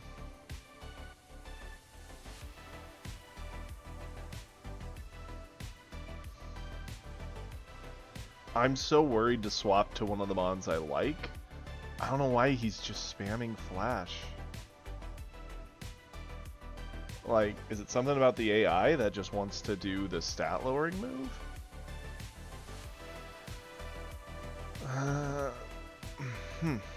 Well, let's... So far, this thing hasn't done anything, so we're just going to swap back and forth and accept that our accuracy goes down. Eventually, they're going to run out of use. There we go.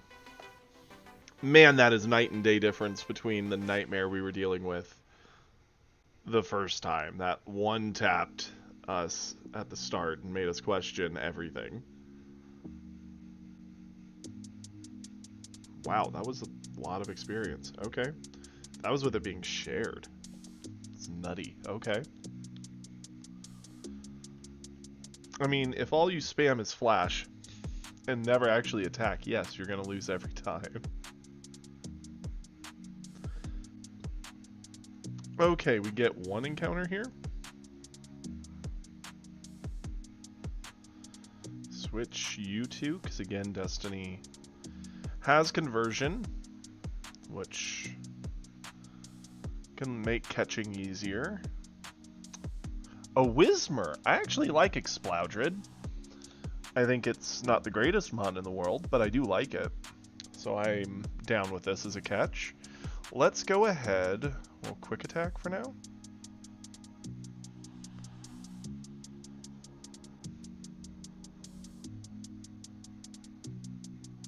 Okay. Conversion.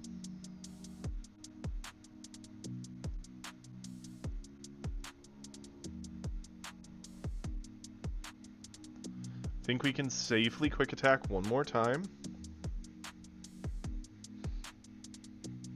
And then we can get to catching this. You're good.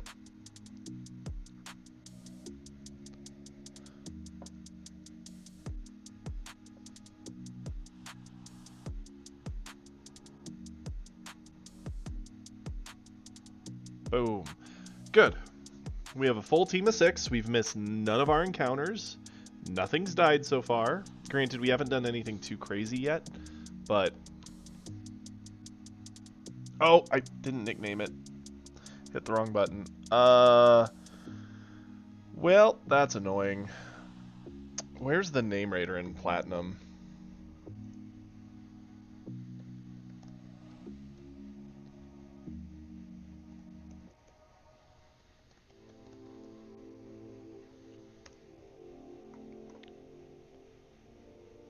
In Eternia City. How far into the game is Eternia? I don't remember.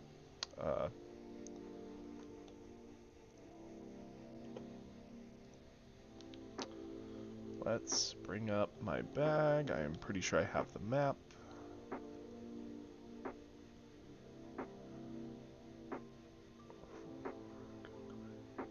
Okay, so it's not terribly far. So we do need to fix that when we get there. But we do have Whismer. I already know what I want to name it, which was Whisper. We'll heal up and we'll start the route.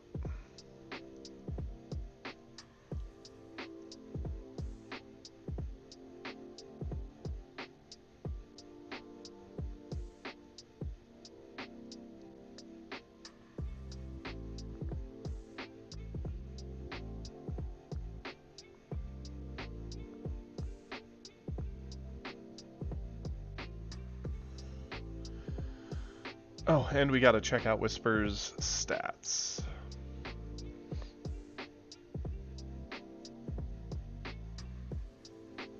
Quick Feet. Boost speed if there's a status problem. Interesting.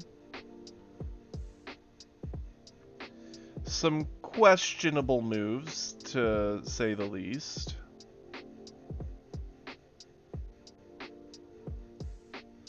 Interesting.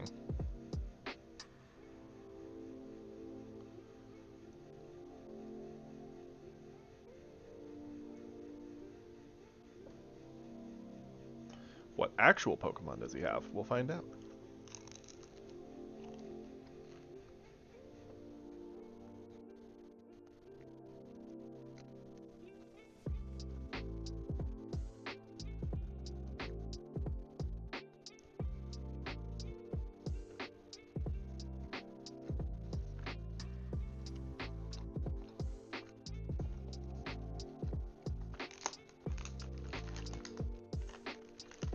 Aurora Beam.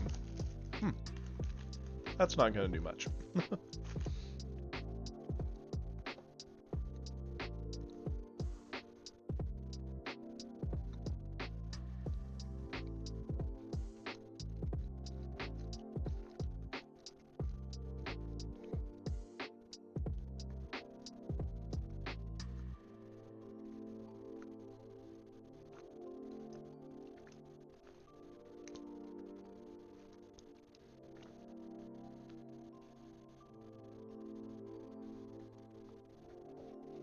Very happy I used that conversion.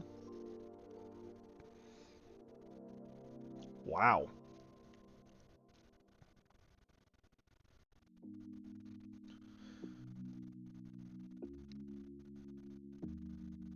I'm a little worried for Destiny sticking in here, so I'm gonna swap Destiny.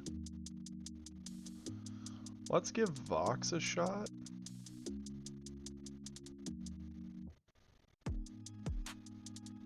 Dragon's Breath. We might have just lost Vox. Or wait, doesn't it? I thought Dragon's Breath always did 40.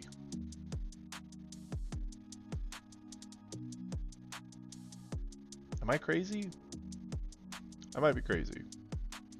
I know Dragon's Breath can paralyze.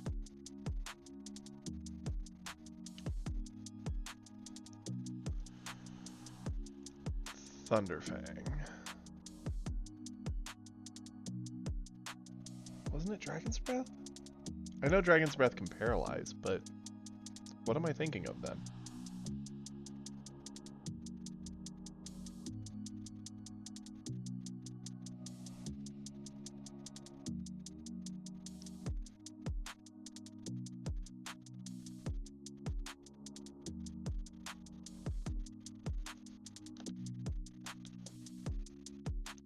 Well, good news, Vox did fine.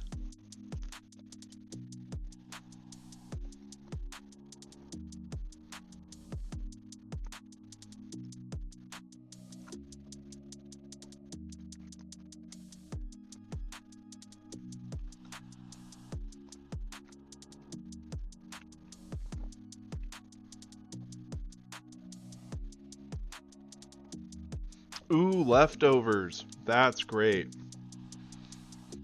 That legit makes this run so much easier.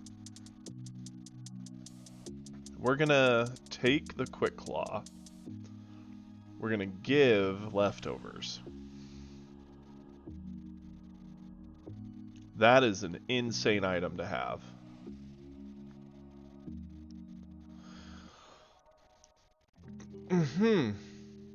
Sacred Ash was also a very good find. Give leftovers. And then, let's see, what's your speed? 10. We'll give Whisper the Quick Claw.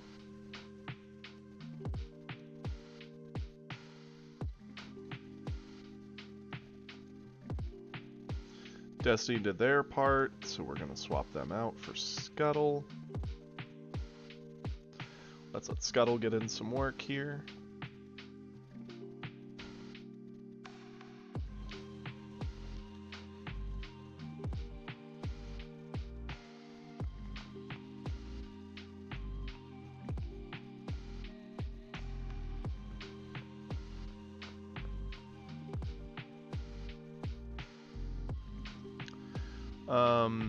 Well, this is a nice one.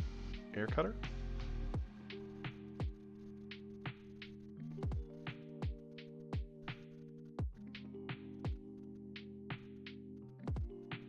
Makes that one pretty easy. How dare you have a bug when there's so many bird Pokemon in the start of this game?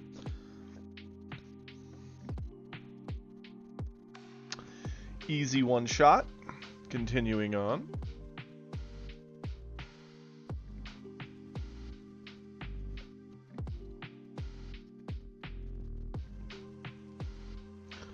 So many rockers. Rocker Sebastian. Interesting. I don't like this matchup. So we're gonna get Walnut out here.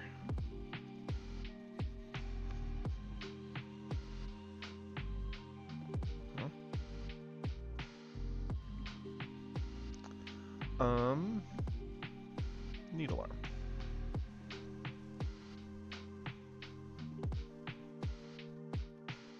Got the flinch. Nice. We'll Leaf Blade to clean it up. And it crit. Not that we needed it, but it did.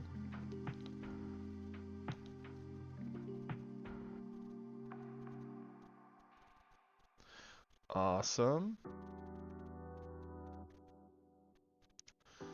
We are cruising along. Scuttle's fine. The only annoying thing is whenever I do stuff like this, if there's a mon that does really well and I really grow attached to it, I always want to like raise up a version of it in my actual games, even if it's not going to be anywhere half as good. Just out of memory alone. Because, you know, I need to raise more Pokemon for my actual games.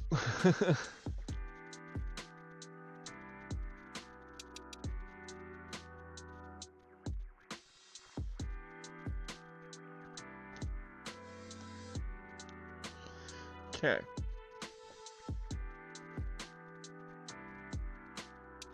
A Dratini. Interesting. Where did you find this, I wonder? Aloud.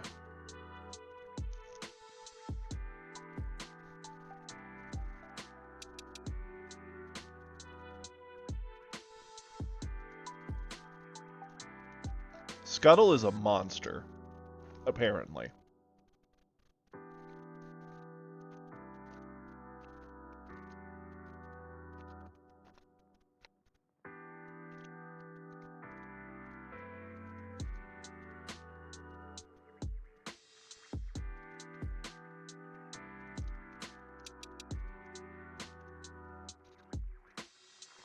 It's like everything that went wrong on that first run has all just gone so much better this time.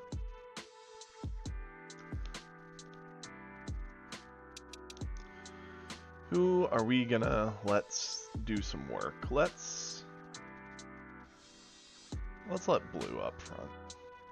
I want like to let Whisper get some chance to do some things. But at the same time, I'm a little worried about just it getting wrecked. Cool. Ekans.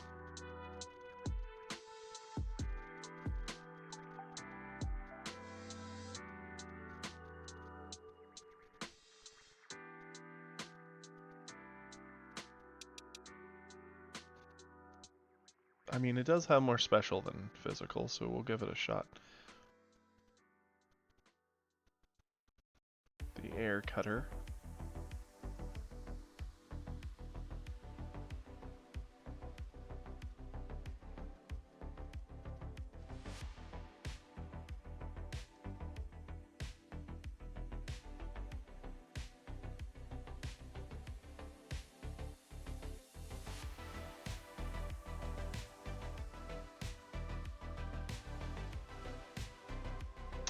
No problem.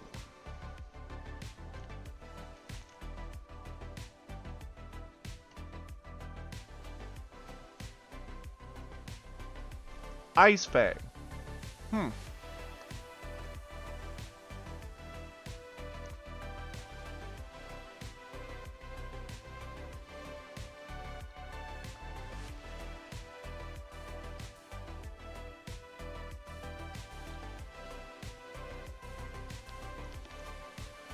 Interesting that a bird learned Ice Fang.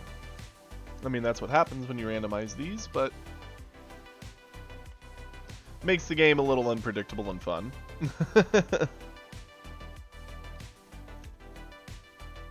Okay, we're gonna swap you.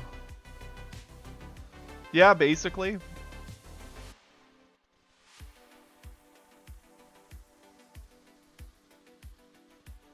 Icy Rock. Interesting.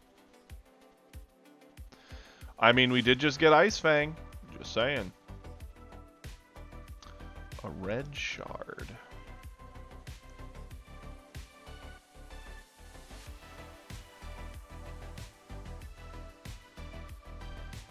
Ooh, no. No. Look, the second I put something forward that could be hit for something super effective, it's like, oh, I'm here. Let me through. Catch these hands. Okay. Into the cave.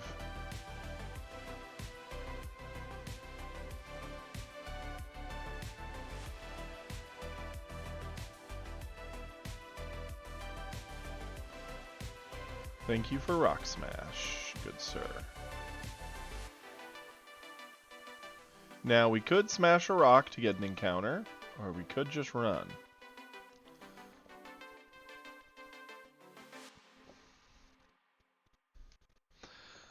A Burmy.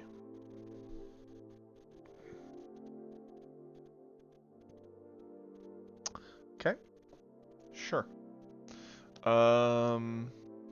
Fury Swipes? Yeah, that's doing garbage. Psycho Cut. That hurt so bad. Scuttle.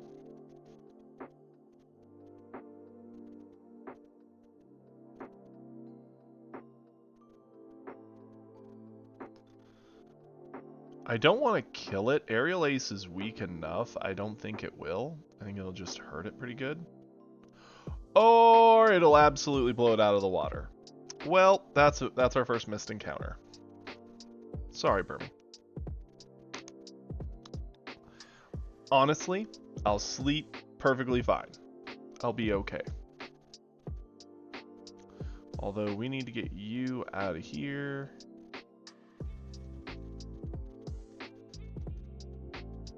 Probably should have healed before coming into the cave, but whatever, here we are. I think we can get through it just fine.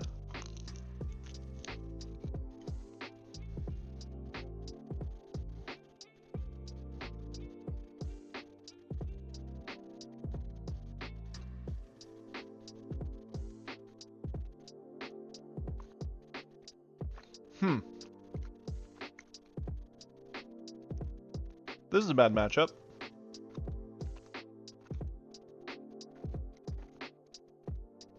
This is a bad matchup for a lot of my team.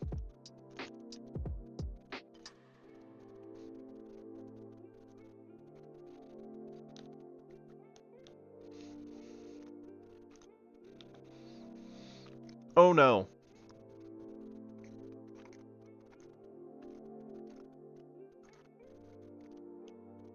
Please don't just spam Icy Wind. Avalanche! Uh-oh. Okay, that didn't do as much. We need to try and deny this thing as many turns as possible.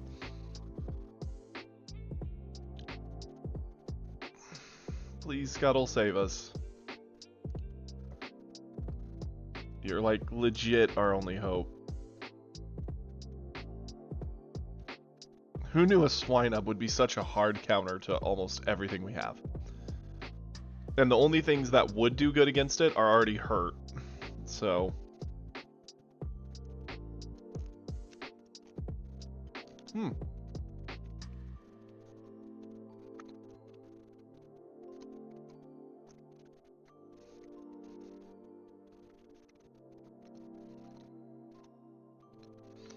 Oh, I bet he did.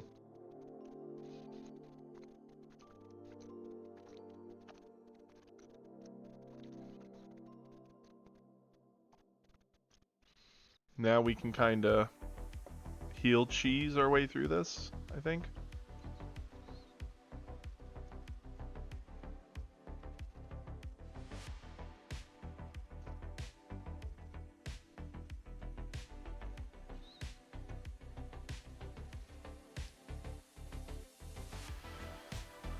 Woo-wee!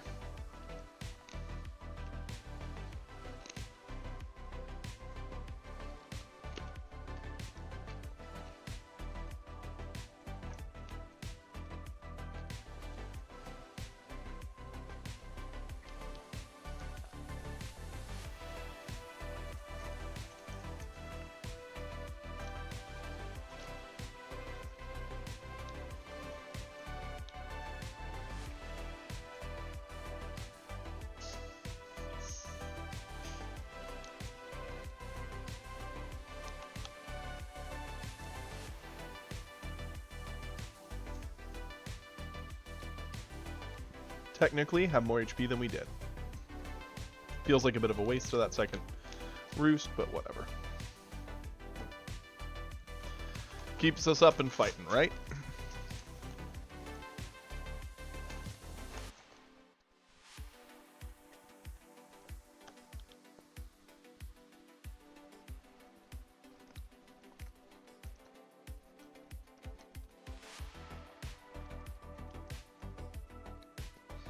Yeah.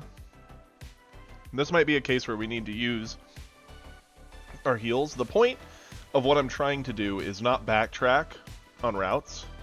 I'd like to clear route to city. The only time I allow myself to really backtrack is to level up for like gyms and stuff. If I've already cleared route, I feel it's just fair to be able to train on it, but the point is to not backtrack. So let's use a potion.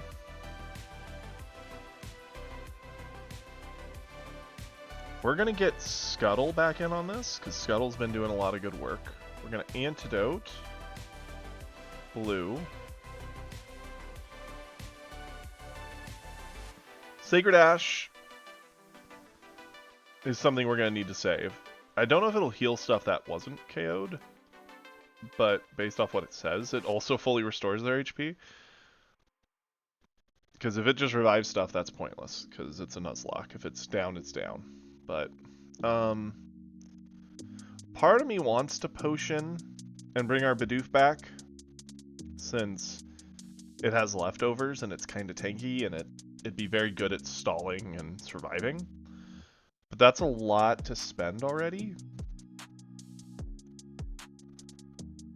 But I think we do it, because otherwise right now we've only got like 2 Mon that can really carry us through. It's only 1 more trainer, but given the way it works,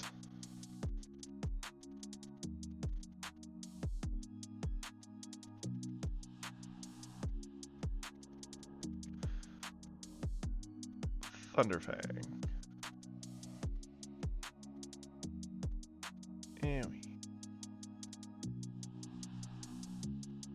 That did nothing.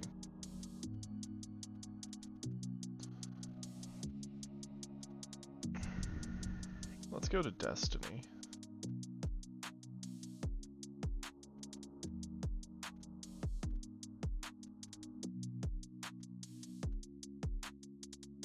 Yo. And us being able to convert to poison, hopefully before we get poisoned, will make it so we can't get poisoned. Or it might go... Interesting that it went Ghost. I mean, I'll accept it.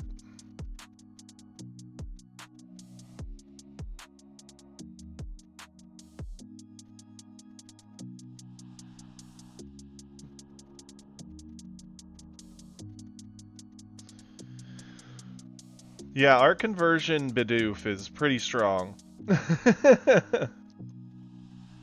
It doesn't do damage. It just doesn't die. And if we ever lose it, I'm gonna be devastated.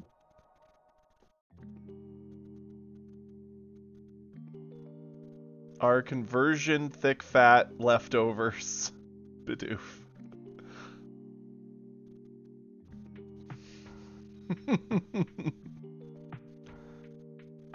Truly.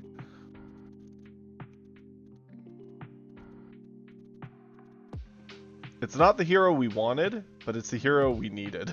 Truly is.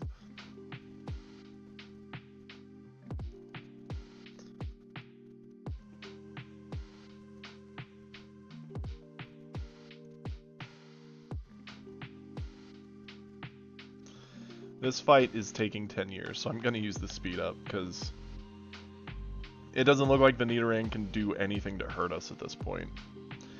And we're just slowly whittling it down with very low damaging moves.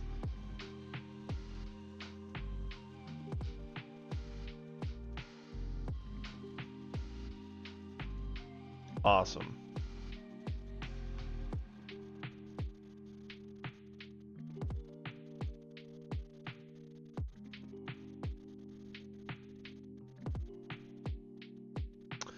Okay, cool.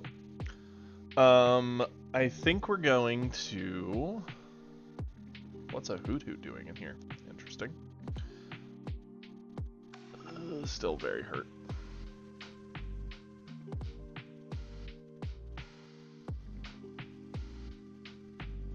Sure.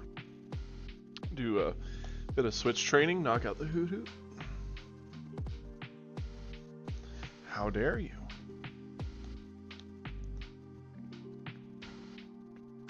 Wait, why did I aerial ace? I definitely could have picked way better moves. Planned.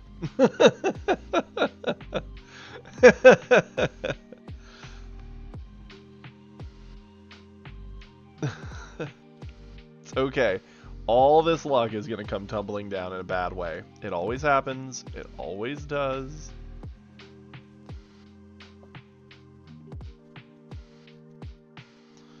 Need to teach something Rock Smash? Question is what? What's something that has good stats and can learn Rock Smash? It'd be a physical attacker, preferably. Man, we just don't have physical attackers here. We just don't. Everything pretty much rolled, because special, balanced, special, special, special, special, like... Can anything even learn it? Let's see.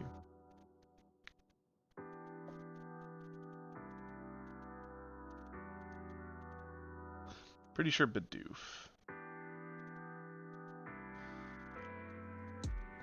So we can teach it to one of these two. I don't like some of Whismer's moves anyway, so I'm fine with this.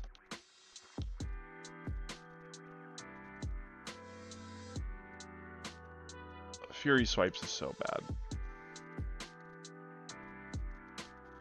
Sure.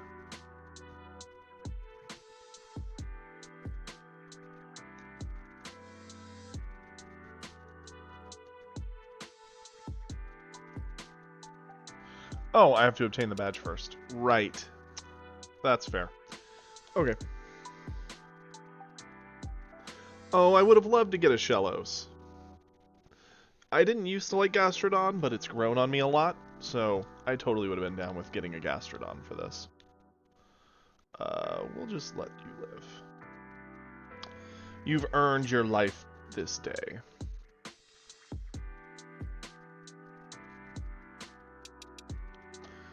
Oh, hey, look, another Burmy.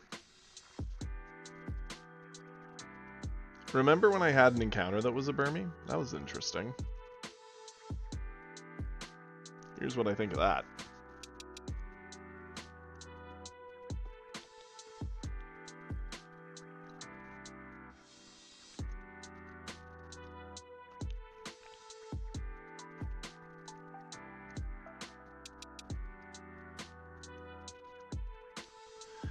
Cool. And we made it to the town.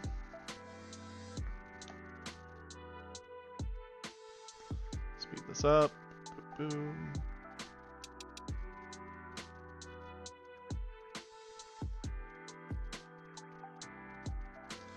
Oh yeah, the coal mine thing. Yep. We can heal.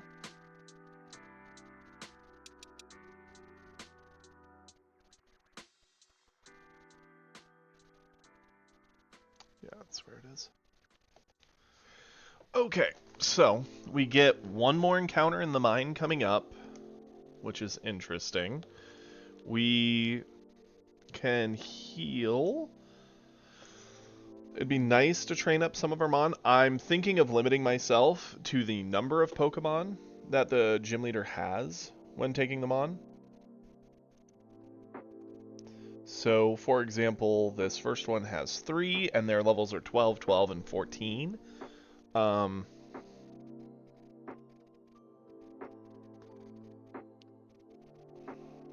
So likely go in there with like 3 level 12 or 13s, try to clear out the gym, is what I'm thinking.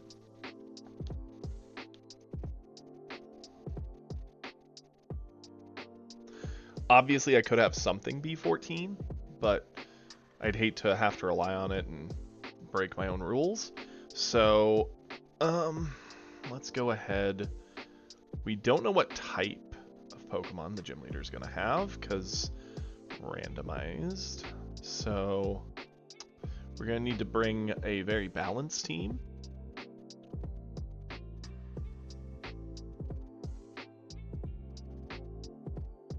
pretty sure there's a bunch of stuff you can get for talking to various people around this area. Figure we'll just run in.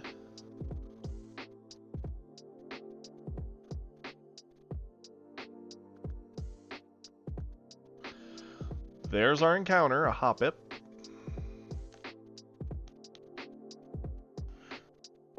Certainly not intimidate. Okay, I like that. I like that a lot.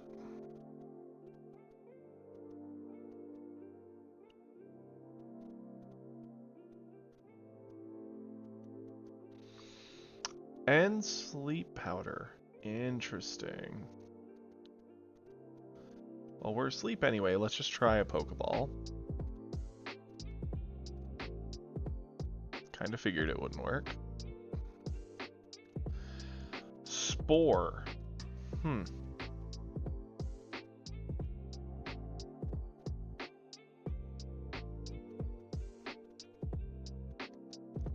Let's let Destiny try and take this one down. Gust.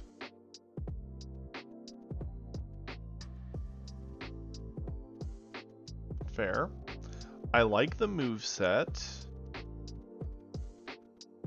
Nice quick attack. We'll just chip away. I know, right? The color seems off. It should be more pink.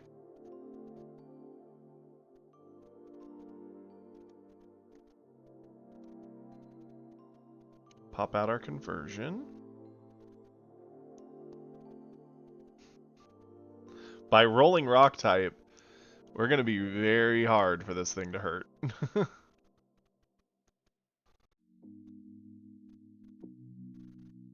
It is really red. I truly don't know why.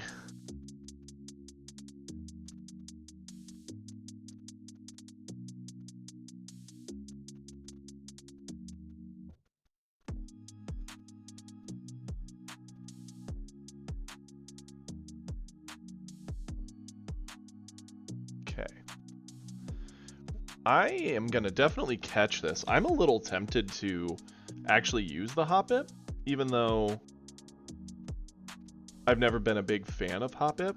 It having Intimidate, Stun Spore, Sleep Powder, like, that's a lot of very valuable tools. Although it's more flying, so that's great.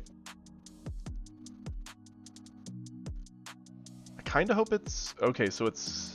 a boy. Since it's so red, I kind of know what I want to name it. If it was a girl, I was going to go with Cherry. But since it's a boy...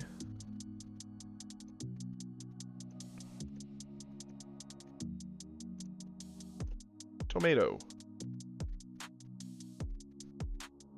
Yeah, the shiny, I believe, is green. So we have Tomato. Cool. Tomato goes to the box. Get in the box. We could have had a Gibble. That's heartbreaking. That'd have been really cool. Oh yeah, I forgot Blue's still asleep. A Gibble with Drought. That's actually kind of scary. So we're gonna switch Blue. Destiny still needs some experience, because Destiny is one of the things I'm thinking of bringing to this. Mystic Water. Hey, that could be kind of decent for Wingull. Assuming it learns some water moves. Oh, a Machop? That'd have been fun. I like Machamp. I'd have been down with this. I mean, I have no regrets with the Hoppip. It just sucks that it's more flying. I do need to be careful, because that Machop could absolutely wreck us. Let's actually get Blue out here, because I doubt the Machop has much to punish Blue, and we can kind of let Blue wake up from its sleep. And then Air Cutter. Of course it missed. Why would it hit? Who needs hits? Not us.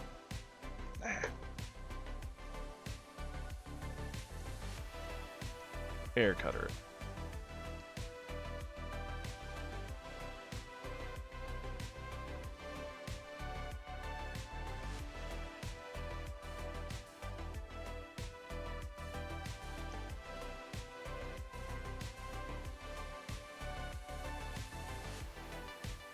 Okay.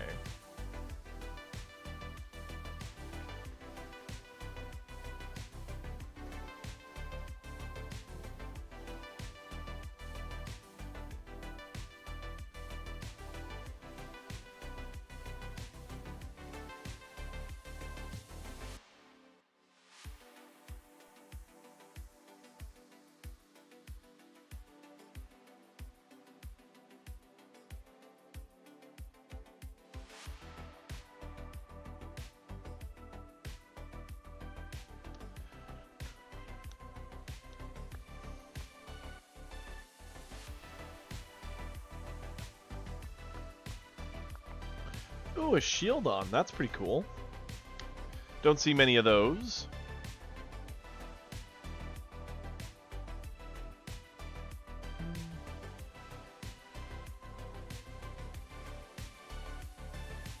Oh, buddy.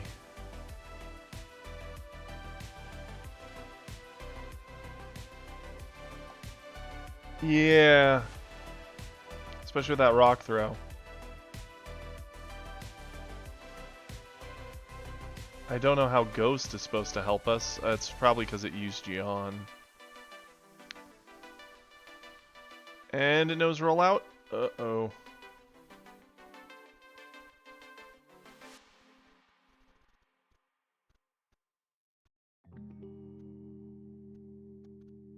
Yeah.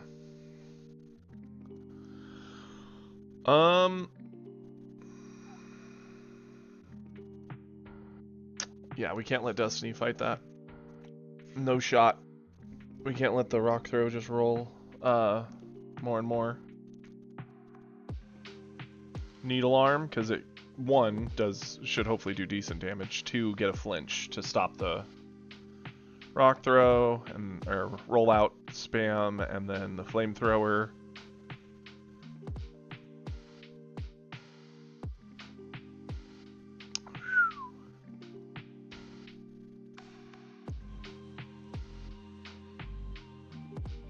Hidden little nightmare in here, eh? We beat it. Even got a level up off of it, which is nice.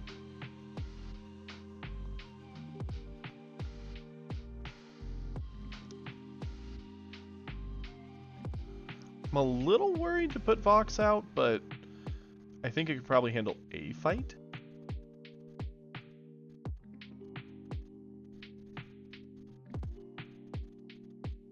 Psyduck, hey. If we were going to put Vox out, this was the thing to fight. 100%. Good to see things are working out. Dragon Claw. Huh? Psyduck? Where have you been? Aqua Ring. Okay, cute.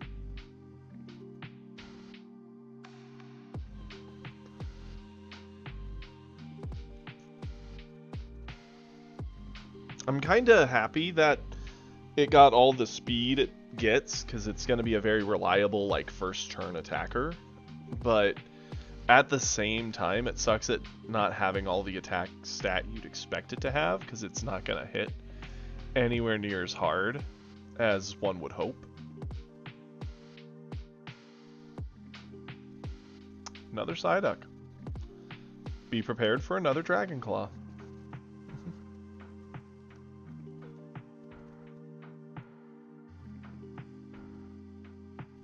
Also, it's Dragon Rage that I thought of, not Dragon's Breath. Dragon's Breath hits hard with a paralysis chance. Dragon Rage is the one that does the flat damage.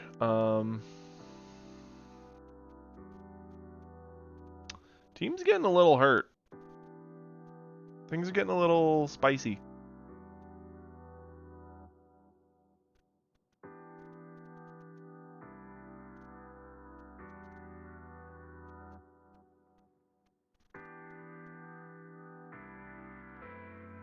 Owie.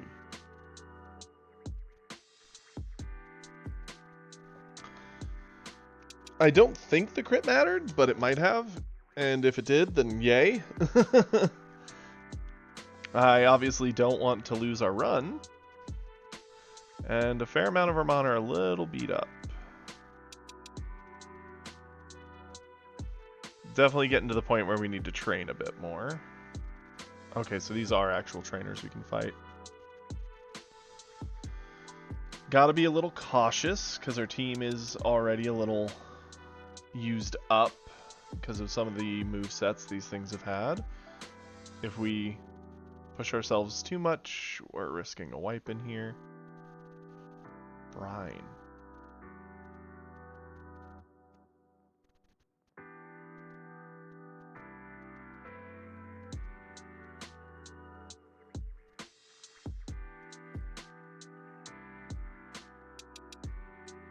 I never would have guessed that Scuttle, of all things, would be one of our more useful Mon. Never would have predicted that.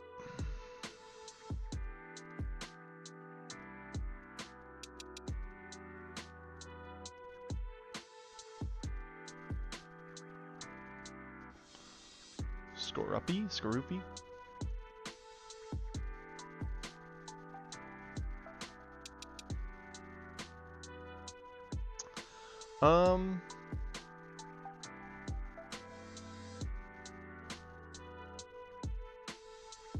We do need to be careful. Scuttle's getting up there in level.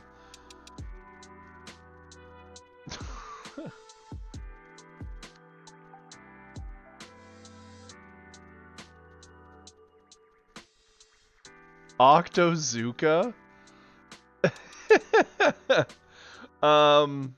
Interesting. I don't know where Scuttle is getting ink from. But sure. Feels very questionable. But at least it's a special-based water move. That is wonderful. Stop with your questions. We are an accepting bunch here. Scuttle knows how to shoot Octo Ink at things. We're just happy to know that it's on the team.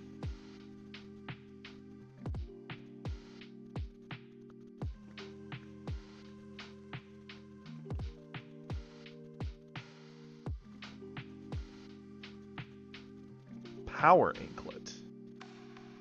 Isn't that like a power band? Doesn't it like guarantee you get attack IVs?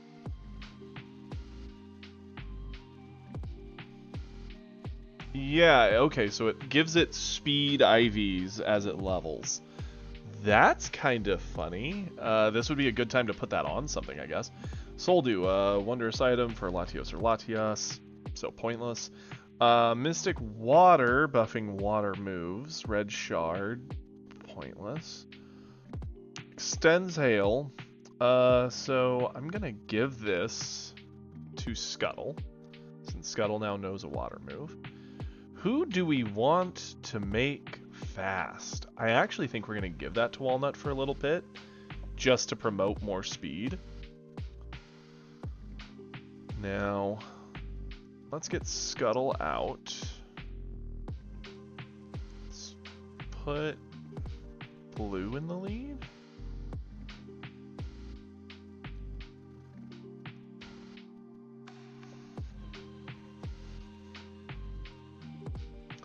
Tumon, a Stunky.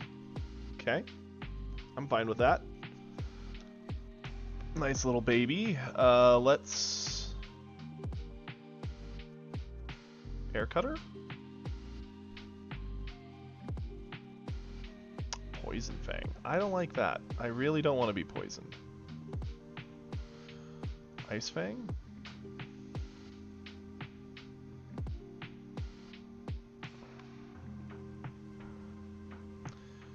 I hate to roost on something that can poison me, but I need to keep my health up, and that's an easy way to do it. Even if it means getting poisoned.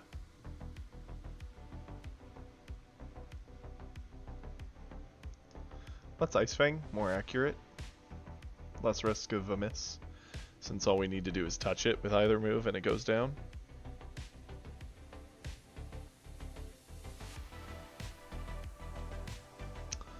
Level 10, nice. Hurt by poison we have to accept. Electrike. That is bad. That's pretty bad. An electric type. The main things I was hoping to count on to get through here were Scuttle and Blue.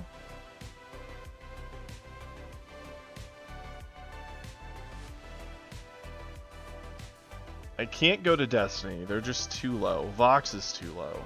I guess we can see what it does to Whismur. Used agility. Okay. We can try...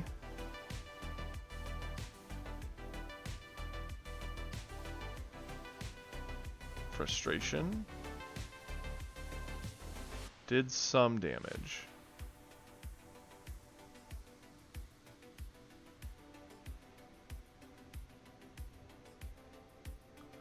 Lock on, so it can't miss. Is this where it does like a one hit? Like Thundershock? Okay. Ow! Ow! Okay. So it knows... Okay, we know 3 of its moves. I think we go to Walnut here. Screech to lower our defense. That's fine. Recover to full. It knows agility, lock on, Thundershock, Screech, so the defense lower doesn't matter. It's doing a special move anyway. Now that we're full, we'll need Alarm.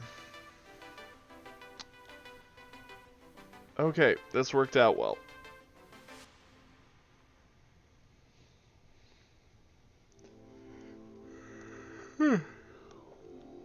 The main reason I thought about giving this extra speed to Walnut here was because it knows Needle Arm, a flinching move, is a decent option. Even though it's more of a special attacker, its stalling with the Needle Arm can be very effective. Secret power. Huh.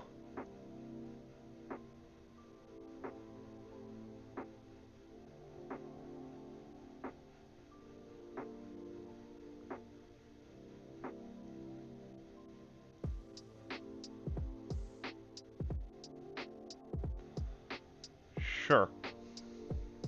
Smelling salts might find a rare use in the fact that we have the Hoppip that can put things to sleep, and I could see a world where we put something to sleep, swap in Smelling Salt. Granted, that is a 2-turn combo, so that's pretty greedy to hope for, but it's not the greediest thing in the world.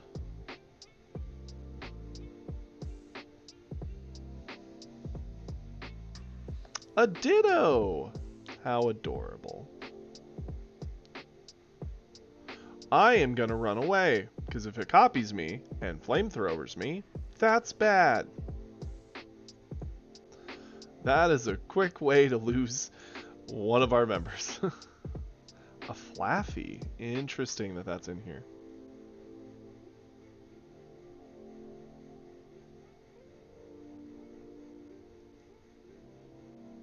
Can't escape, and it vice grip me. How rude.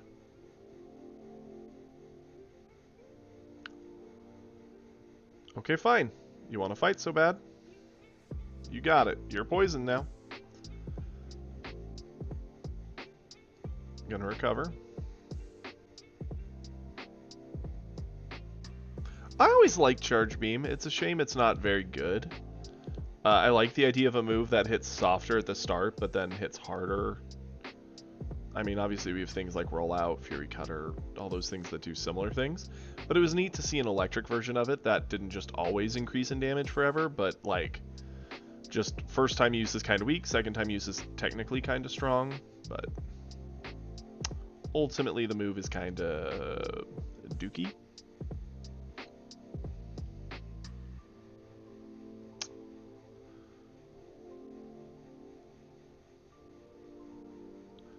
Thunderwave, paralyzed. Lovely. Love that for us. Great. Just what we wanted.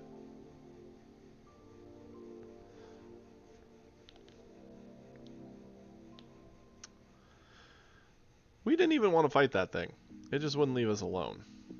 Nothing over here. I mean, I think there's technically an item on the ground somewhere, but I'm not too worried about that.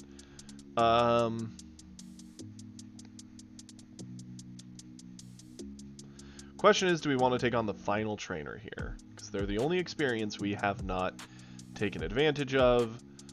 Our team is in pretty rough shape, like really, really rough shape. I think we skip it. I do not want to risk our team getting just mauled by something that we shouldn't have risked. We'll accept that the only experience we get now, we can only grind for, and even that's only up to a little bit of level.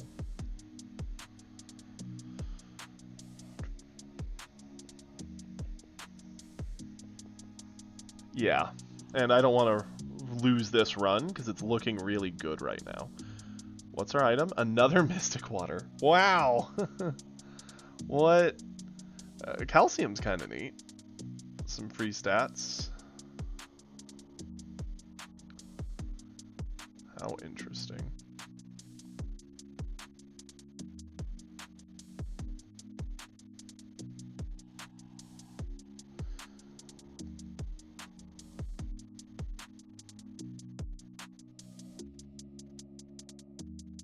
Super potion, that's nice. Yeah, and apparently I'm like the dual type water flying trainer who has a Bidoof that I terrestrialize into a water type just to keep the theme going.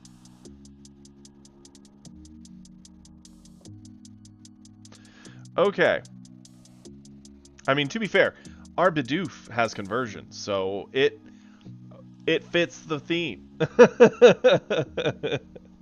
We just, depending on what you bring, we're all flying or like half flying, half water, you know, we got a theme going. That Bidoof, if we can get it to evolve into a Bibarel, I actually think it's going to be one of the all-stars of the team. And surprisingly, the Wingull has been, like, Scuttle has been doing the Lord's work. Now, we do need to level. We have one Mon in our bank. I want to look at what Tomato has going for it. Look, yeah, it's got Intimidate, which we love. It actually has a good attack stat, which is odd for a Hoppip, but it's nice because like everything else we've gotten is physical or special attacking. It has decent defense, which is good because the Intimidate really makes that extra good. The rest of its stats are kind of poop, but that's okay. I can't believe I'm saying this, but I kind of like it.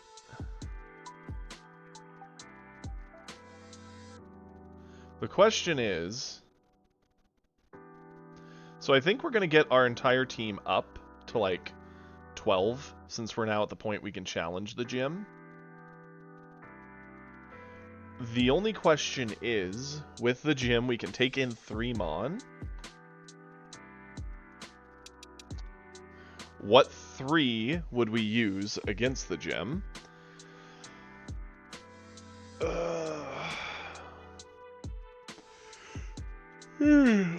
Ugh.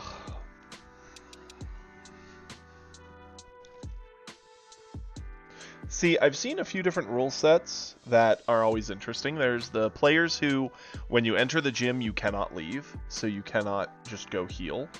Yeah,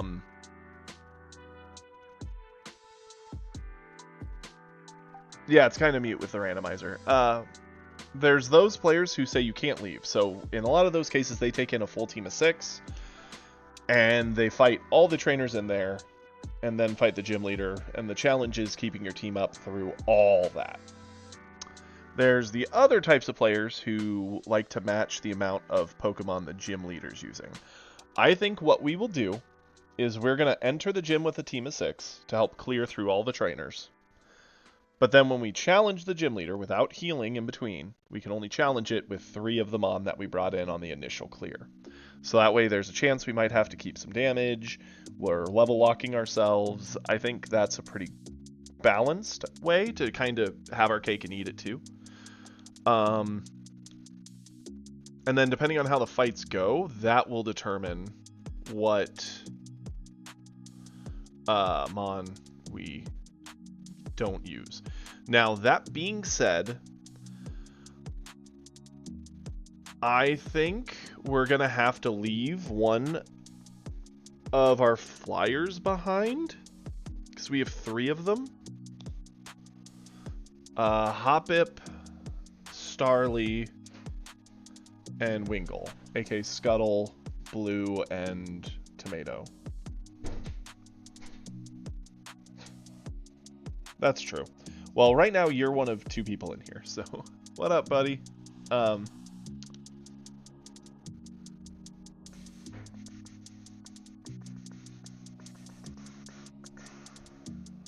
question is, what are we leaving behind? Scuttle, like, you wouldn't think Scuttle's been that good, but it surprisingly has been, just because it has a massive special for no reason. Like, even looking at Blue, 12, 14, 14, 11, 17. Scuttle, with that 21 special, has just been cooking things.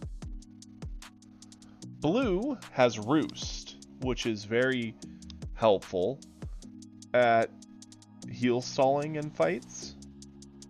And it has Ice Fang, so it has a shot for a freeze, and Air Cutter. I can't help but feel like... And then obviously the question is, what about the Hoppip, which is the thing I'm trying to put on the team? It having Intimidate as well as Spore, like, that's very good. Control, so it's a good support. I think I'd almost rather leave Blue.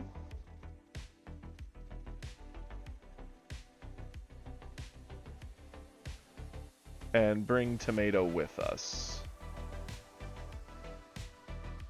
So, like, this would be the 6.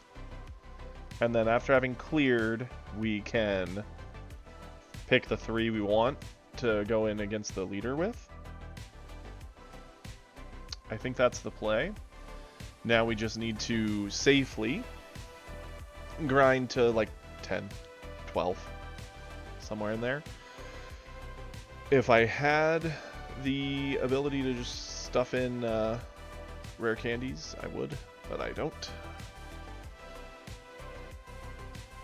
In the past, I've tried like using the cheat code thing in the randomizer, or in this, to cheat in rare candies, but it tends to glitch out the game in the few times I've done it pretty badly. Because the grinding is definitely the most boring thing. Because if you want to grind carefully, you just grind on stuff that could never kill you and eventually get there, so it's just a big time waste. But I don't know.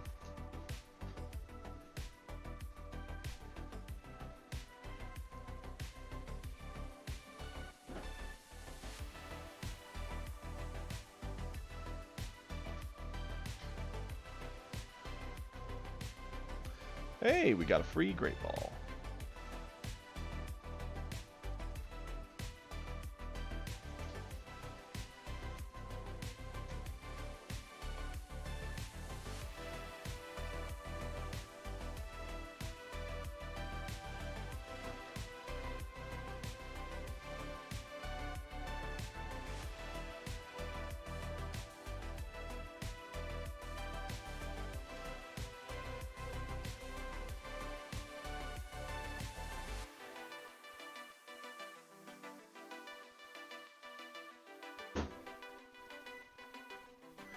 Okay, let's get our lowest levels up first. There is a world where I could see us wanting to box the Whismer instead of any of our flyers, which honestly I'm kind of for. Whismer seems pretty weak at the moment, but I'm also afraid of running into a situation where everything we have is flying and then we just get rolled by something for that reason. Okay. The Intimidate is good. Let's hit it with a peck.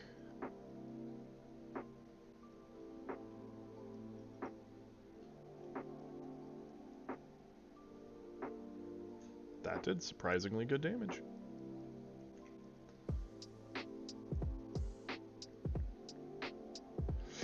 That hurt.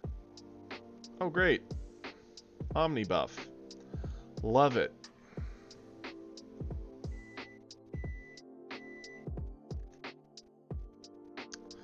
Oh yeah, you're telling me. Did you not just see the fucking Omni buff the Skorupi just got?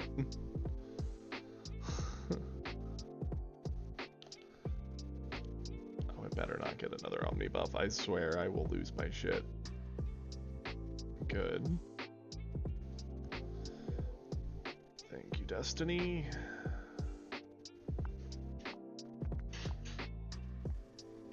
Wow, that did 0 damage.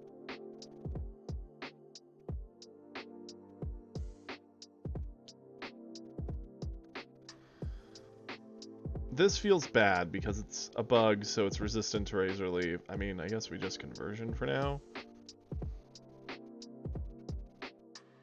Of course it's defense sharply rose. This Skorupi, if we could have just hit it with another peck, it would have been fine, but it just had to Silver Wind, which did a ton, and get an Omni boost. Doesn't feel good, man.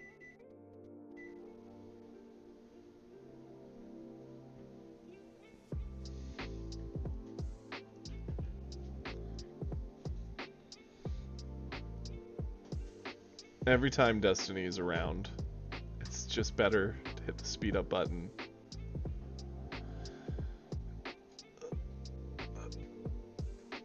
This quick attack ends it.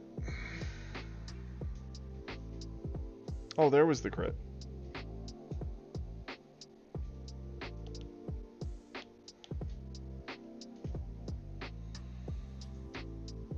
Why? Why does it have to be so hard? Let's switch you out because you're already at half. You haven't even gotten a level yet.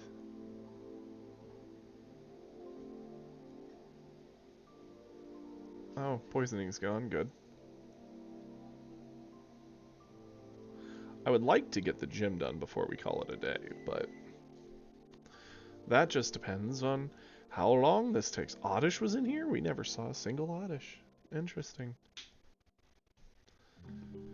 Well, Whismer, let's see what your secret power is. Rock type.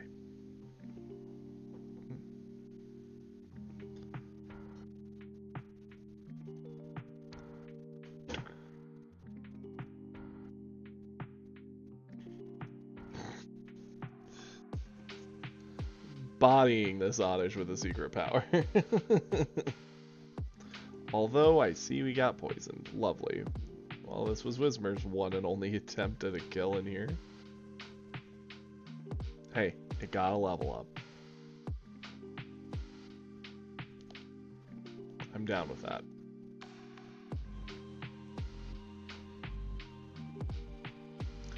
Go Walnut.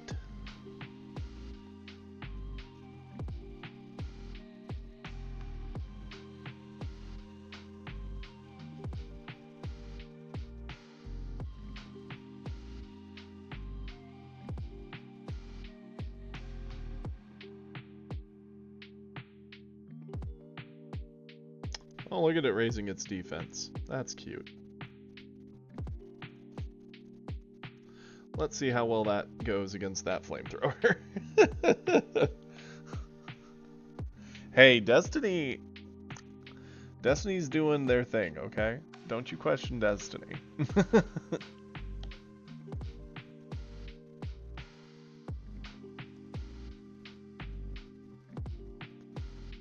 Like, we have some dirty options here, because we've got, like, Walnut, who has Recover, Flamethrower, Needle Arm. Like, those are some great moves. The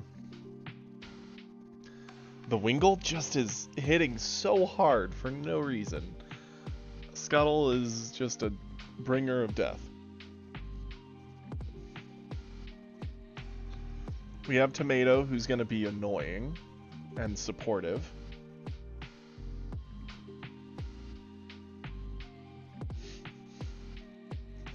We have Blue, who can roost. Like, we've got some good move sets overall. I don't think we have any right to complain. Delcatty, interesting. That's a mon I've never really used for any runs, never really cared at all about it. I mean, our buddy Rue loves it, but not for me. Ow. Why does it know Icy Wind? Okay, that's not great. Think we need to go to Scuttle. It's our only hope to get away from this monster that knows ice moves. And then does Swift. That actually hit way harder than it needed to.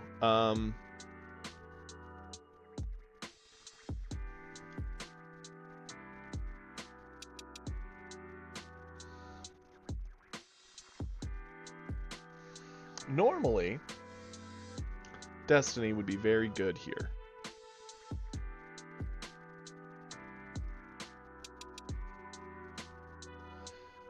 Poor Destiny's at 1 health, though.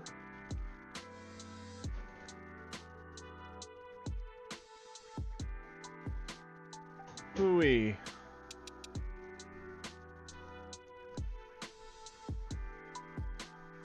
This is scary.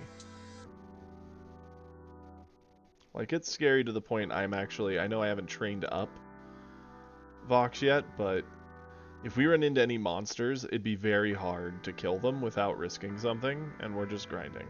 So, no purpose, just get them up.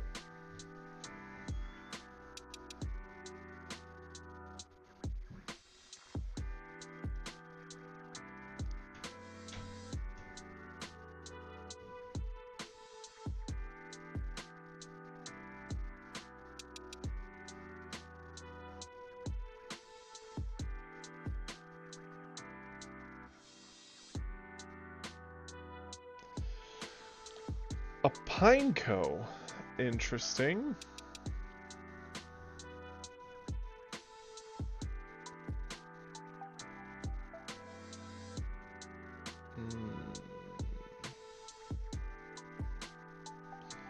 What's with everything in here knowing Silverwind?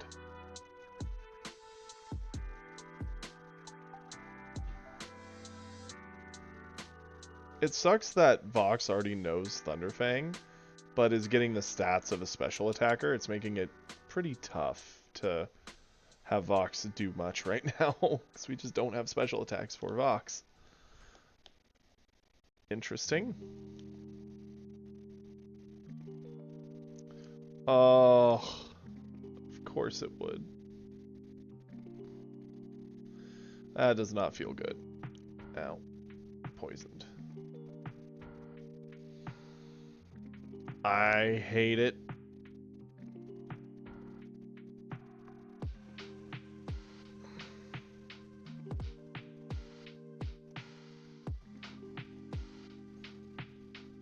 That is some horse hockey.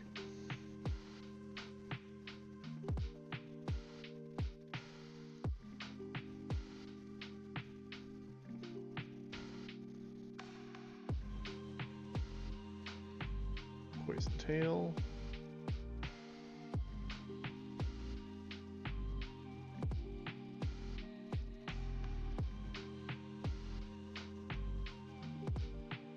Whew.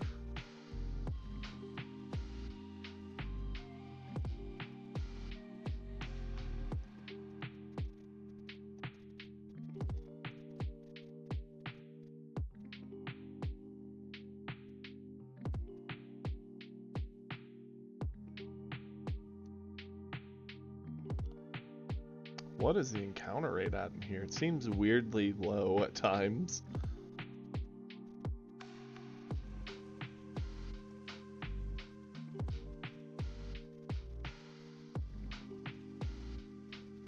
Getting secret power for Whismur seemed to be a very good thing. It's really helped helped it find a niche, I guess, would be the word I'm looking for.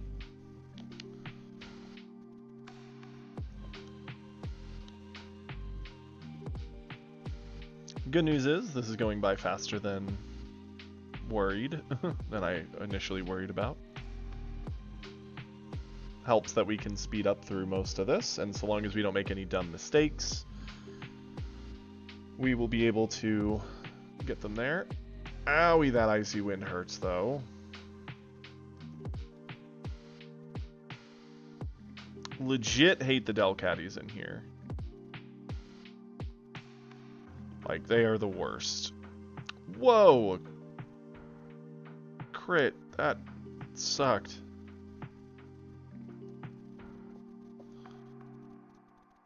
Oof. Okay, let's train up Tomato. Yeah, that was a crit. That was a crit on Swift. Why it hit so damn hard, I don't know.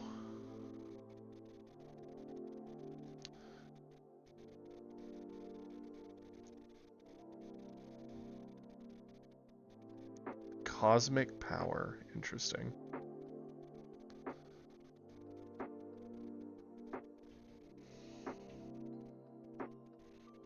I don't even know what cosmic power does. I've never really seen that move. A Gible. That's actually kind of scary. Spore. Put it to sleep. Let's slowly kill it while we're safe.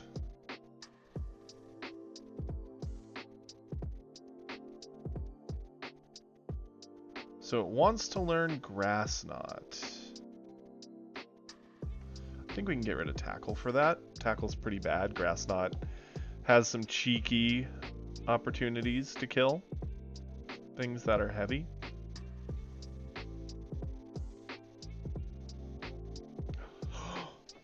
Tomato! It crit on a cross poison. At least that looked like a cross poison.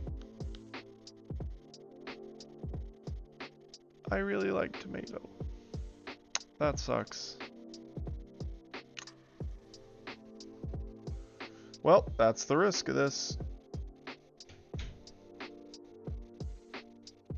Kill it.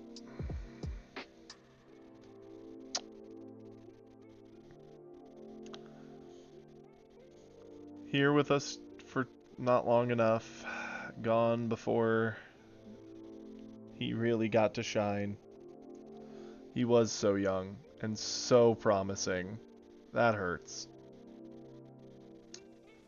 Because Tomato actually would have done some work in some fights that could have mattered a lot.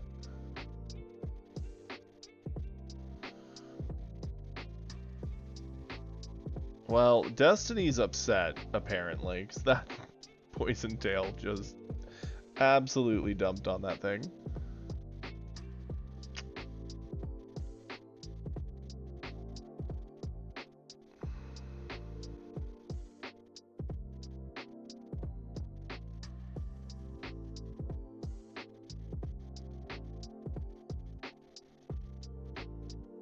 Feels wrong killing a Hoppip after Tomato passing.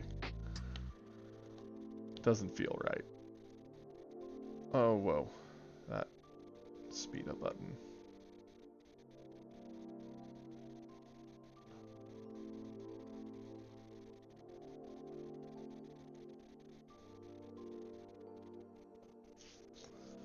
Brutal. Dragon Dance. That's scary. Gibbles are scary. Okay, this is what killed.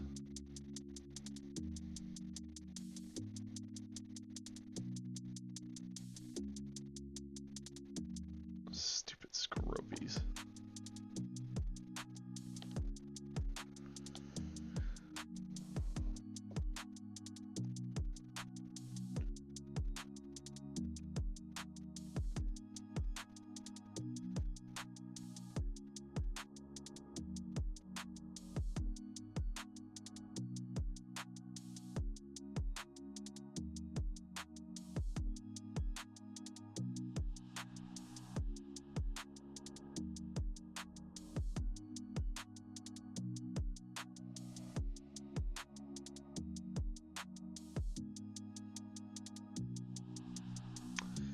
If a Gible survives, that Dragon Dance is going to be scary.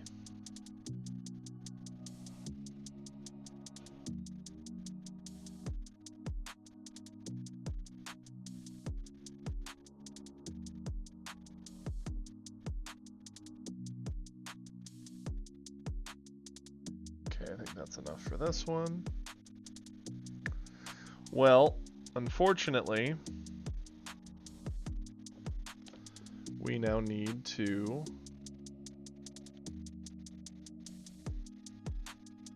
move Pokemon around.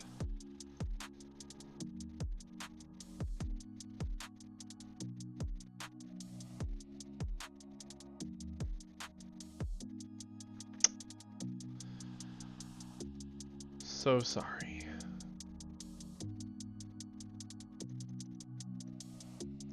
R-I-P.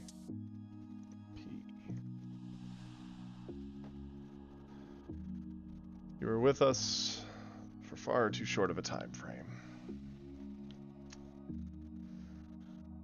Well, now we have no spares.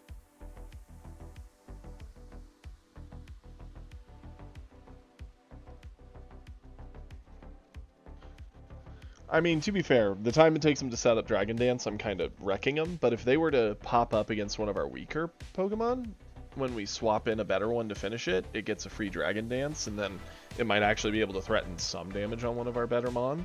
A crit could even potentially get us down a Mon for the gym.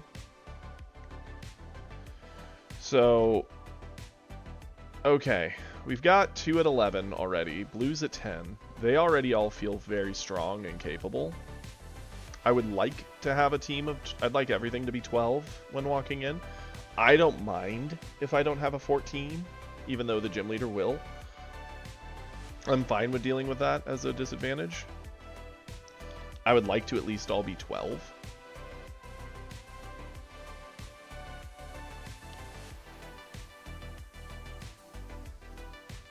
Okay, it might have been a Poison Fang at crit on. So that thing's Poison Fanging Destiny. I wish Destiny's physical defense was better. It would definitely improve 55 with 100.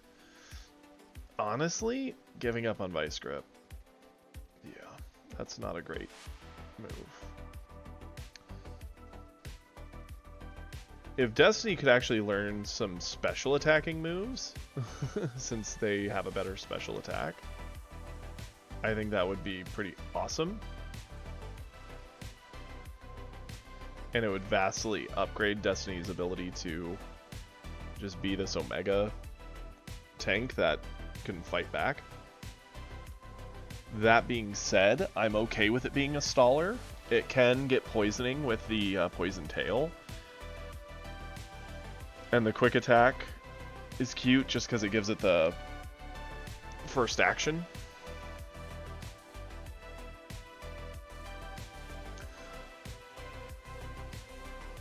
Oof.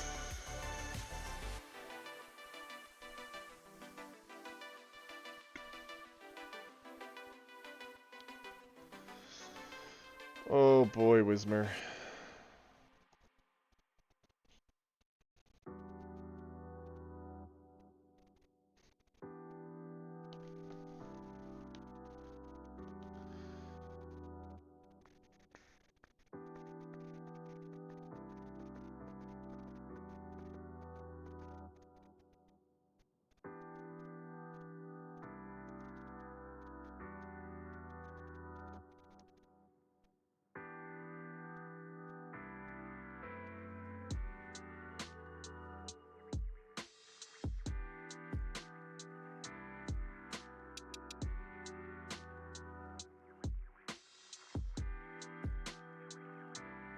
Getting these other... Oh, no.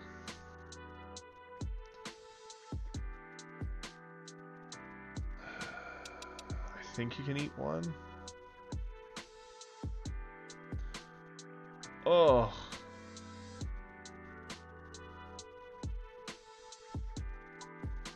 Have I said how much I hate the Delcatties in here? Holy cow.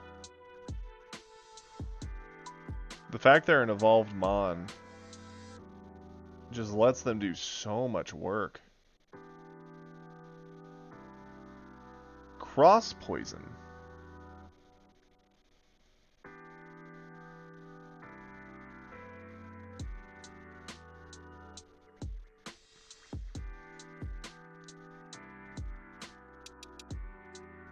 Yeah.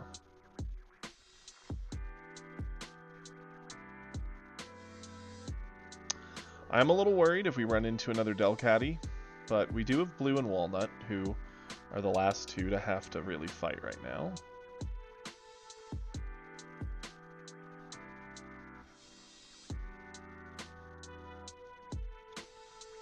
Owie.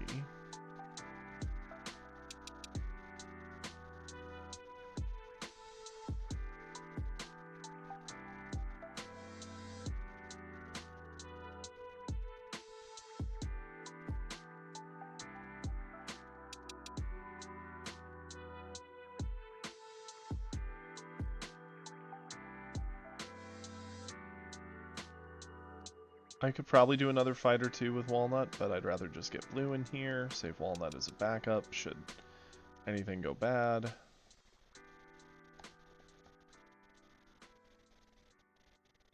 Gibble, huh?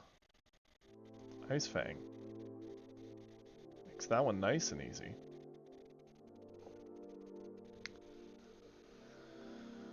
Oh, tomato. Gone too soon. Probably gonna say that every time we see a Hoppip.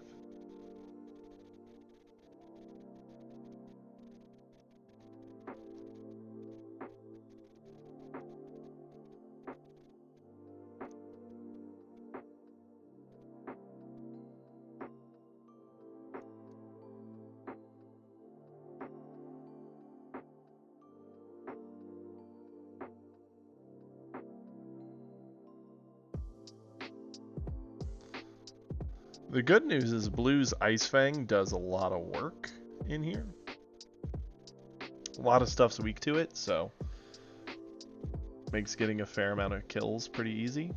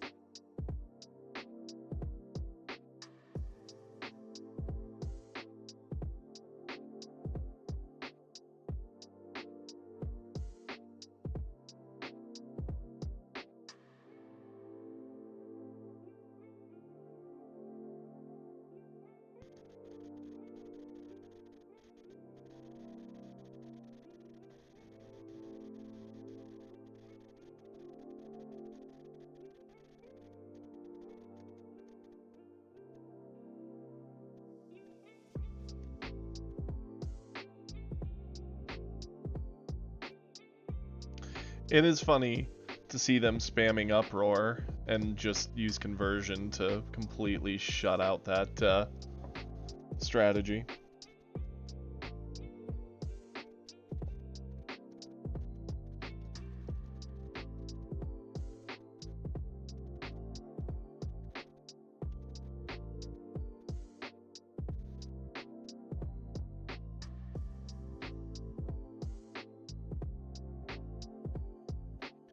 Okay, yeah, because looking here, 12, 12, and 14. So we're getting there. Let's see, what's everybody's level?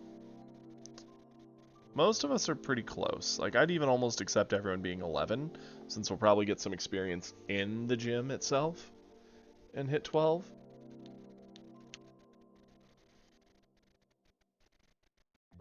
Owie. Whismur being 7 sucks. They do know a fighting move. They haven't been using it. Oh boy, that got scary fast.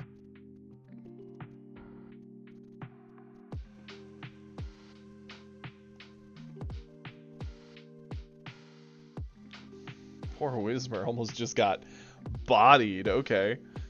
We fought so many of those and none have used a single fighting move, and that one used two. Okay.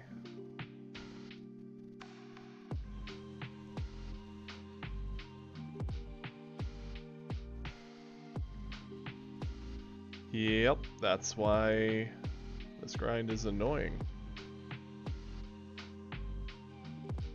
Okay, Wingull, please calm yourself. Did that thing just hit us from 32 to 19? With a gust? Owie!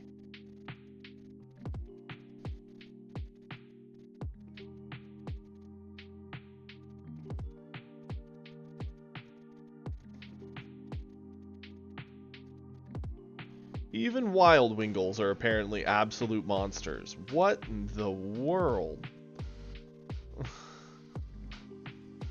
When I think Wingull, I do not think Bringer of Death. But in this run, oh boy, we're setting some new ground here. I guess that's what happens when it puts the, I think Wingull special defense is supposed to be its highest thing. When that rolls into its special attacks suddenly, you got a new force to be reckoned with. Oh yes, your Dragon Dance, so scary. Owie. I know I'm mocking the very thing I said could be scary, but honestly, it could be truly terrifying. Okay, let's... Stupid speed up. Come on. You here. We're almost there.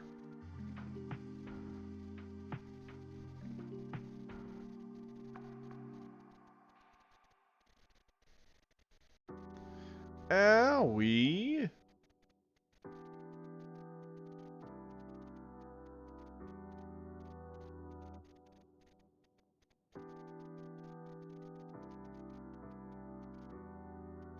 Just, yeah, it did Silverwind again. Why does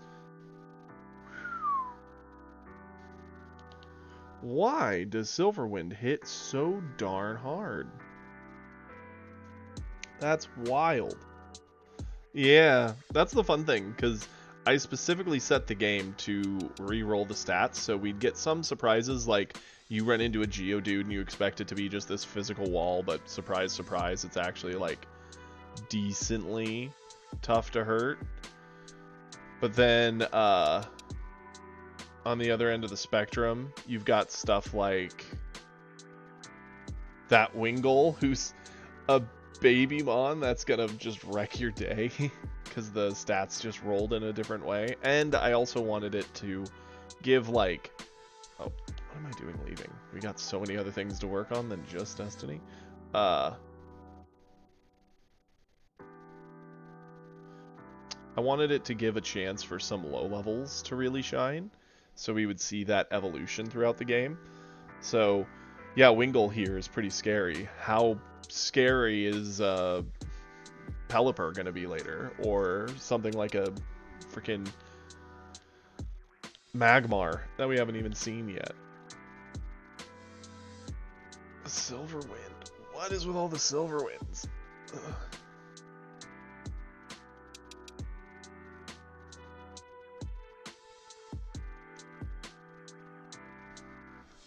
So tired of all the Silverwind. Oh my goodness.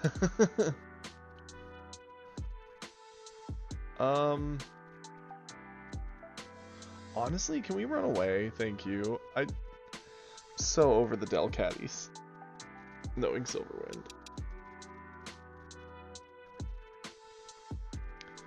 Thank you, Whismer.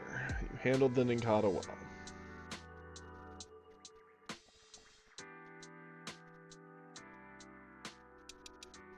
We still haven't seen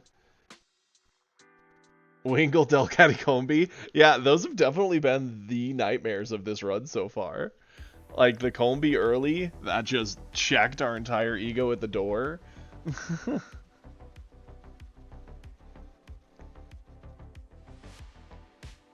Dark Void? What? Okay. Cool. Love that for you. We're probably gonna need to go back and heal. Of course. Why? Why wouldn't it?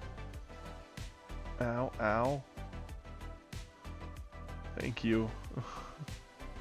We need to leave and heal. Like, all of our top end is pretty much ready to go to the gym at this point.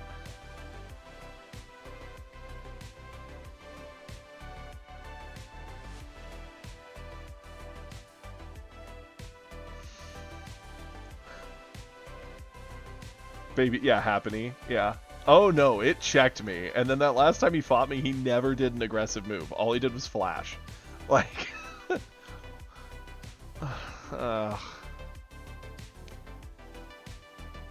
that did nothing. And now we get the same stupid Silverwind spam. Oh, now I'll do a poison move. Okay, please stop? What in the world?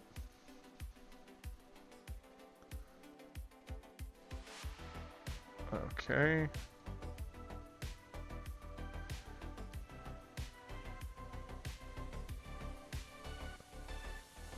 This is going to be a dumb fight.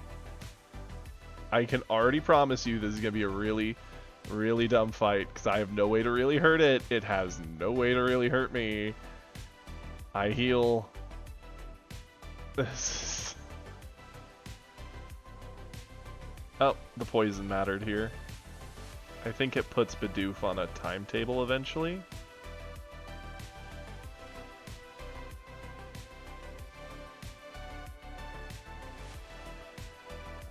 Okay.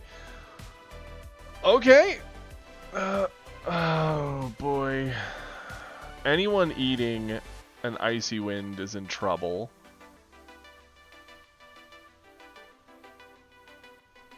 Like, the hell is a Skorupi doing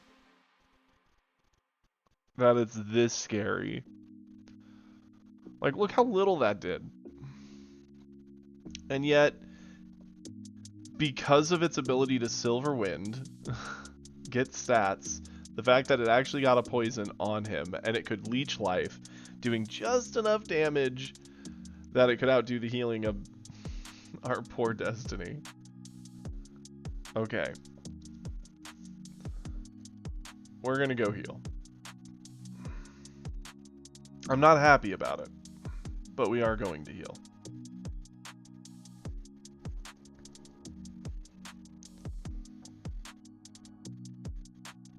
Grinding up for the gym is definitely a chore. I swear before we start another run, we're going to figure out the rare candy trick, but we're not there yet. Our entire team is very close to ready.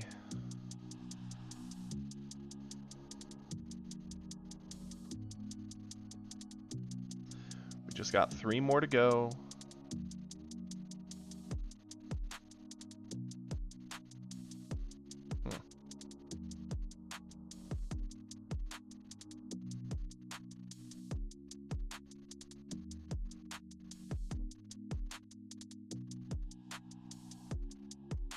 The fact that it's poisoned is very good for us. Destiny's still like weirdly good in one-on-ones and hard for things to kill once it gets set up, but once we get it a special attack, I think it'll start doing extra well.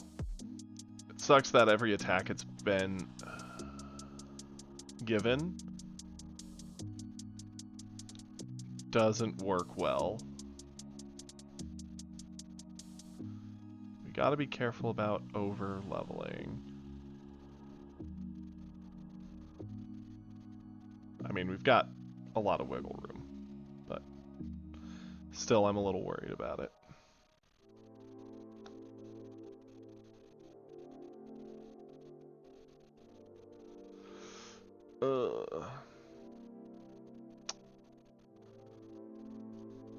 I am worried about, yeah, karate chop.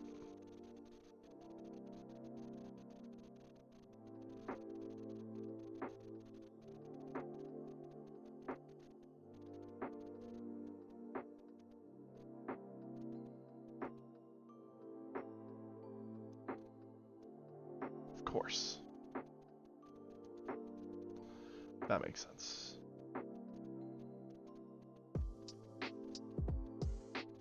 Okay.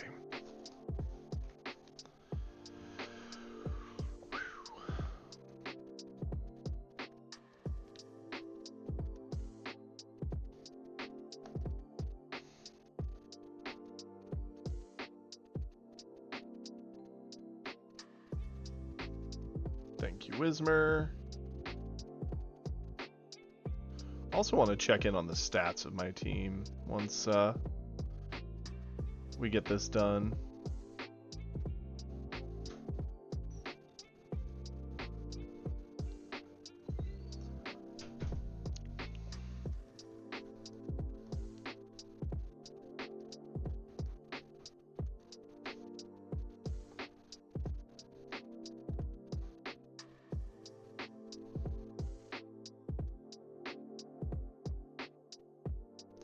We've got Vox here.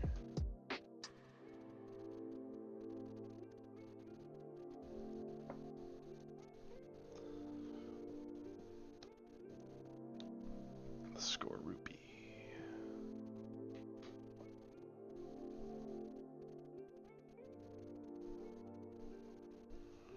That was kind of scary because once you start that uproar, you're all in.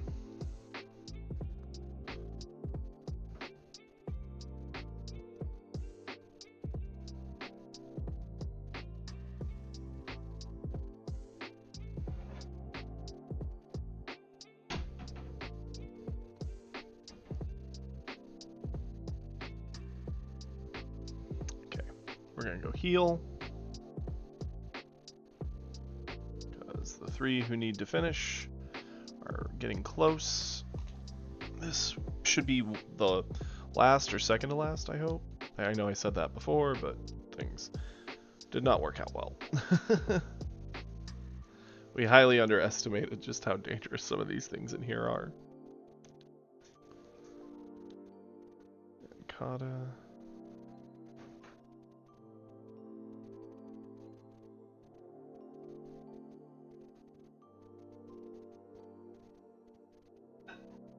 Whoa!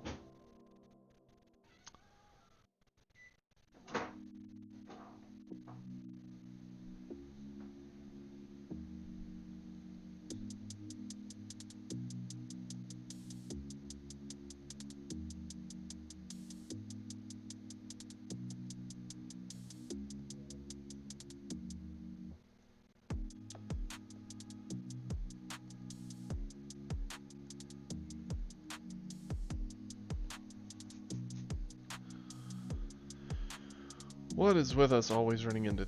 oh wait, yep.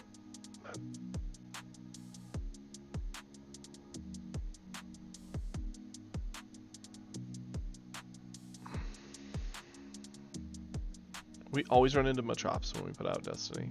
I don't know what it is, but I'm done grinding on them, because they can use fighting moves to really pressure it.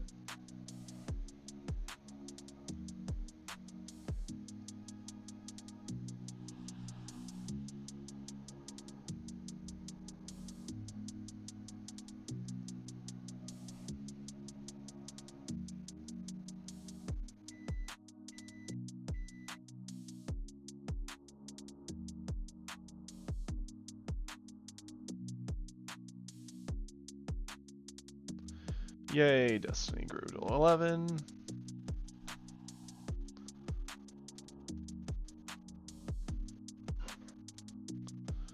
Only got 2 more to go.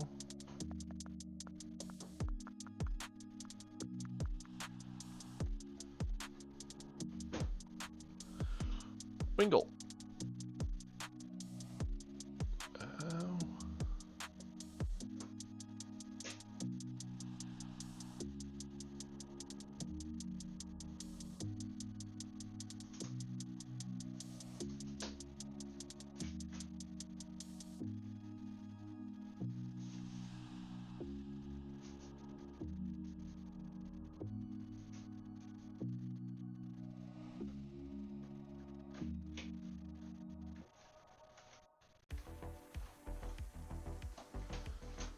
Okay. So long as I can even just get him to like 11, I'll be happy with it. I'll consider it a victory at this point. Because let's face it, grinding isn't fun for people to watch, and it's not really fun to do. And we've only got 2 Mon I really need to do it for now.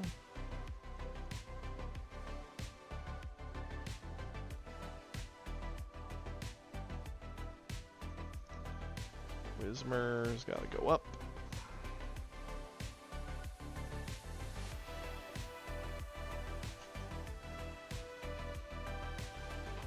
Whismer at 10.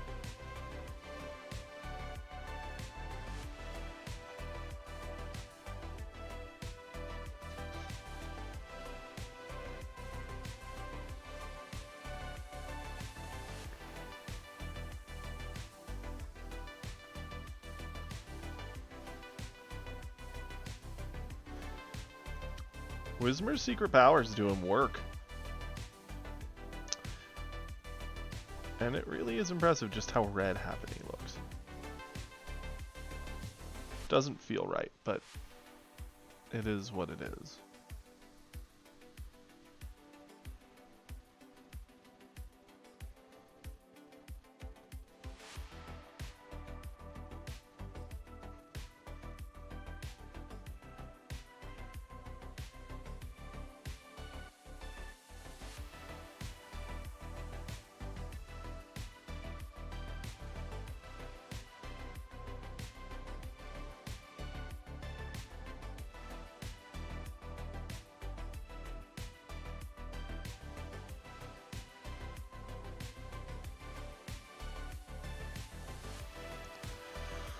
The Machops are a problem for these last 2. Just because they threaten Whismer with a lot of damage. I can't really swap to Destiny because Destiny also is weak to their fighting moves. The frickin' Shinx can only eat so many of these. How are we running into like 80 of these in a row? Come on. Anything else? Thank you.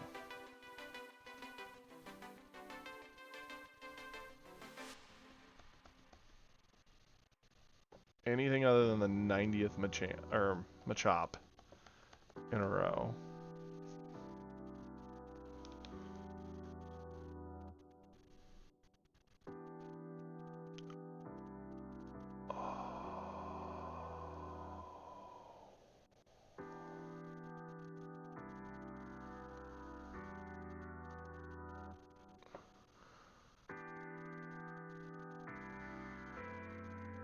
Whismer did it.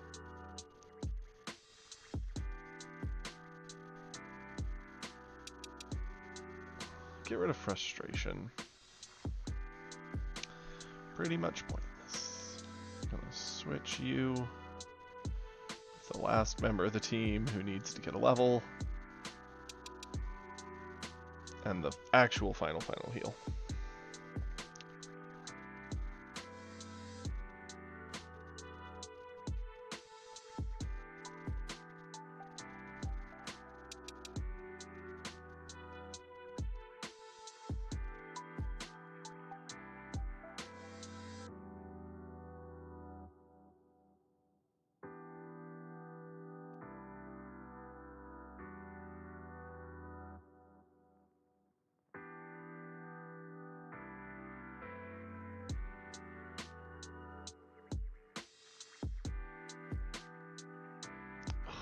Of course this thing's being annoying.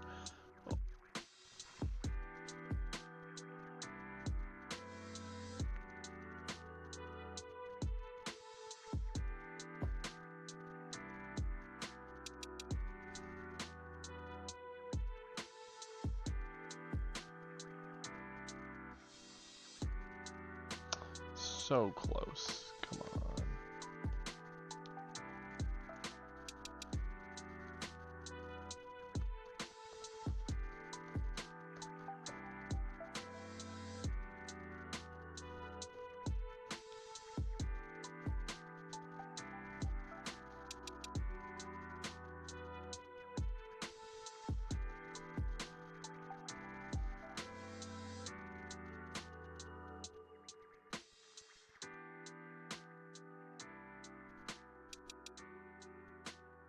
Hey, Shinx.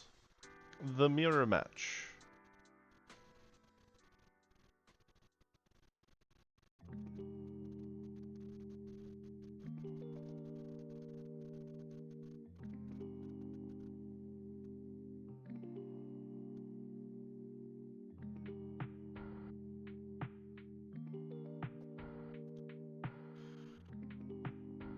One more fight? Potentially two?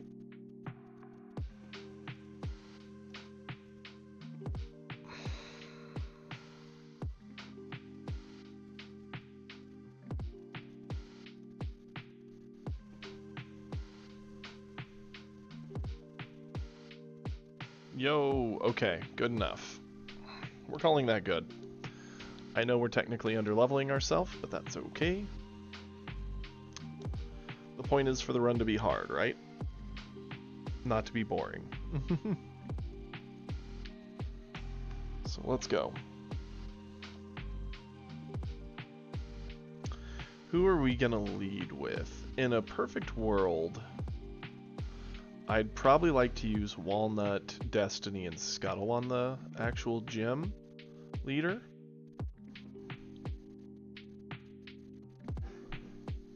So that would leave Vox, Whismer, and Blue to clear whatever trainers are in the gym. I think they can handle it.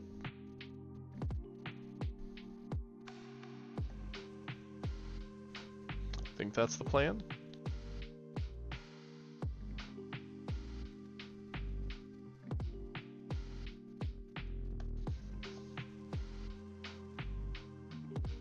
Okay, one Mon. A Wingull.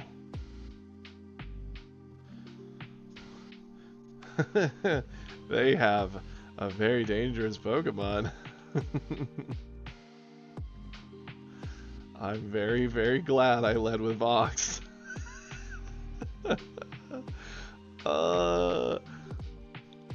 That kid.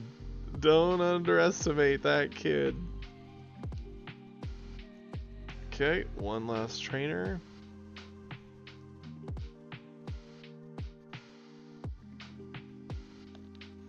An Eevee. I wish we'd seen an Eevee.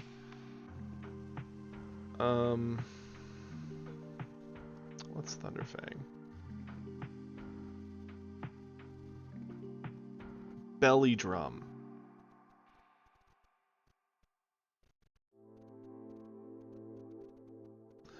That's scary. Let's Uproar. Get it out of here.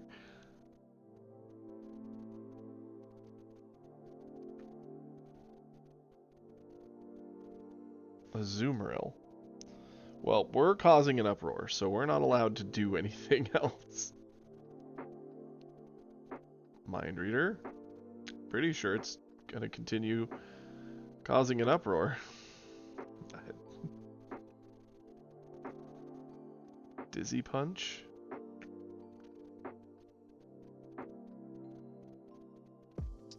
Okay.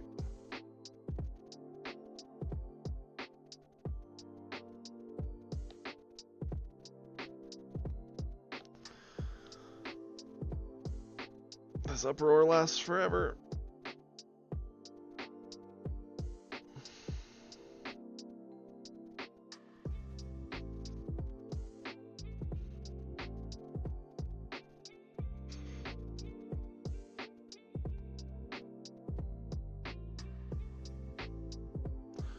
Oh no, Fox. It calmed down just in time. Whew. 2. I mean, to be fair, if it had just not hit itself, its Uproar would have finished Azumarill and we'd be fine, but it's okay. It's a-okay. Here comes the secret power to finish it off.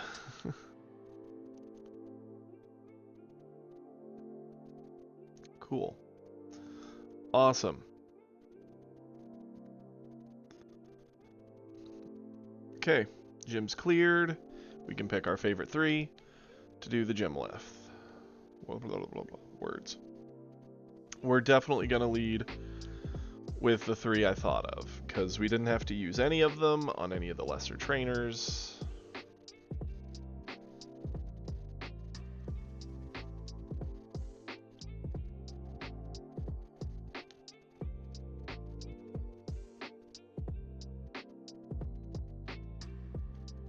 Don't know why I didn't just go to deposit, but whatever.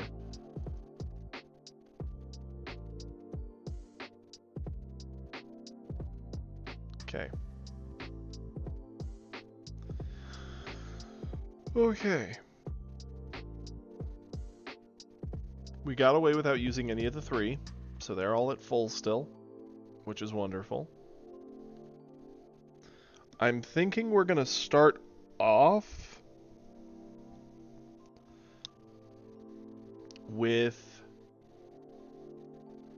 Destiny. We're going to use Destiny to stall out whatever first comes up and get a good setup going, and then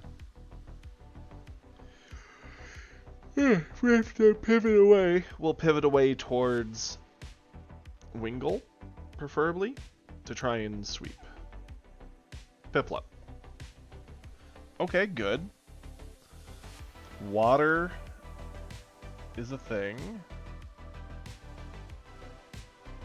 Slashed. Did a pretty hefty amount of damage with that.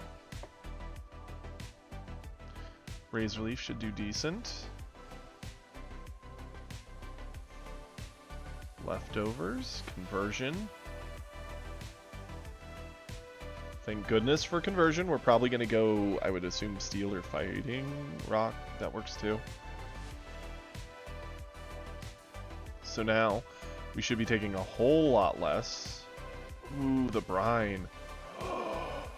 Oh, the conversion making us rock into the brine. Oh, that's heartbreaking. That... that was... Oof.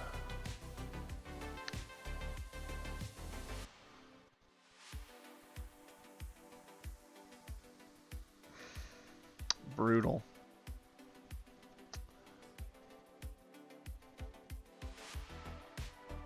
Couldn't have set it up better, honestly.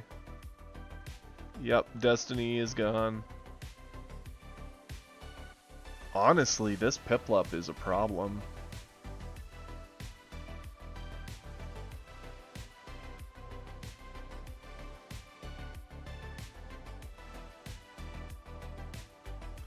Are you kidding me?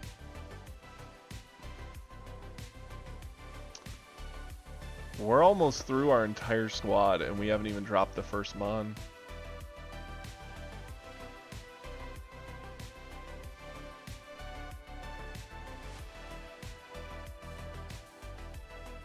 This Piplup.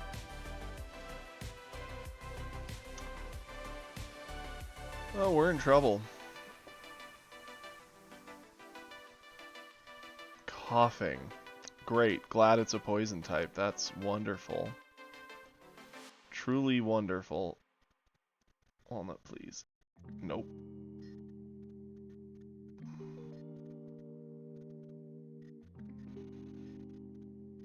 If Walnut had lived, hit with a Needle Arm, or hit with the Flamethrower, might have gotten the kill, but also might have just lived and tried for recover. As it is, Scuttle has to legitimately now sweep the entire fight. It knows Ancient Power.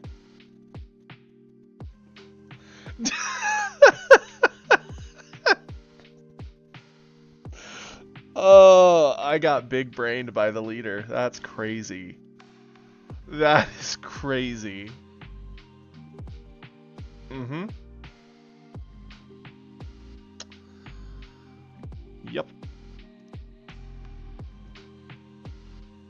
Well, we self-imposed the rules for a reason.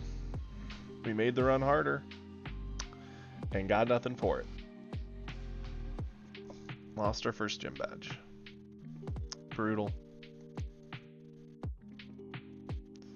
The ironic thing, so if I'd known the order, I probably would have led C-Dot. Because it would have had the ability to potentially kill the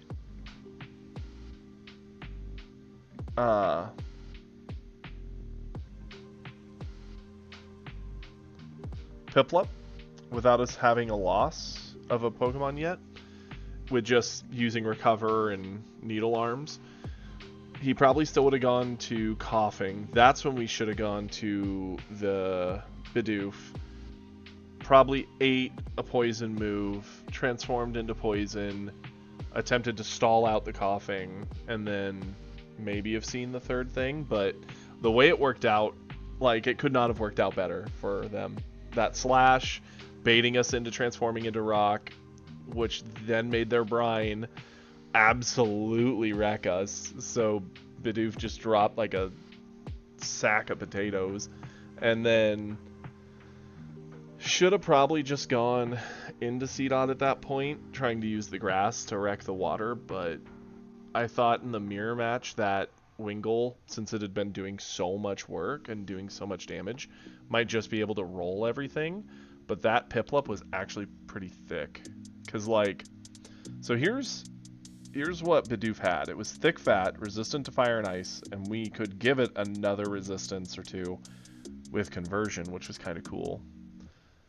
And the fact that we got leftovers made that thing usually pretty hard to deal with, but that strat just perfectly rolled it. The Wingull had 23 special. So that was great. It could hit hard. Man. I'm sad that run ended like it did.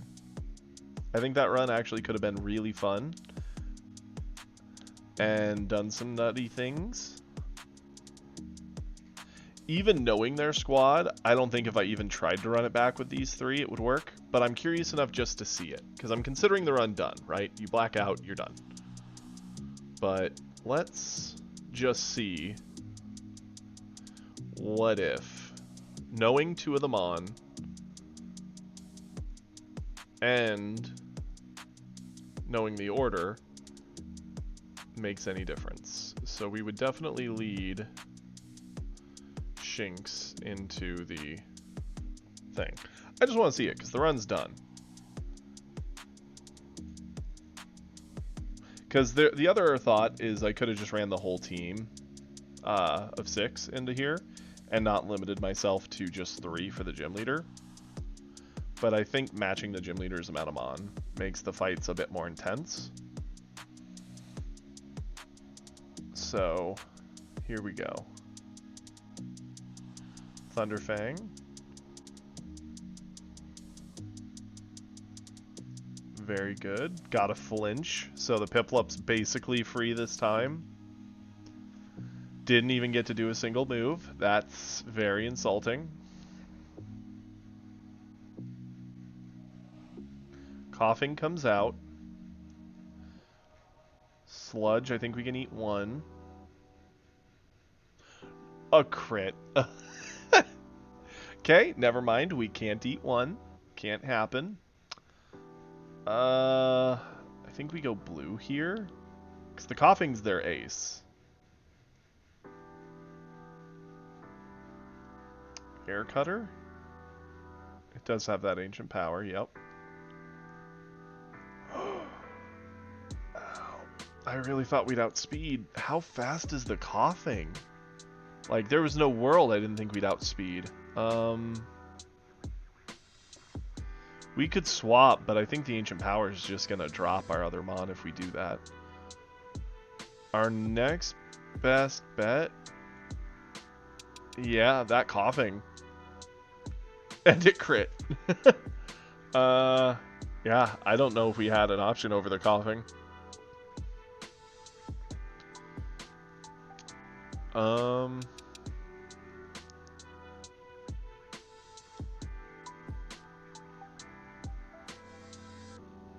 What is that damage?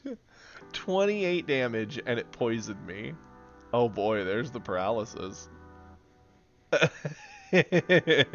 Nah, we were told to sit down. I think even if we had 6 there, we probably would have gotten rolled. Well, that's the thing. Okay, what we're going to do, we're going to call this here, because it's already past the time I planned on normally stopping the stream. We got rocked. We got rolled. I'll randomize another run or 2 for tomorrow. Figure we'll do some more of the cards. Fighter or Dragon Ball Fusion World. And start another new run. We're 2-0, or 0-2. That's bad. Well, anyway, it's been fun. Thank you all for sticking around, and I hope everybody has a wonderful day. Catch you later. Peace.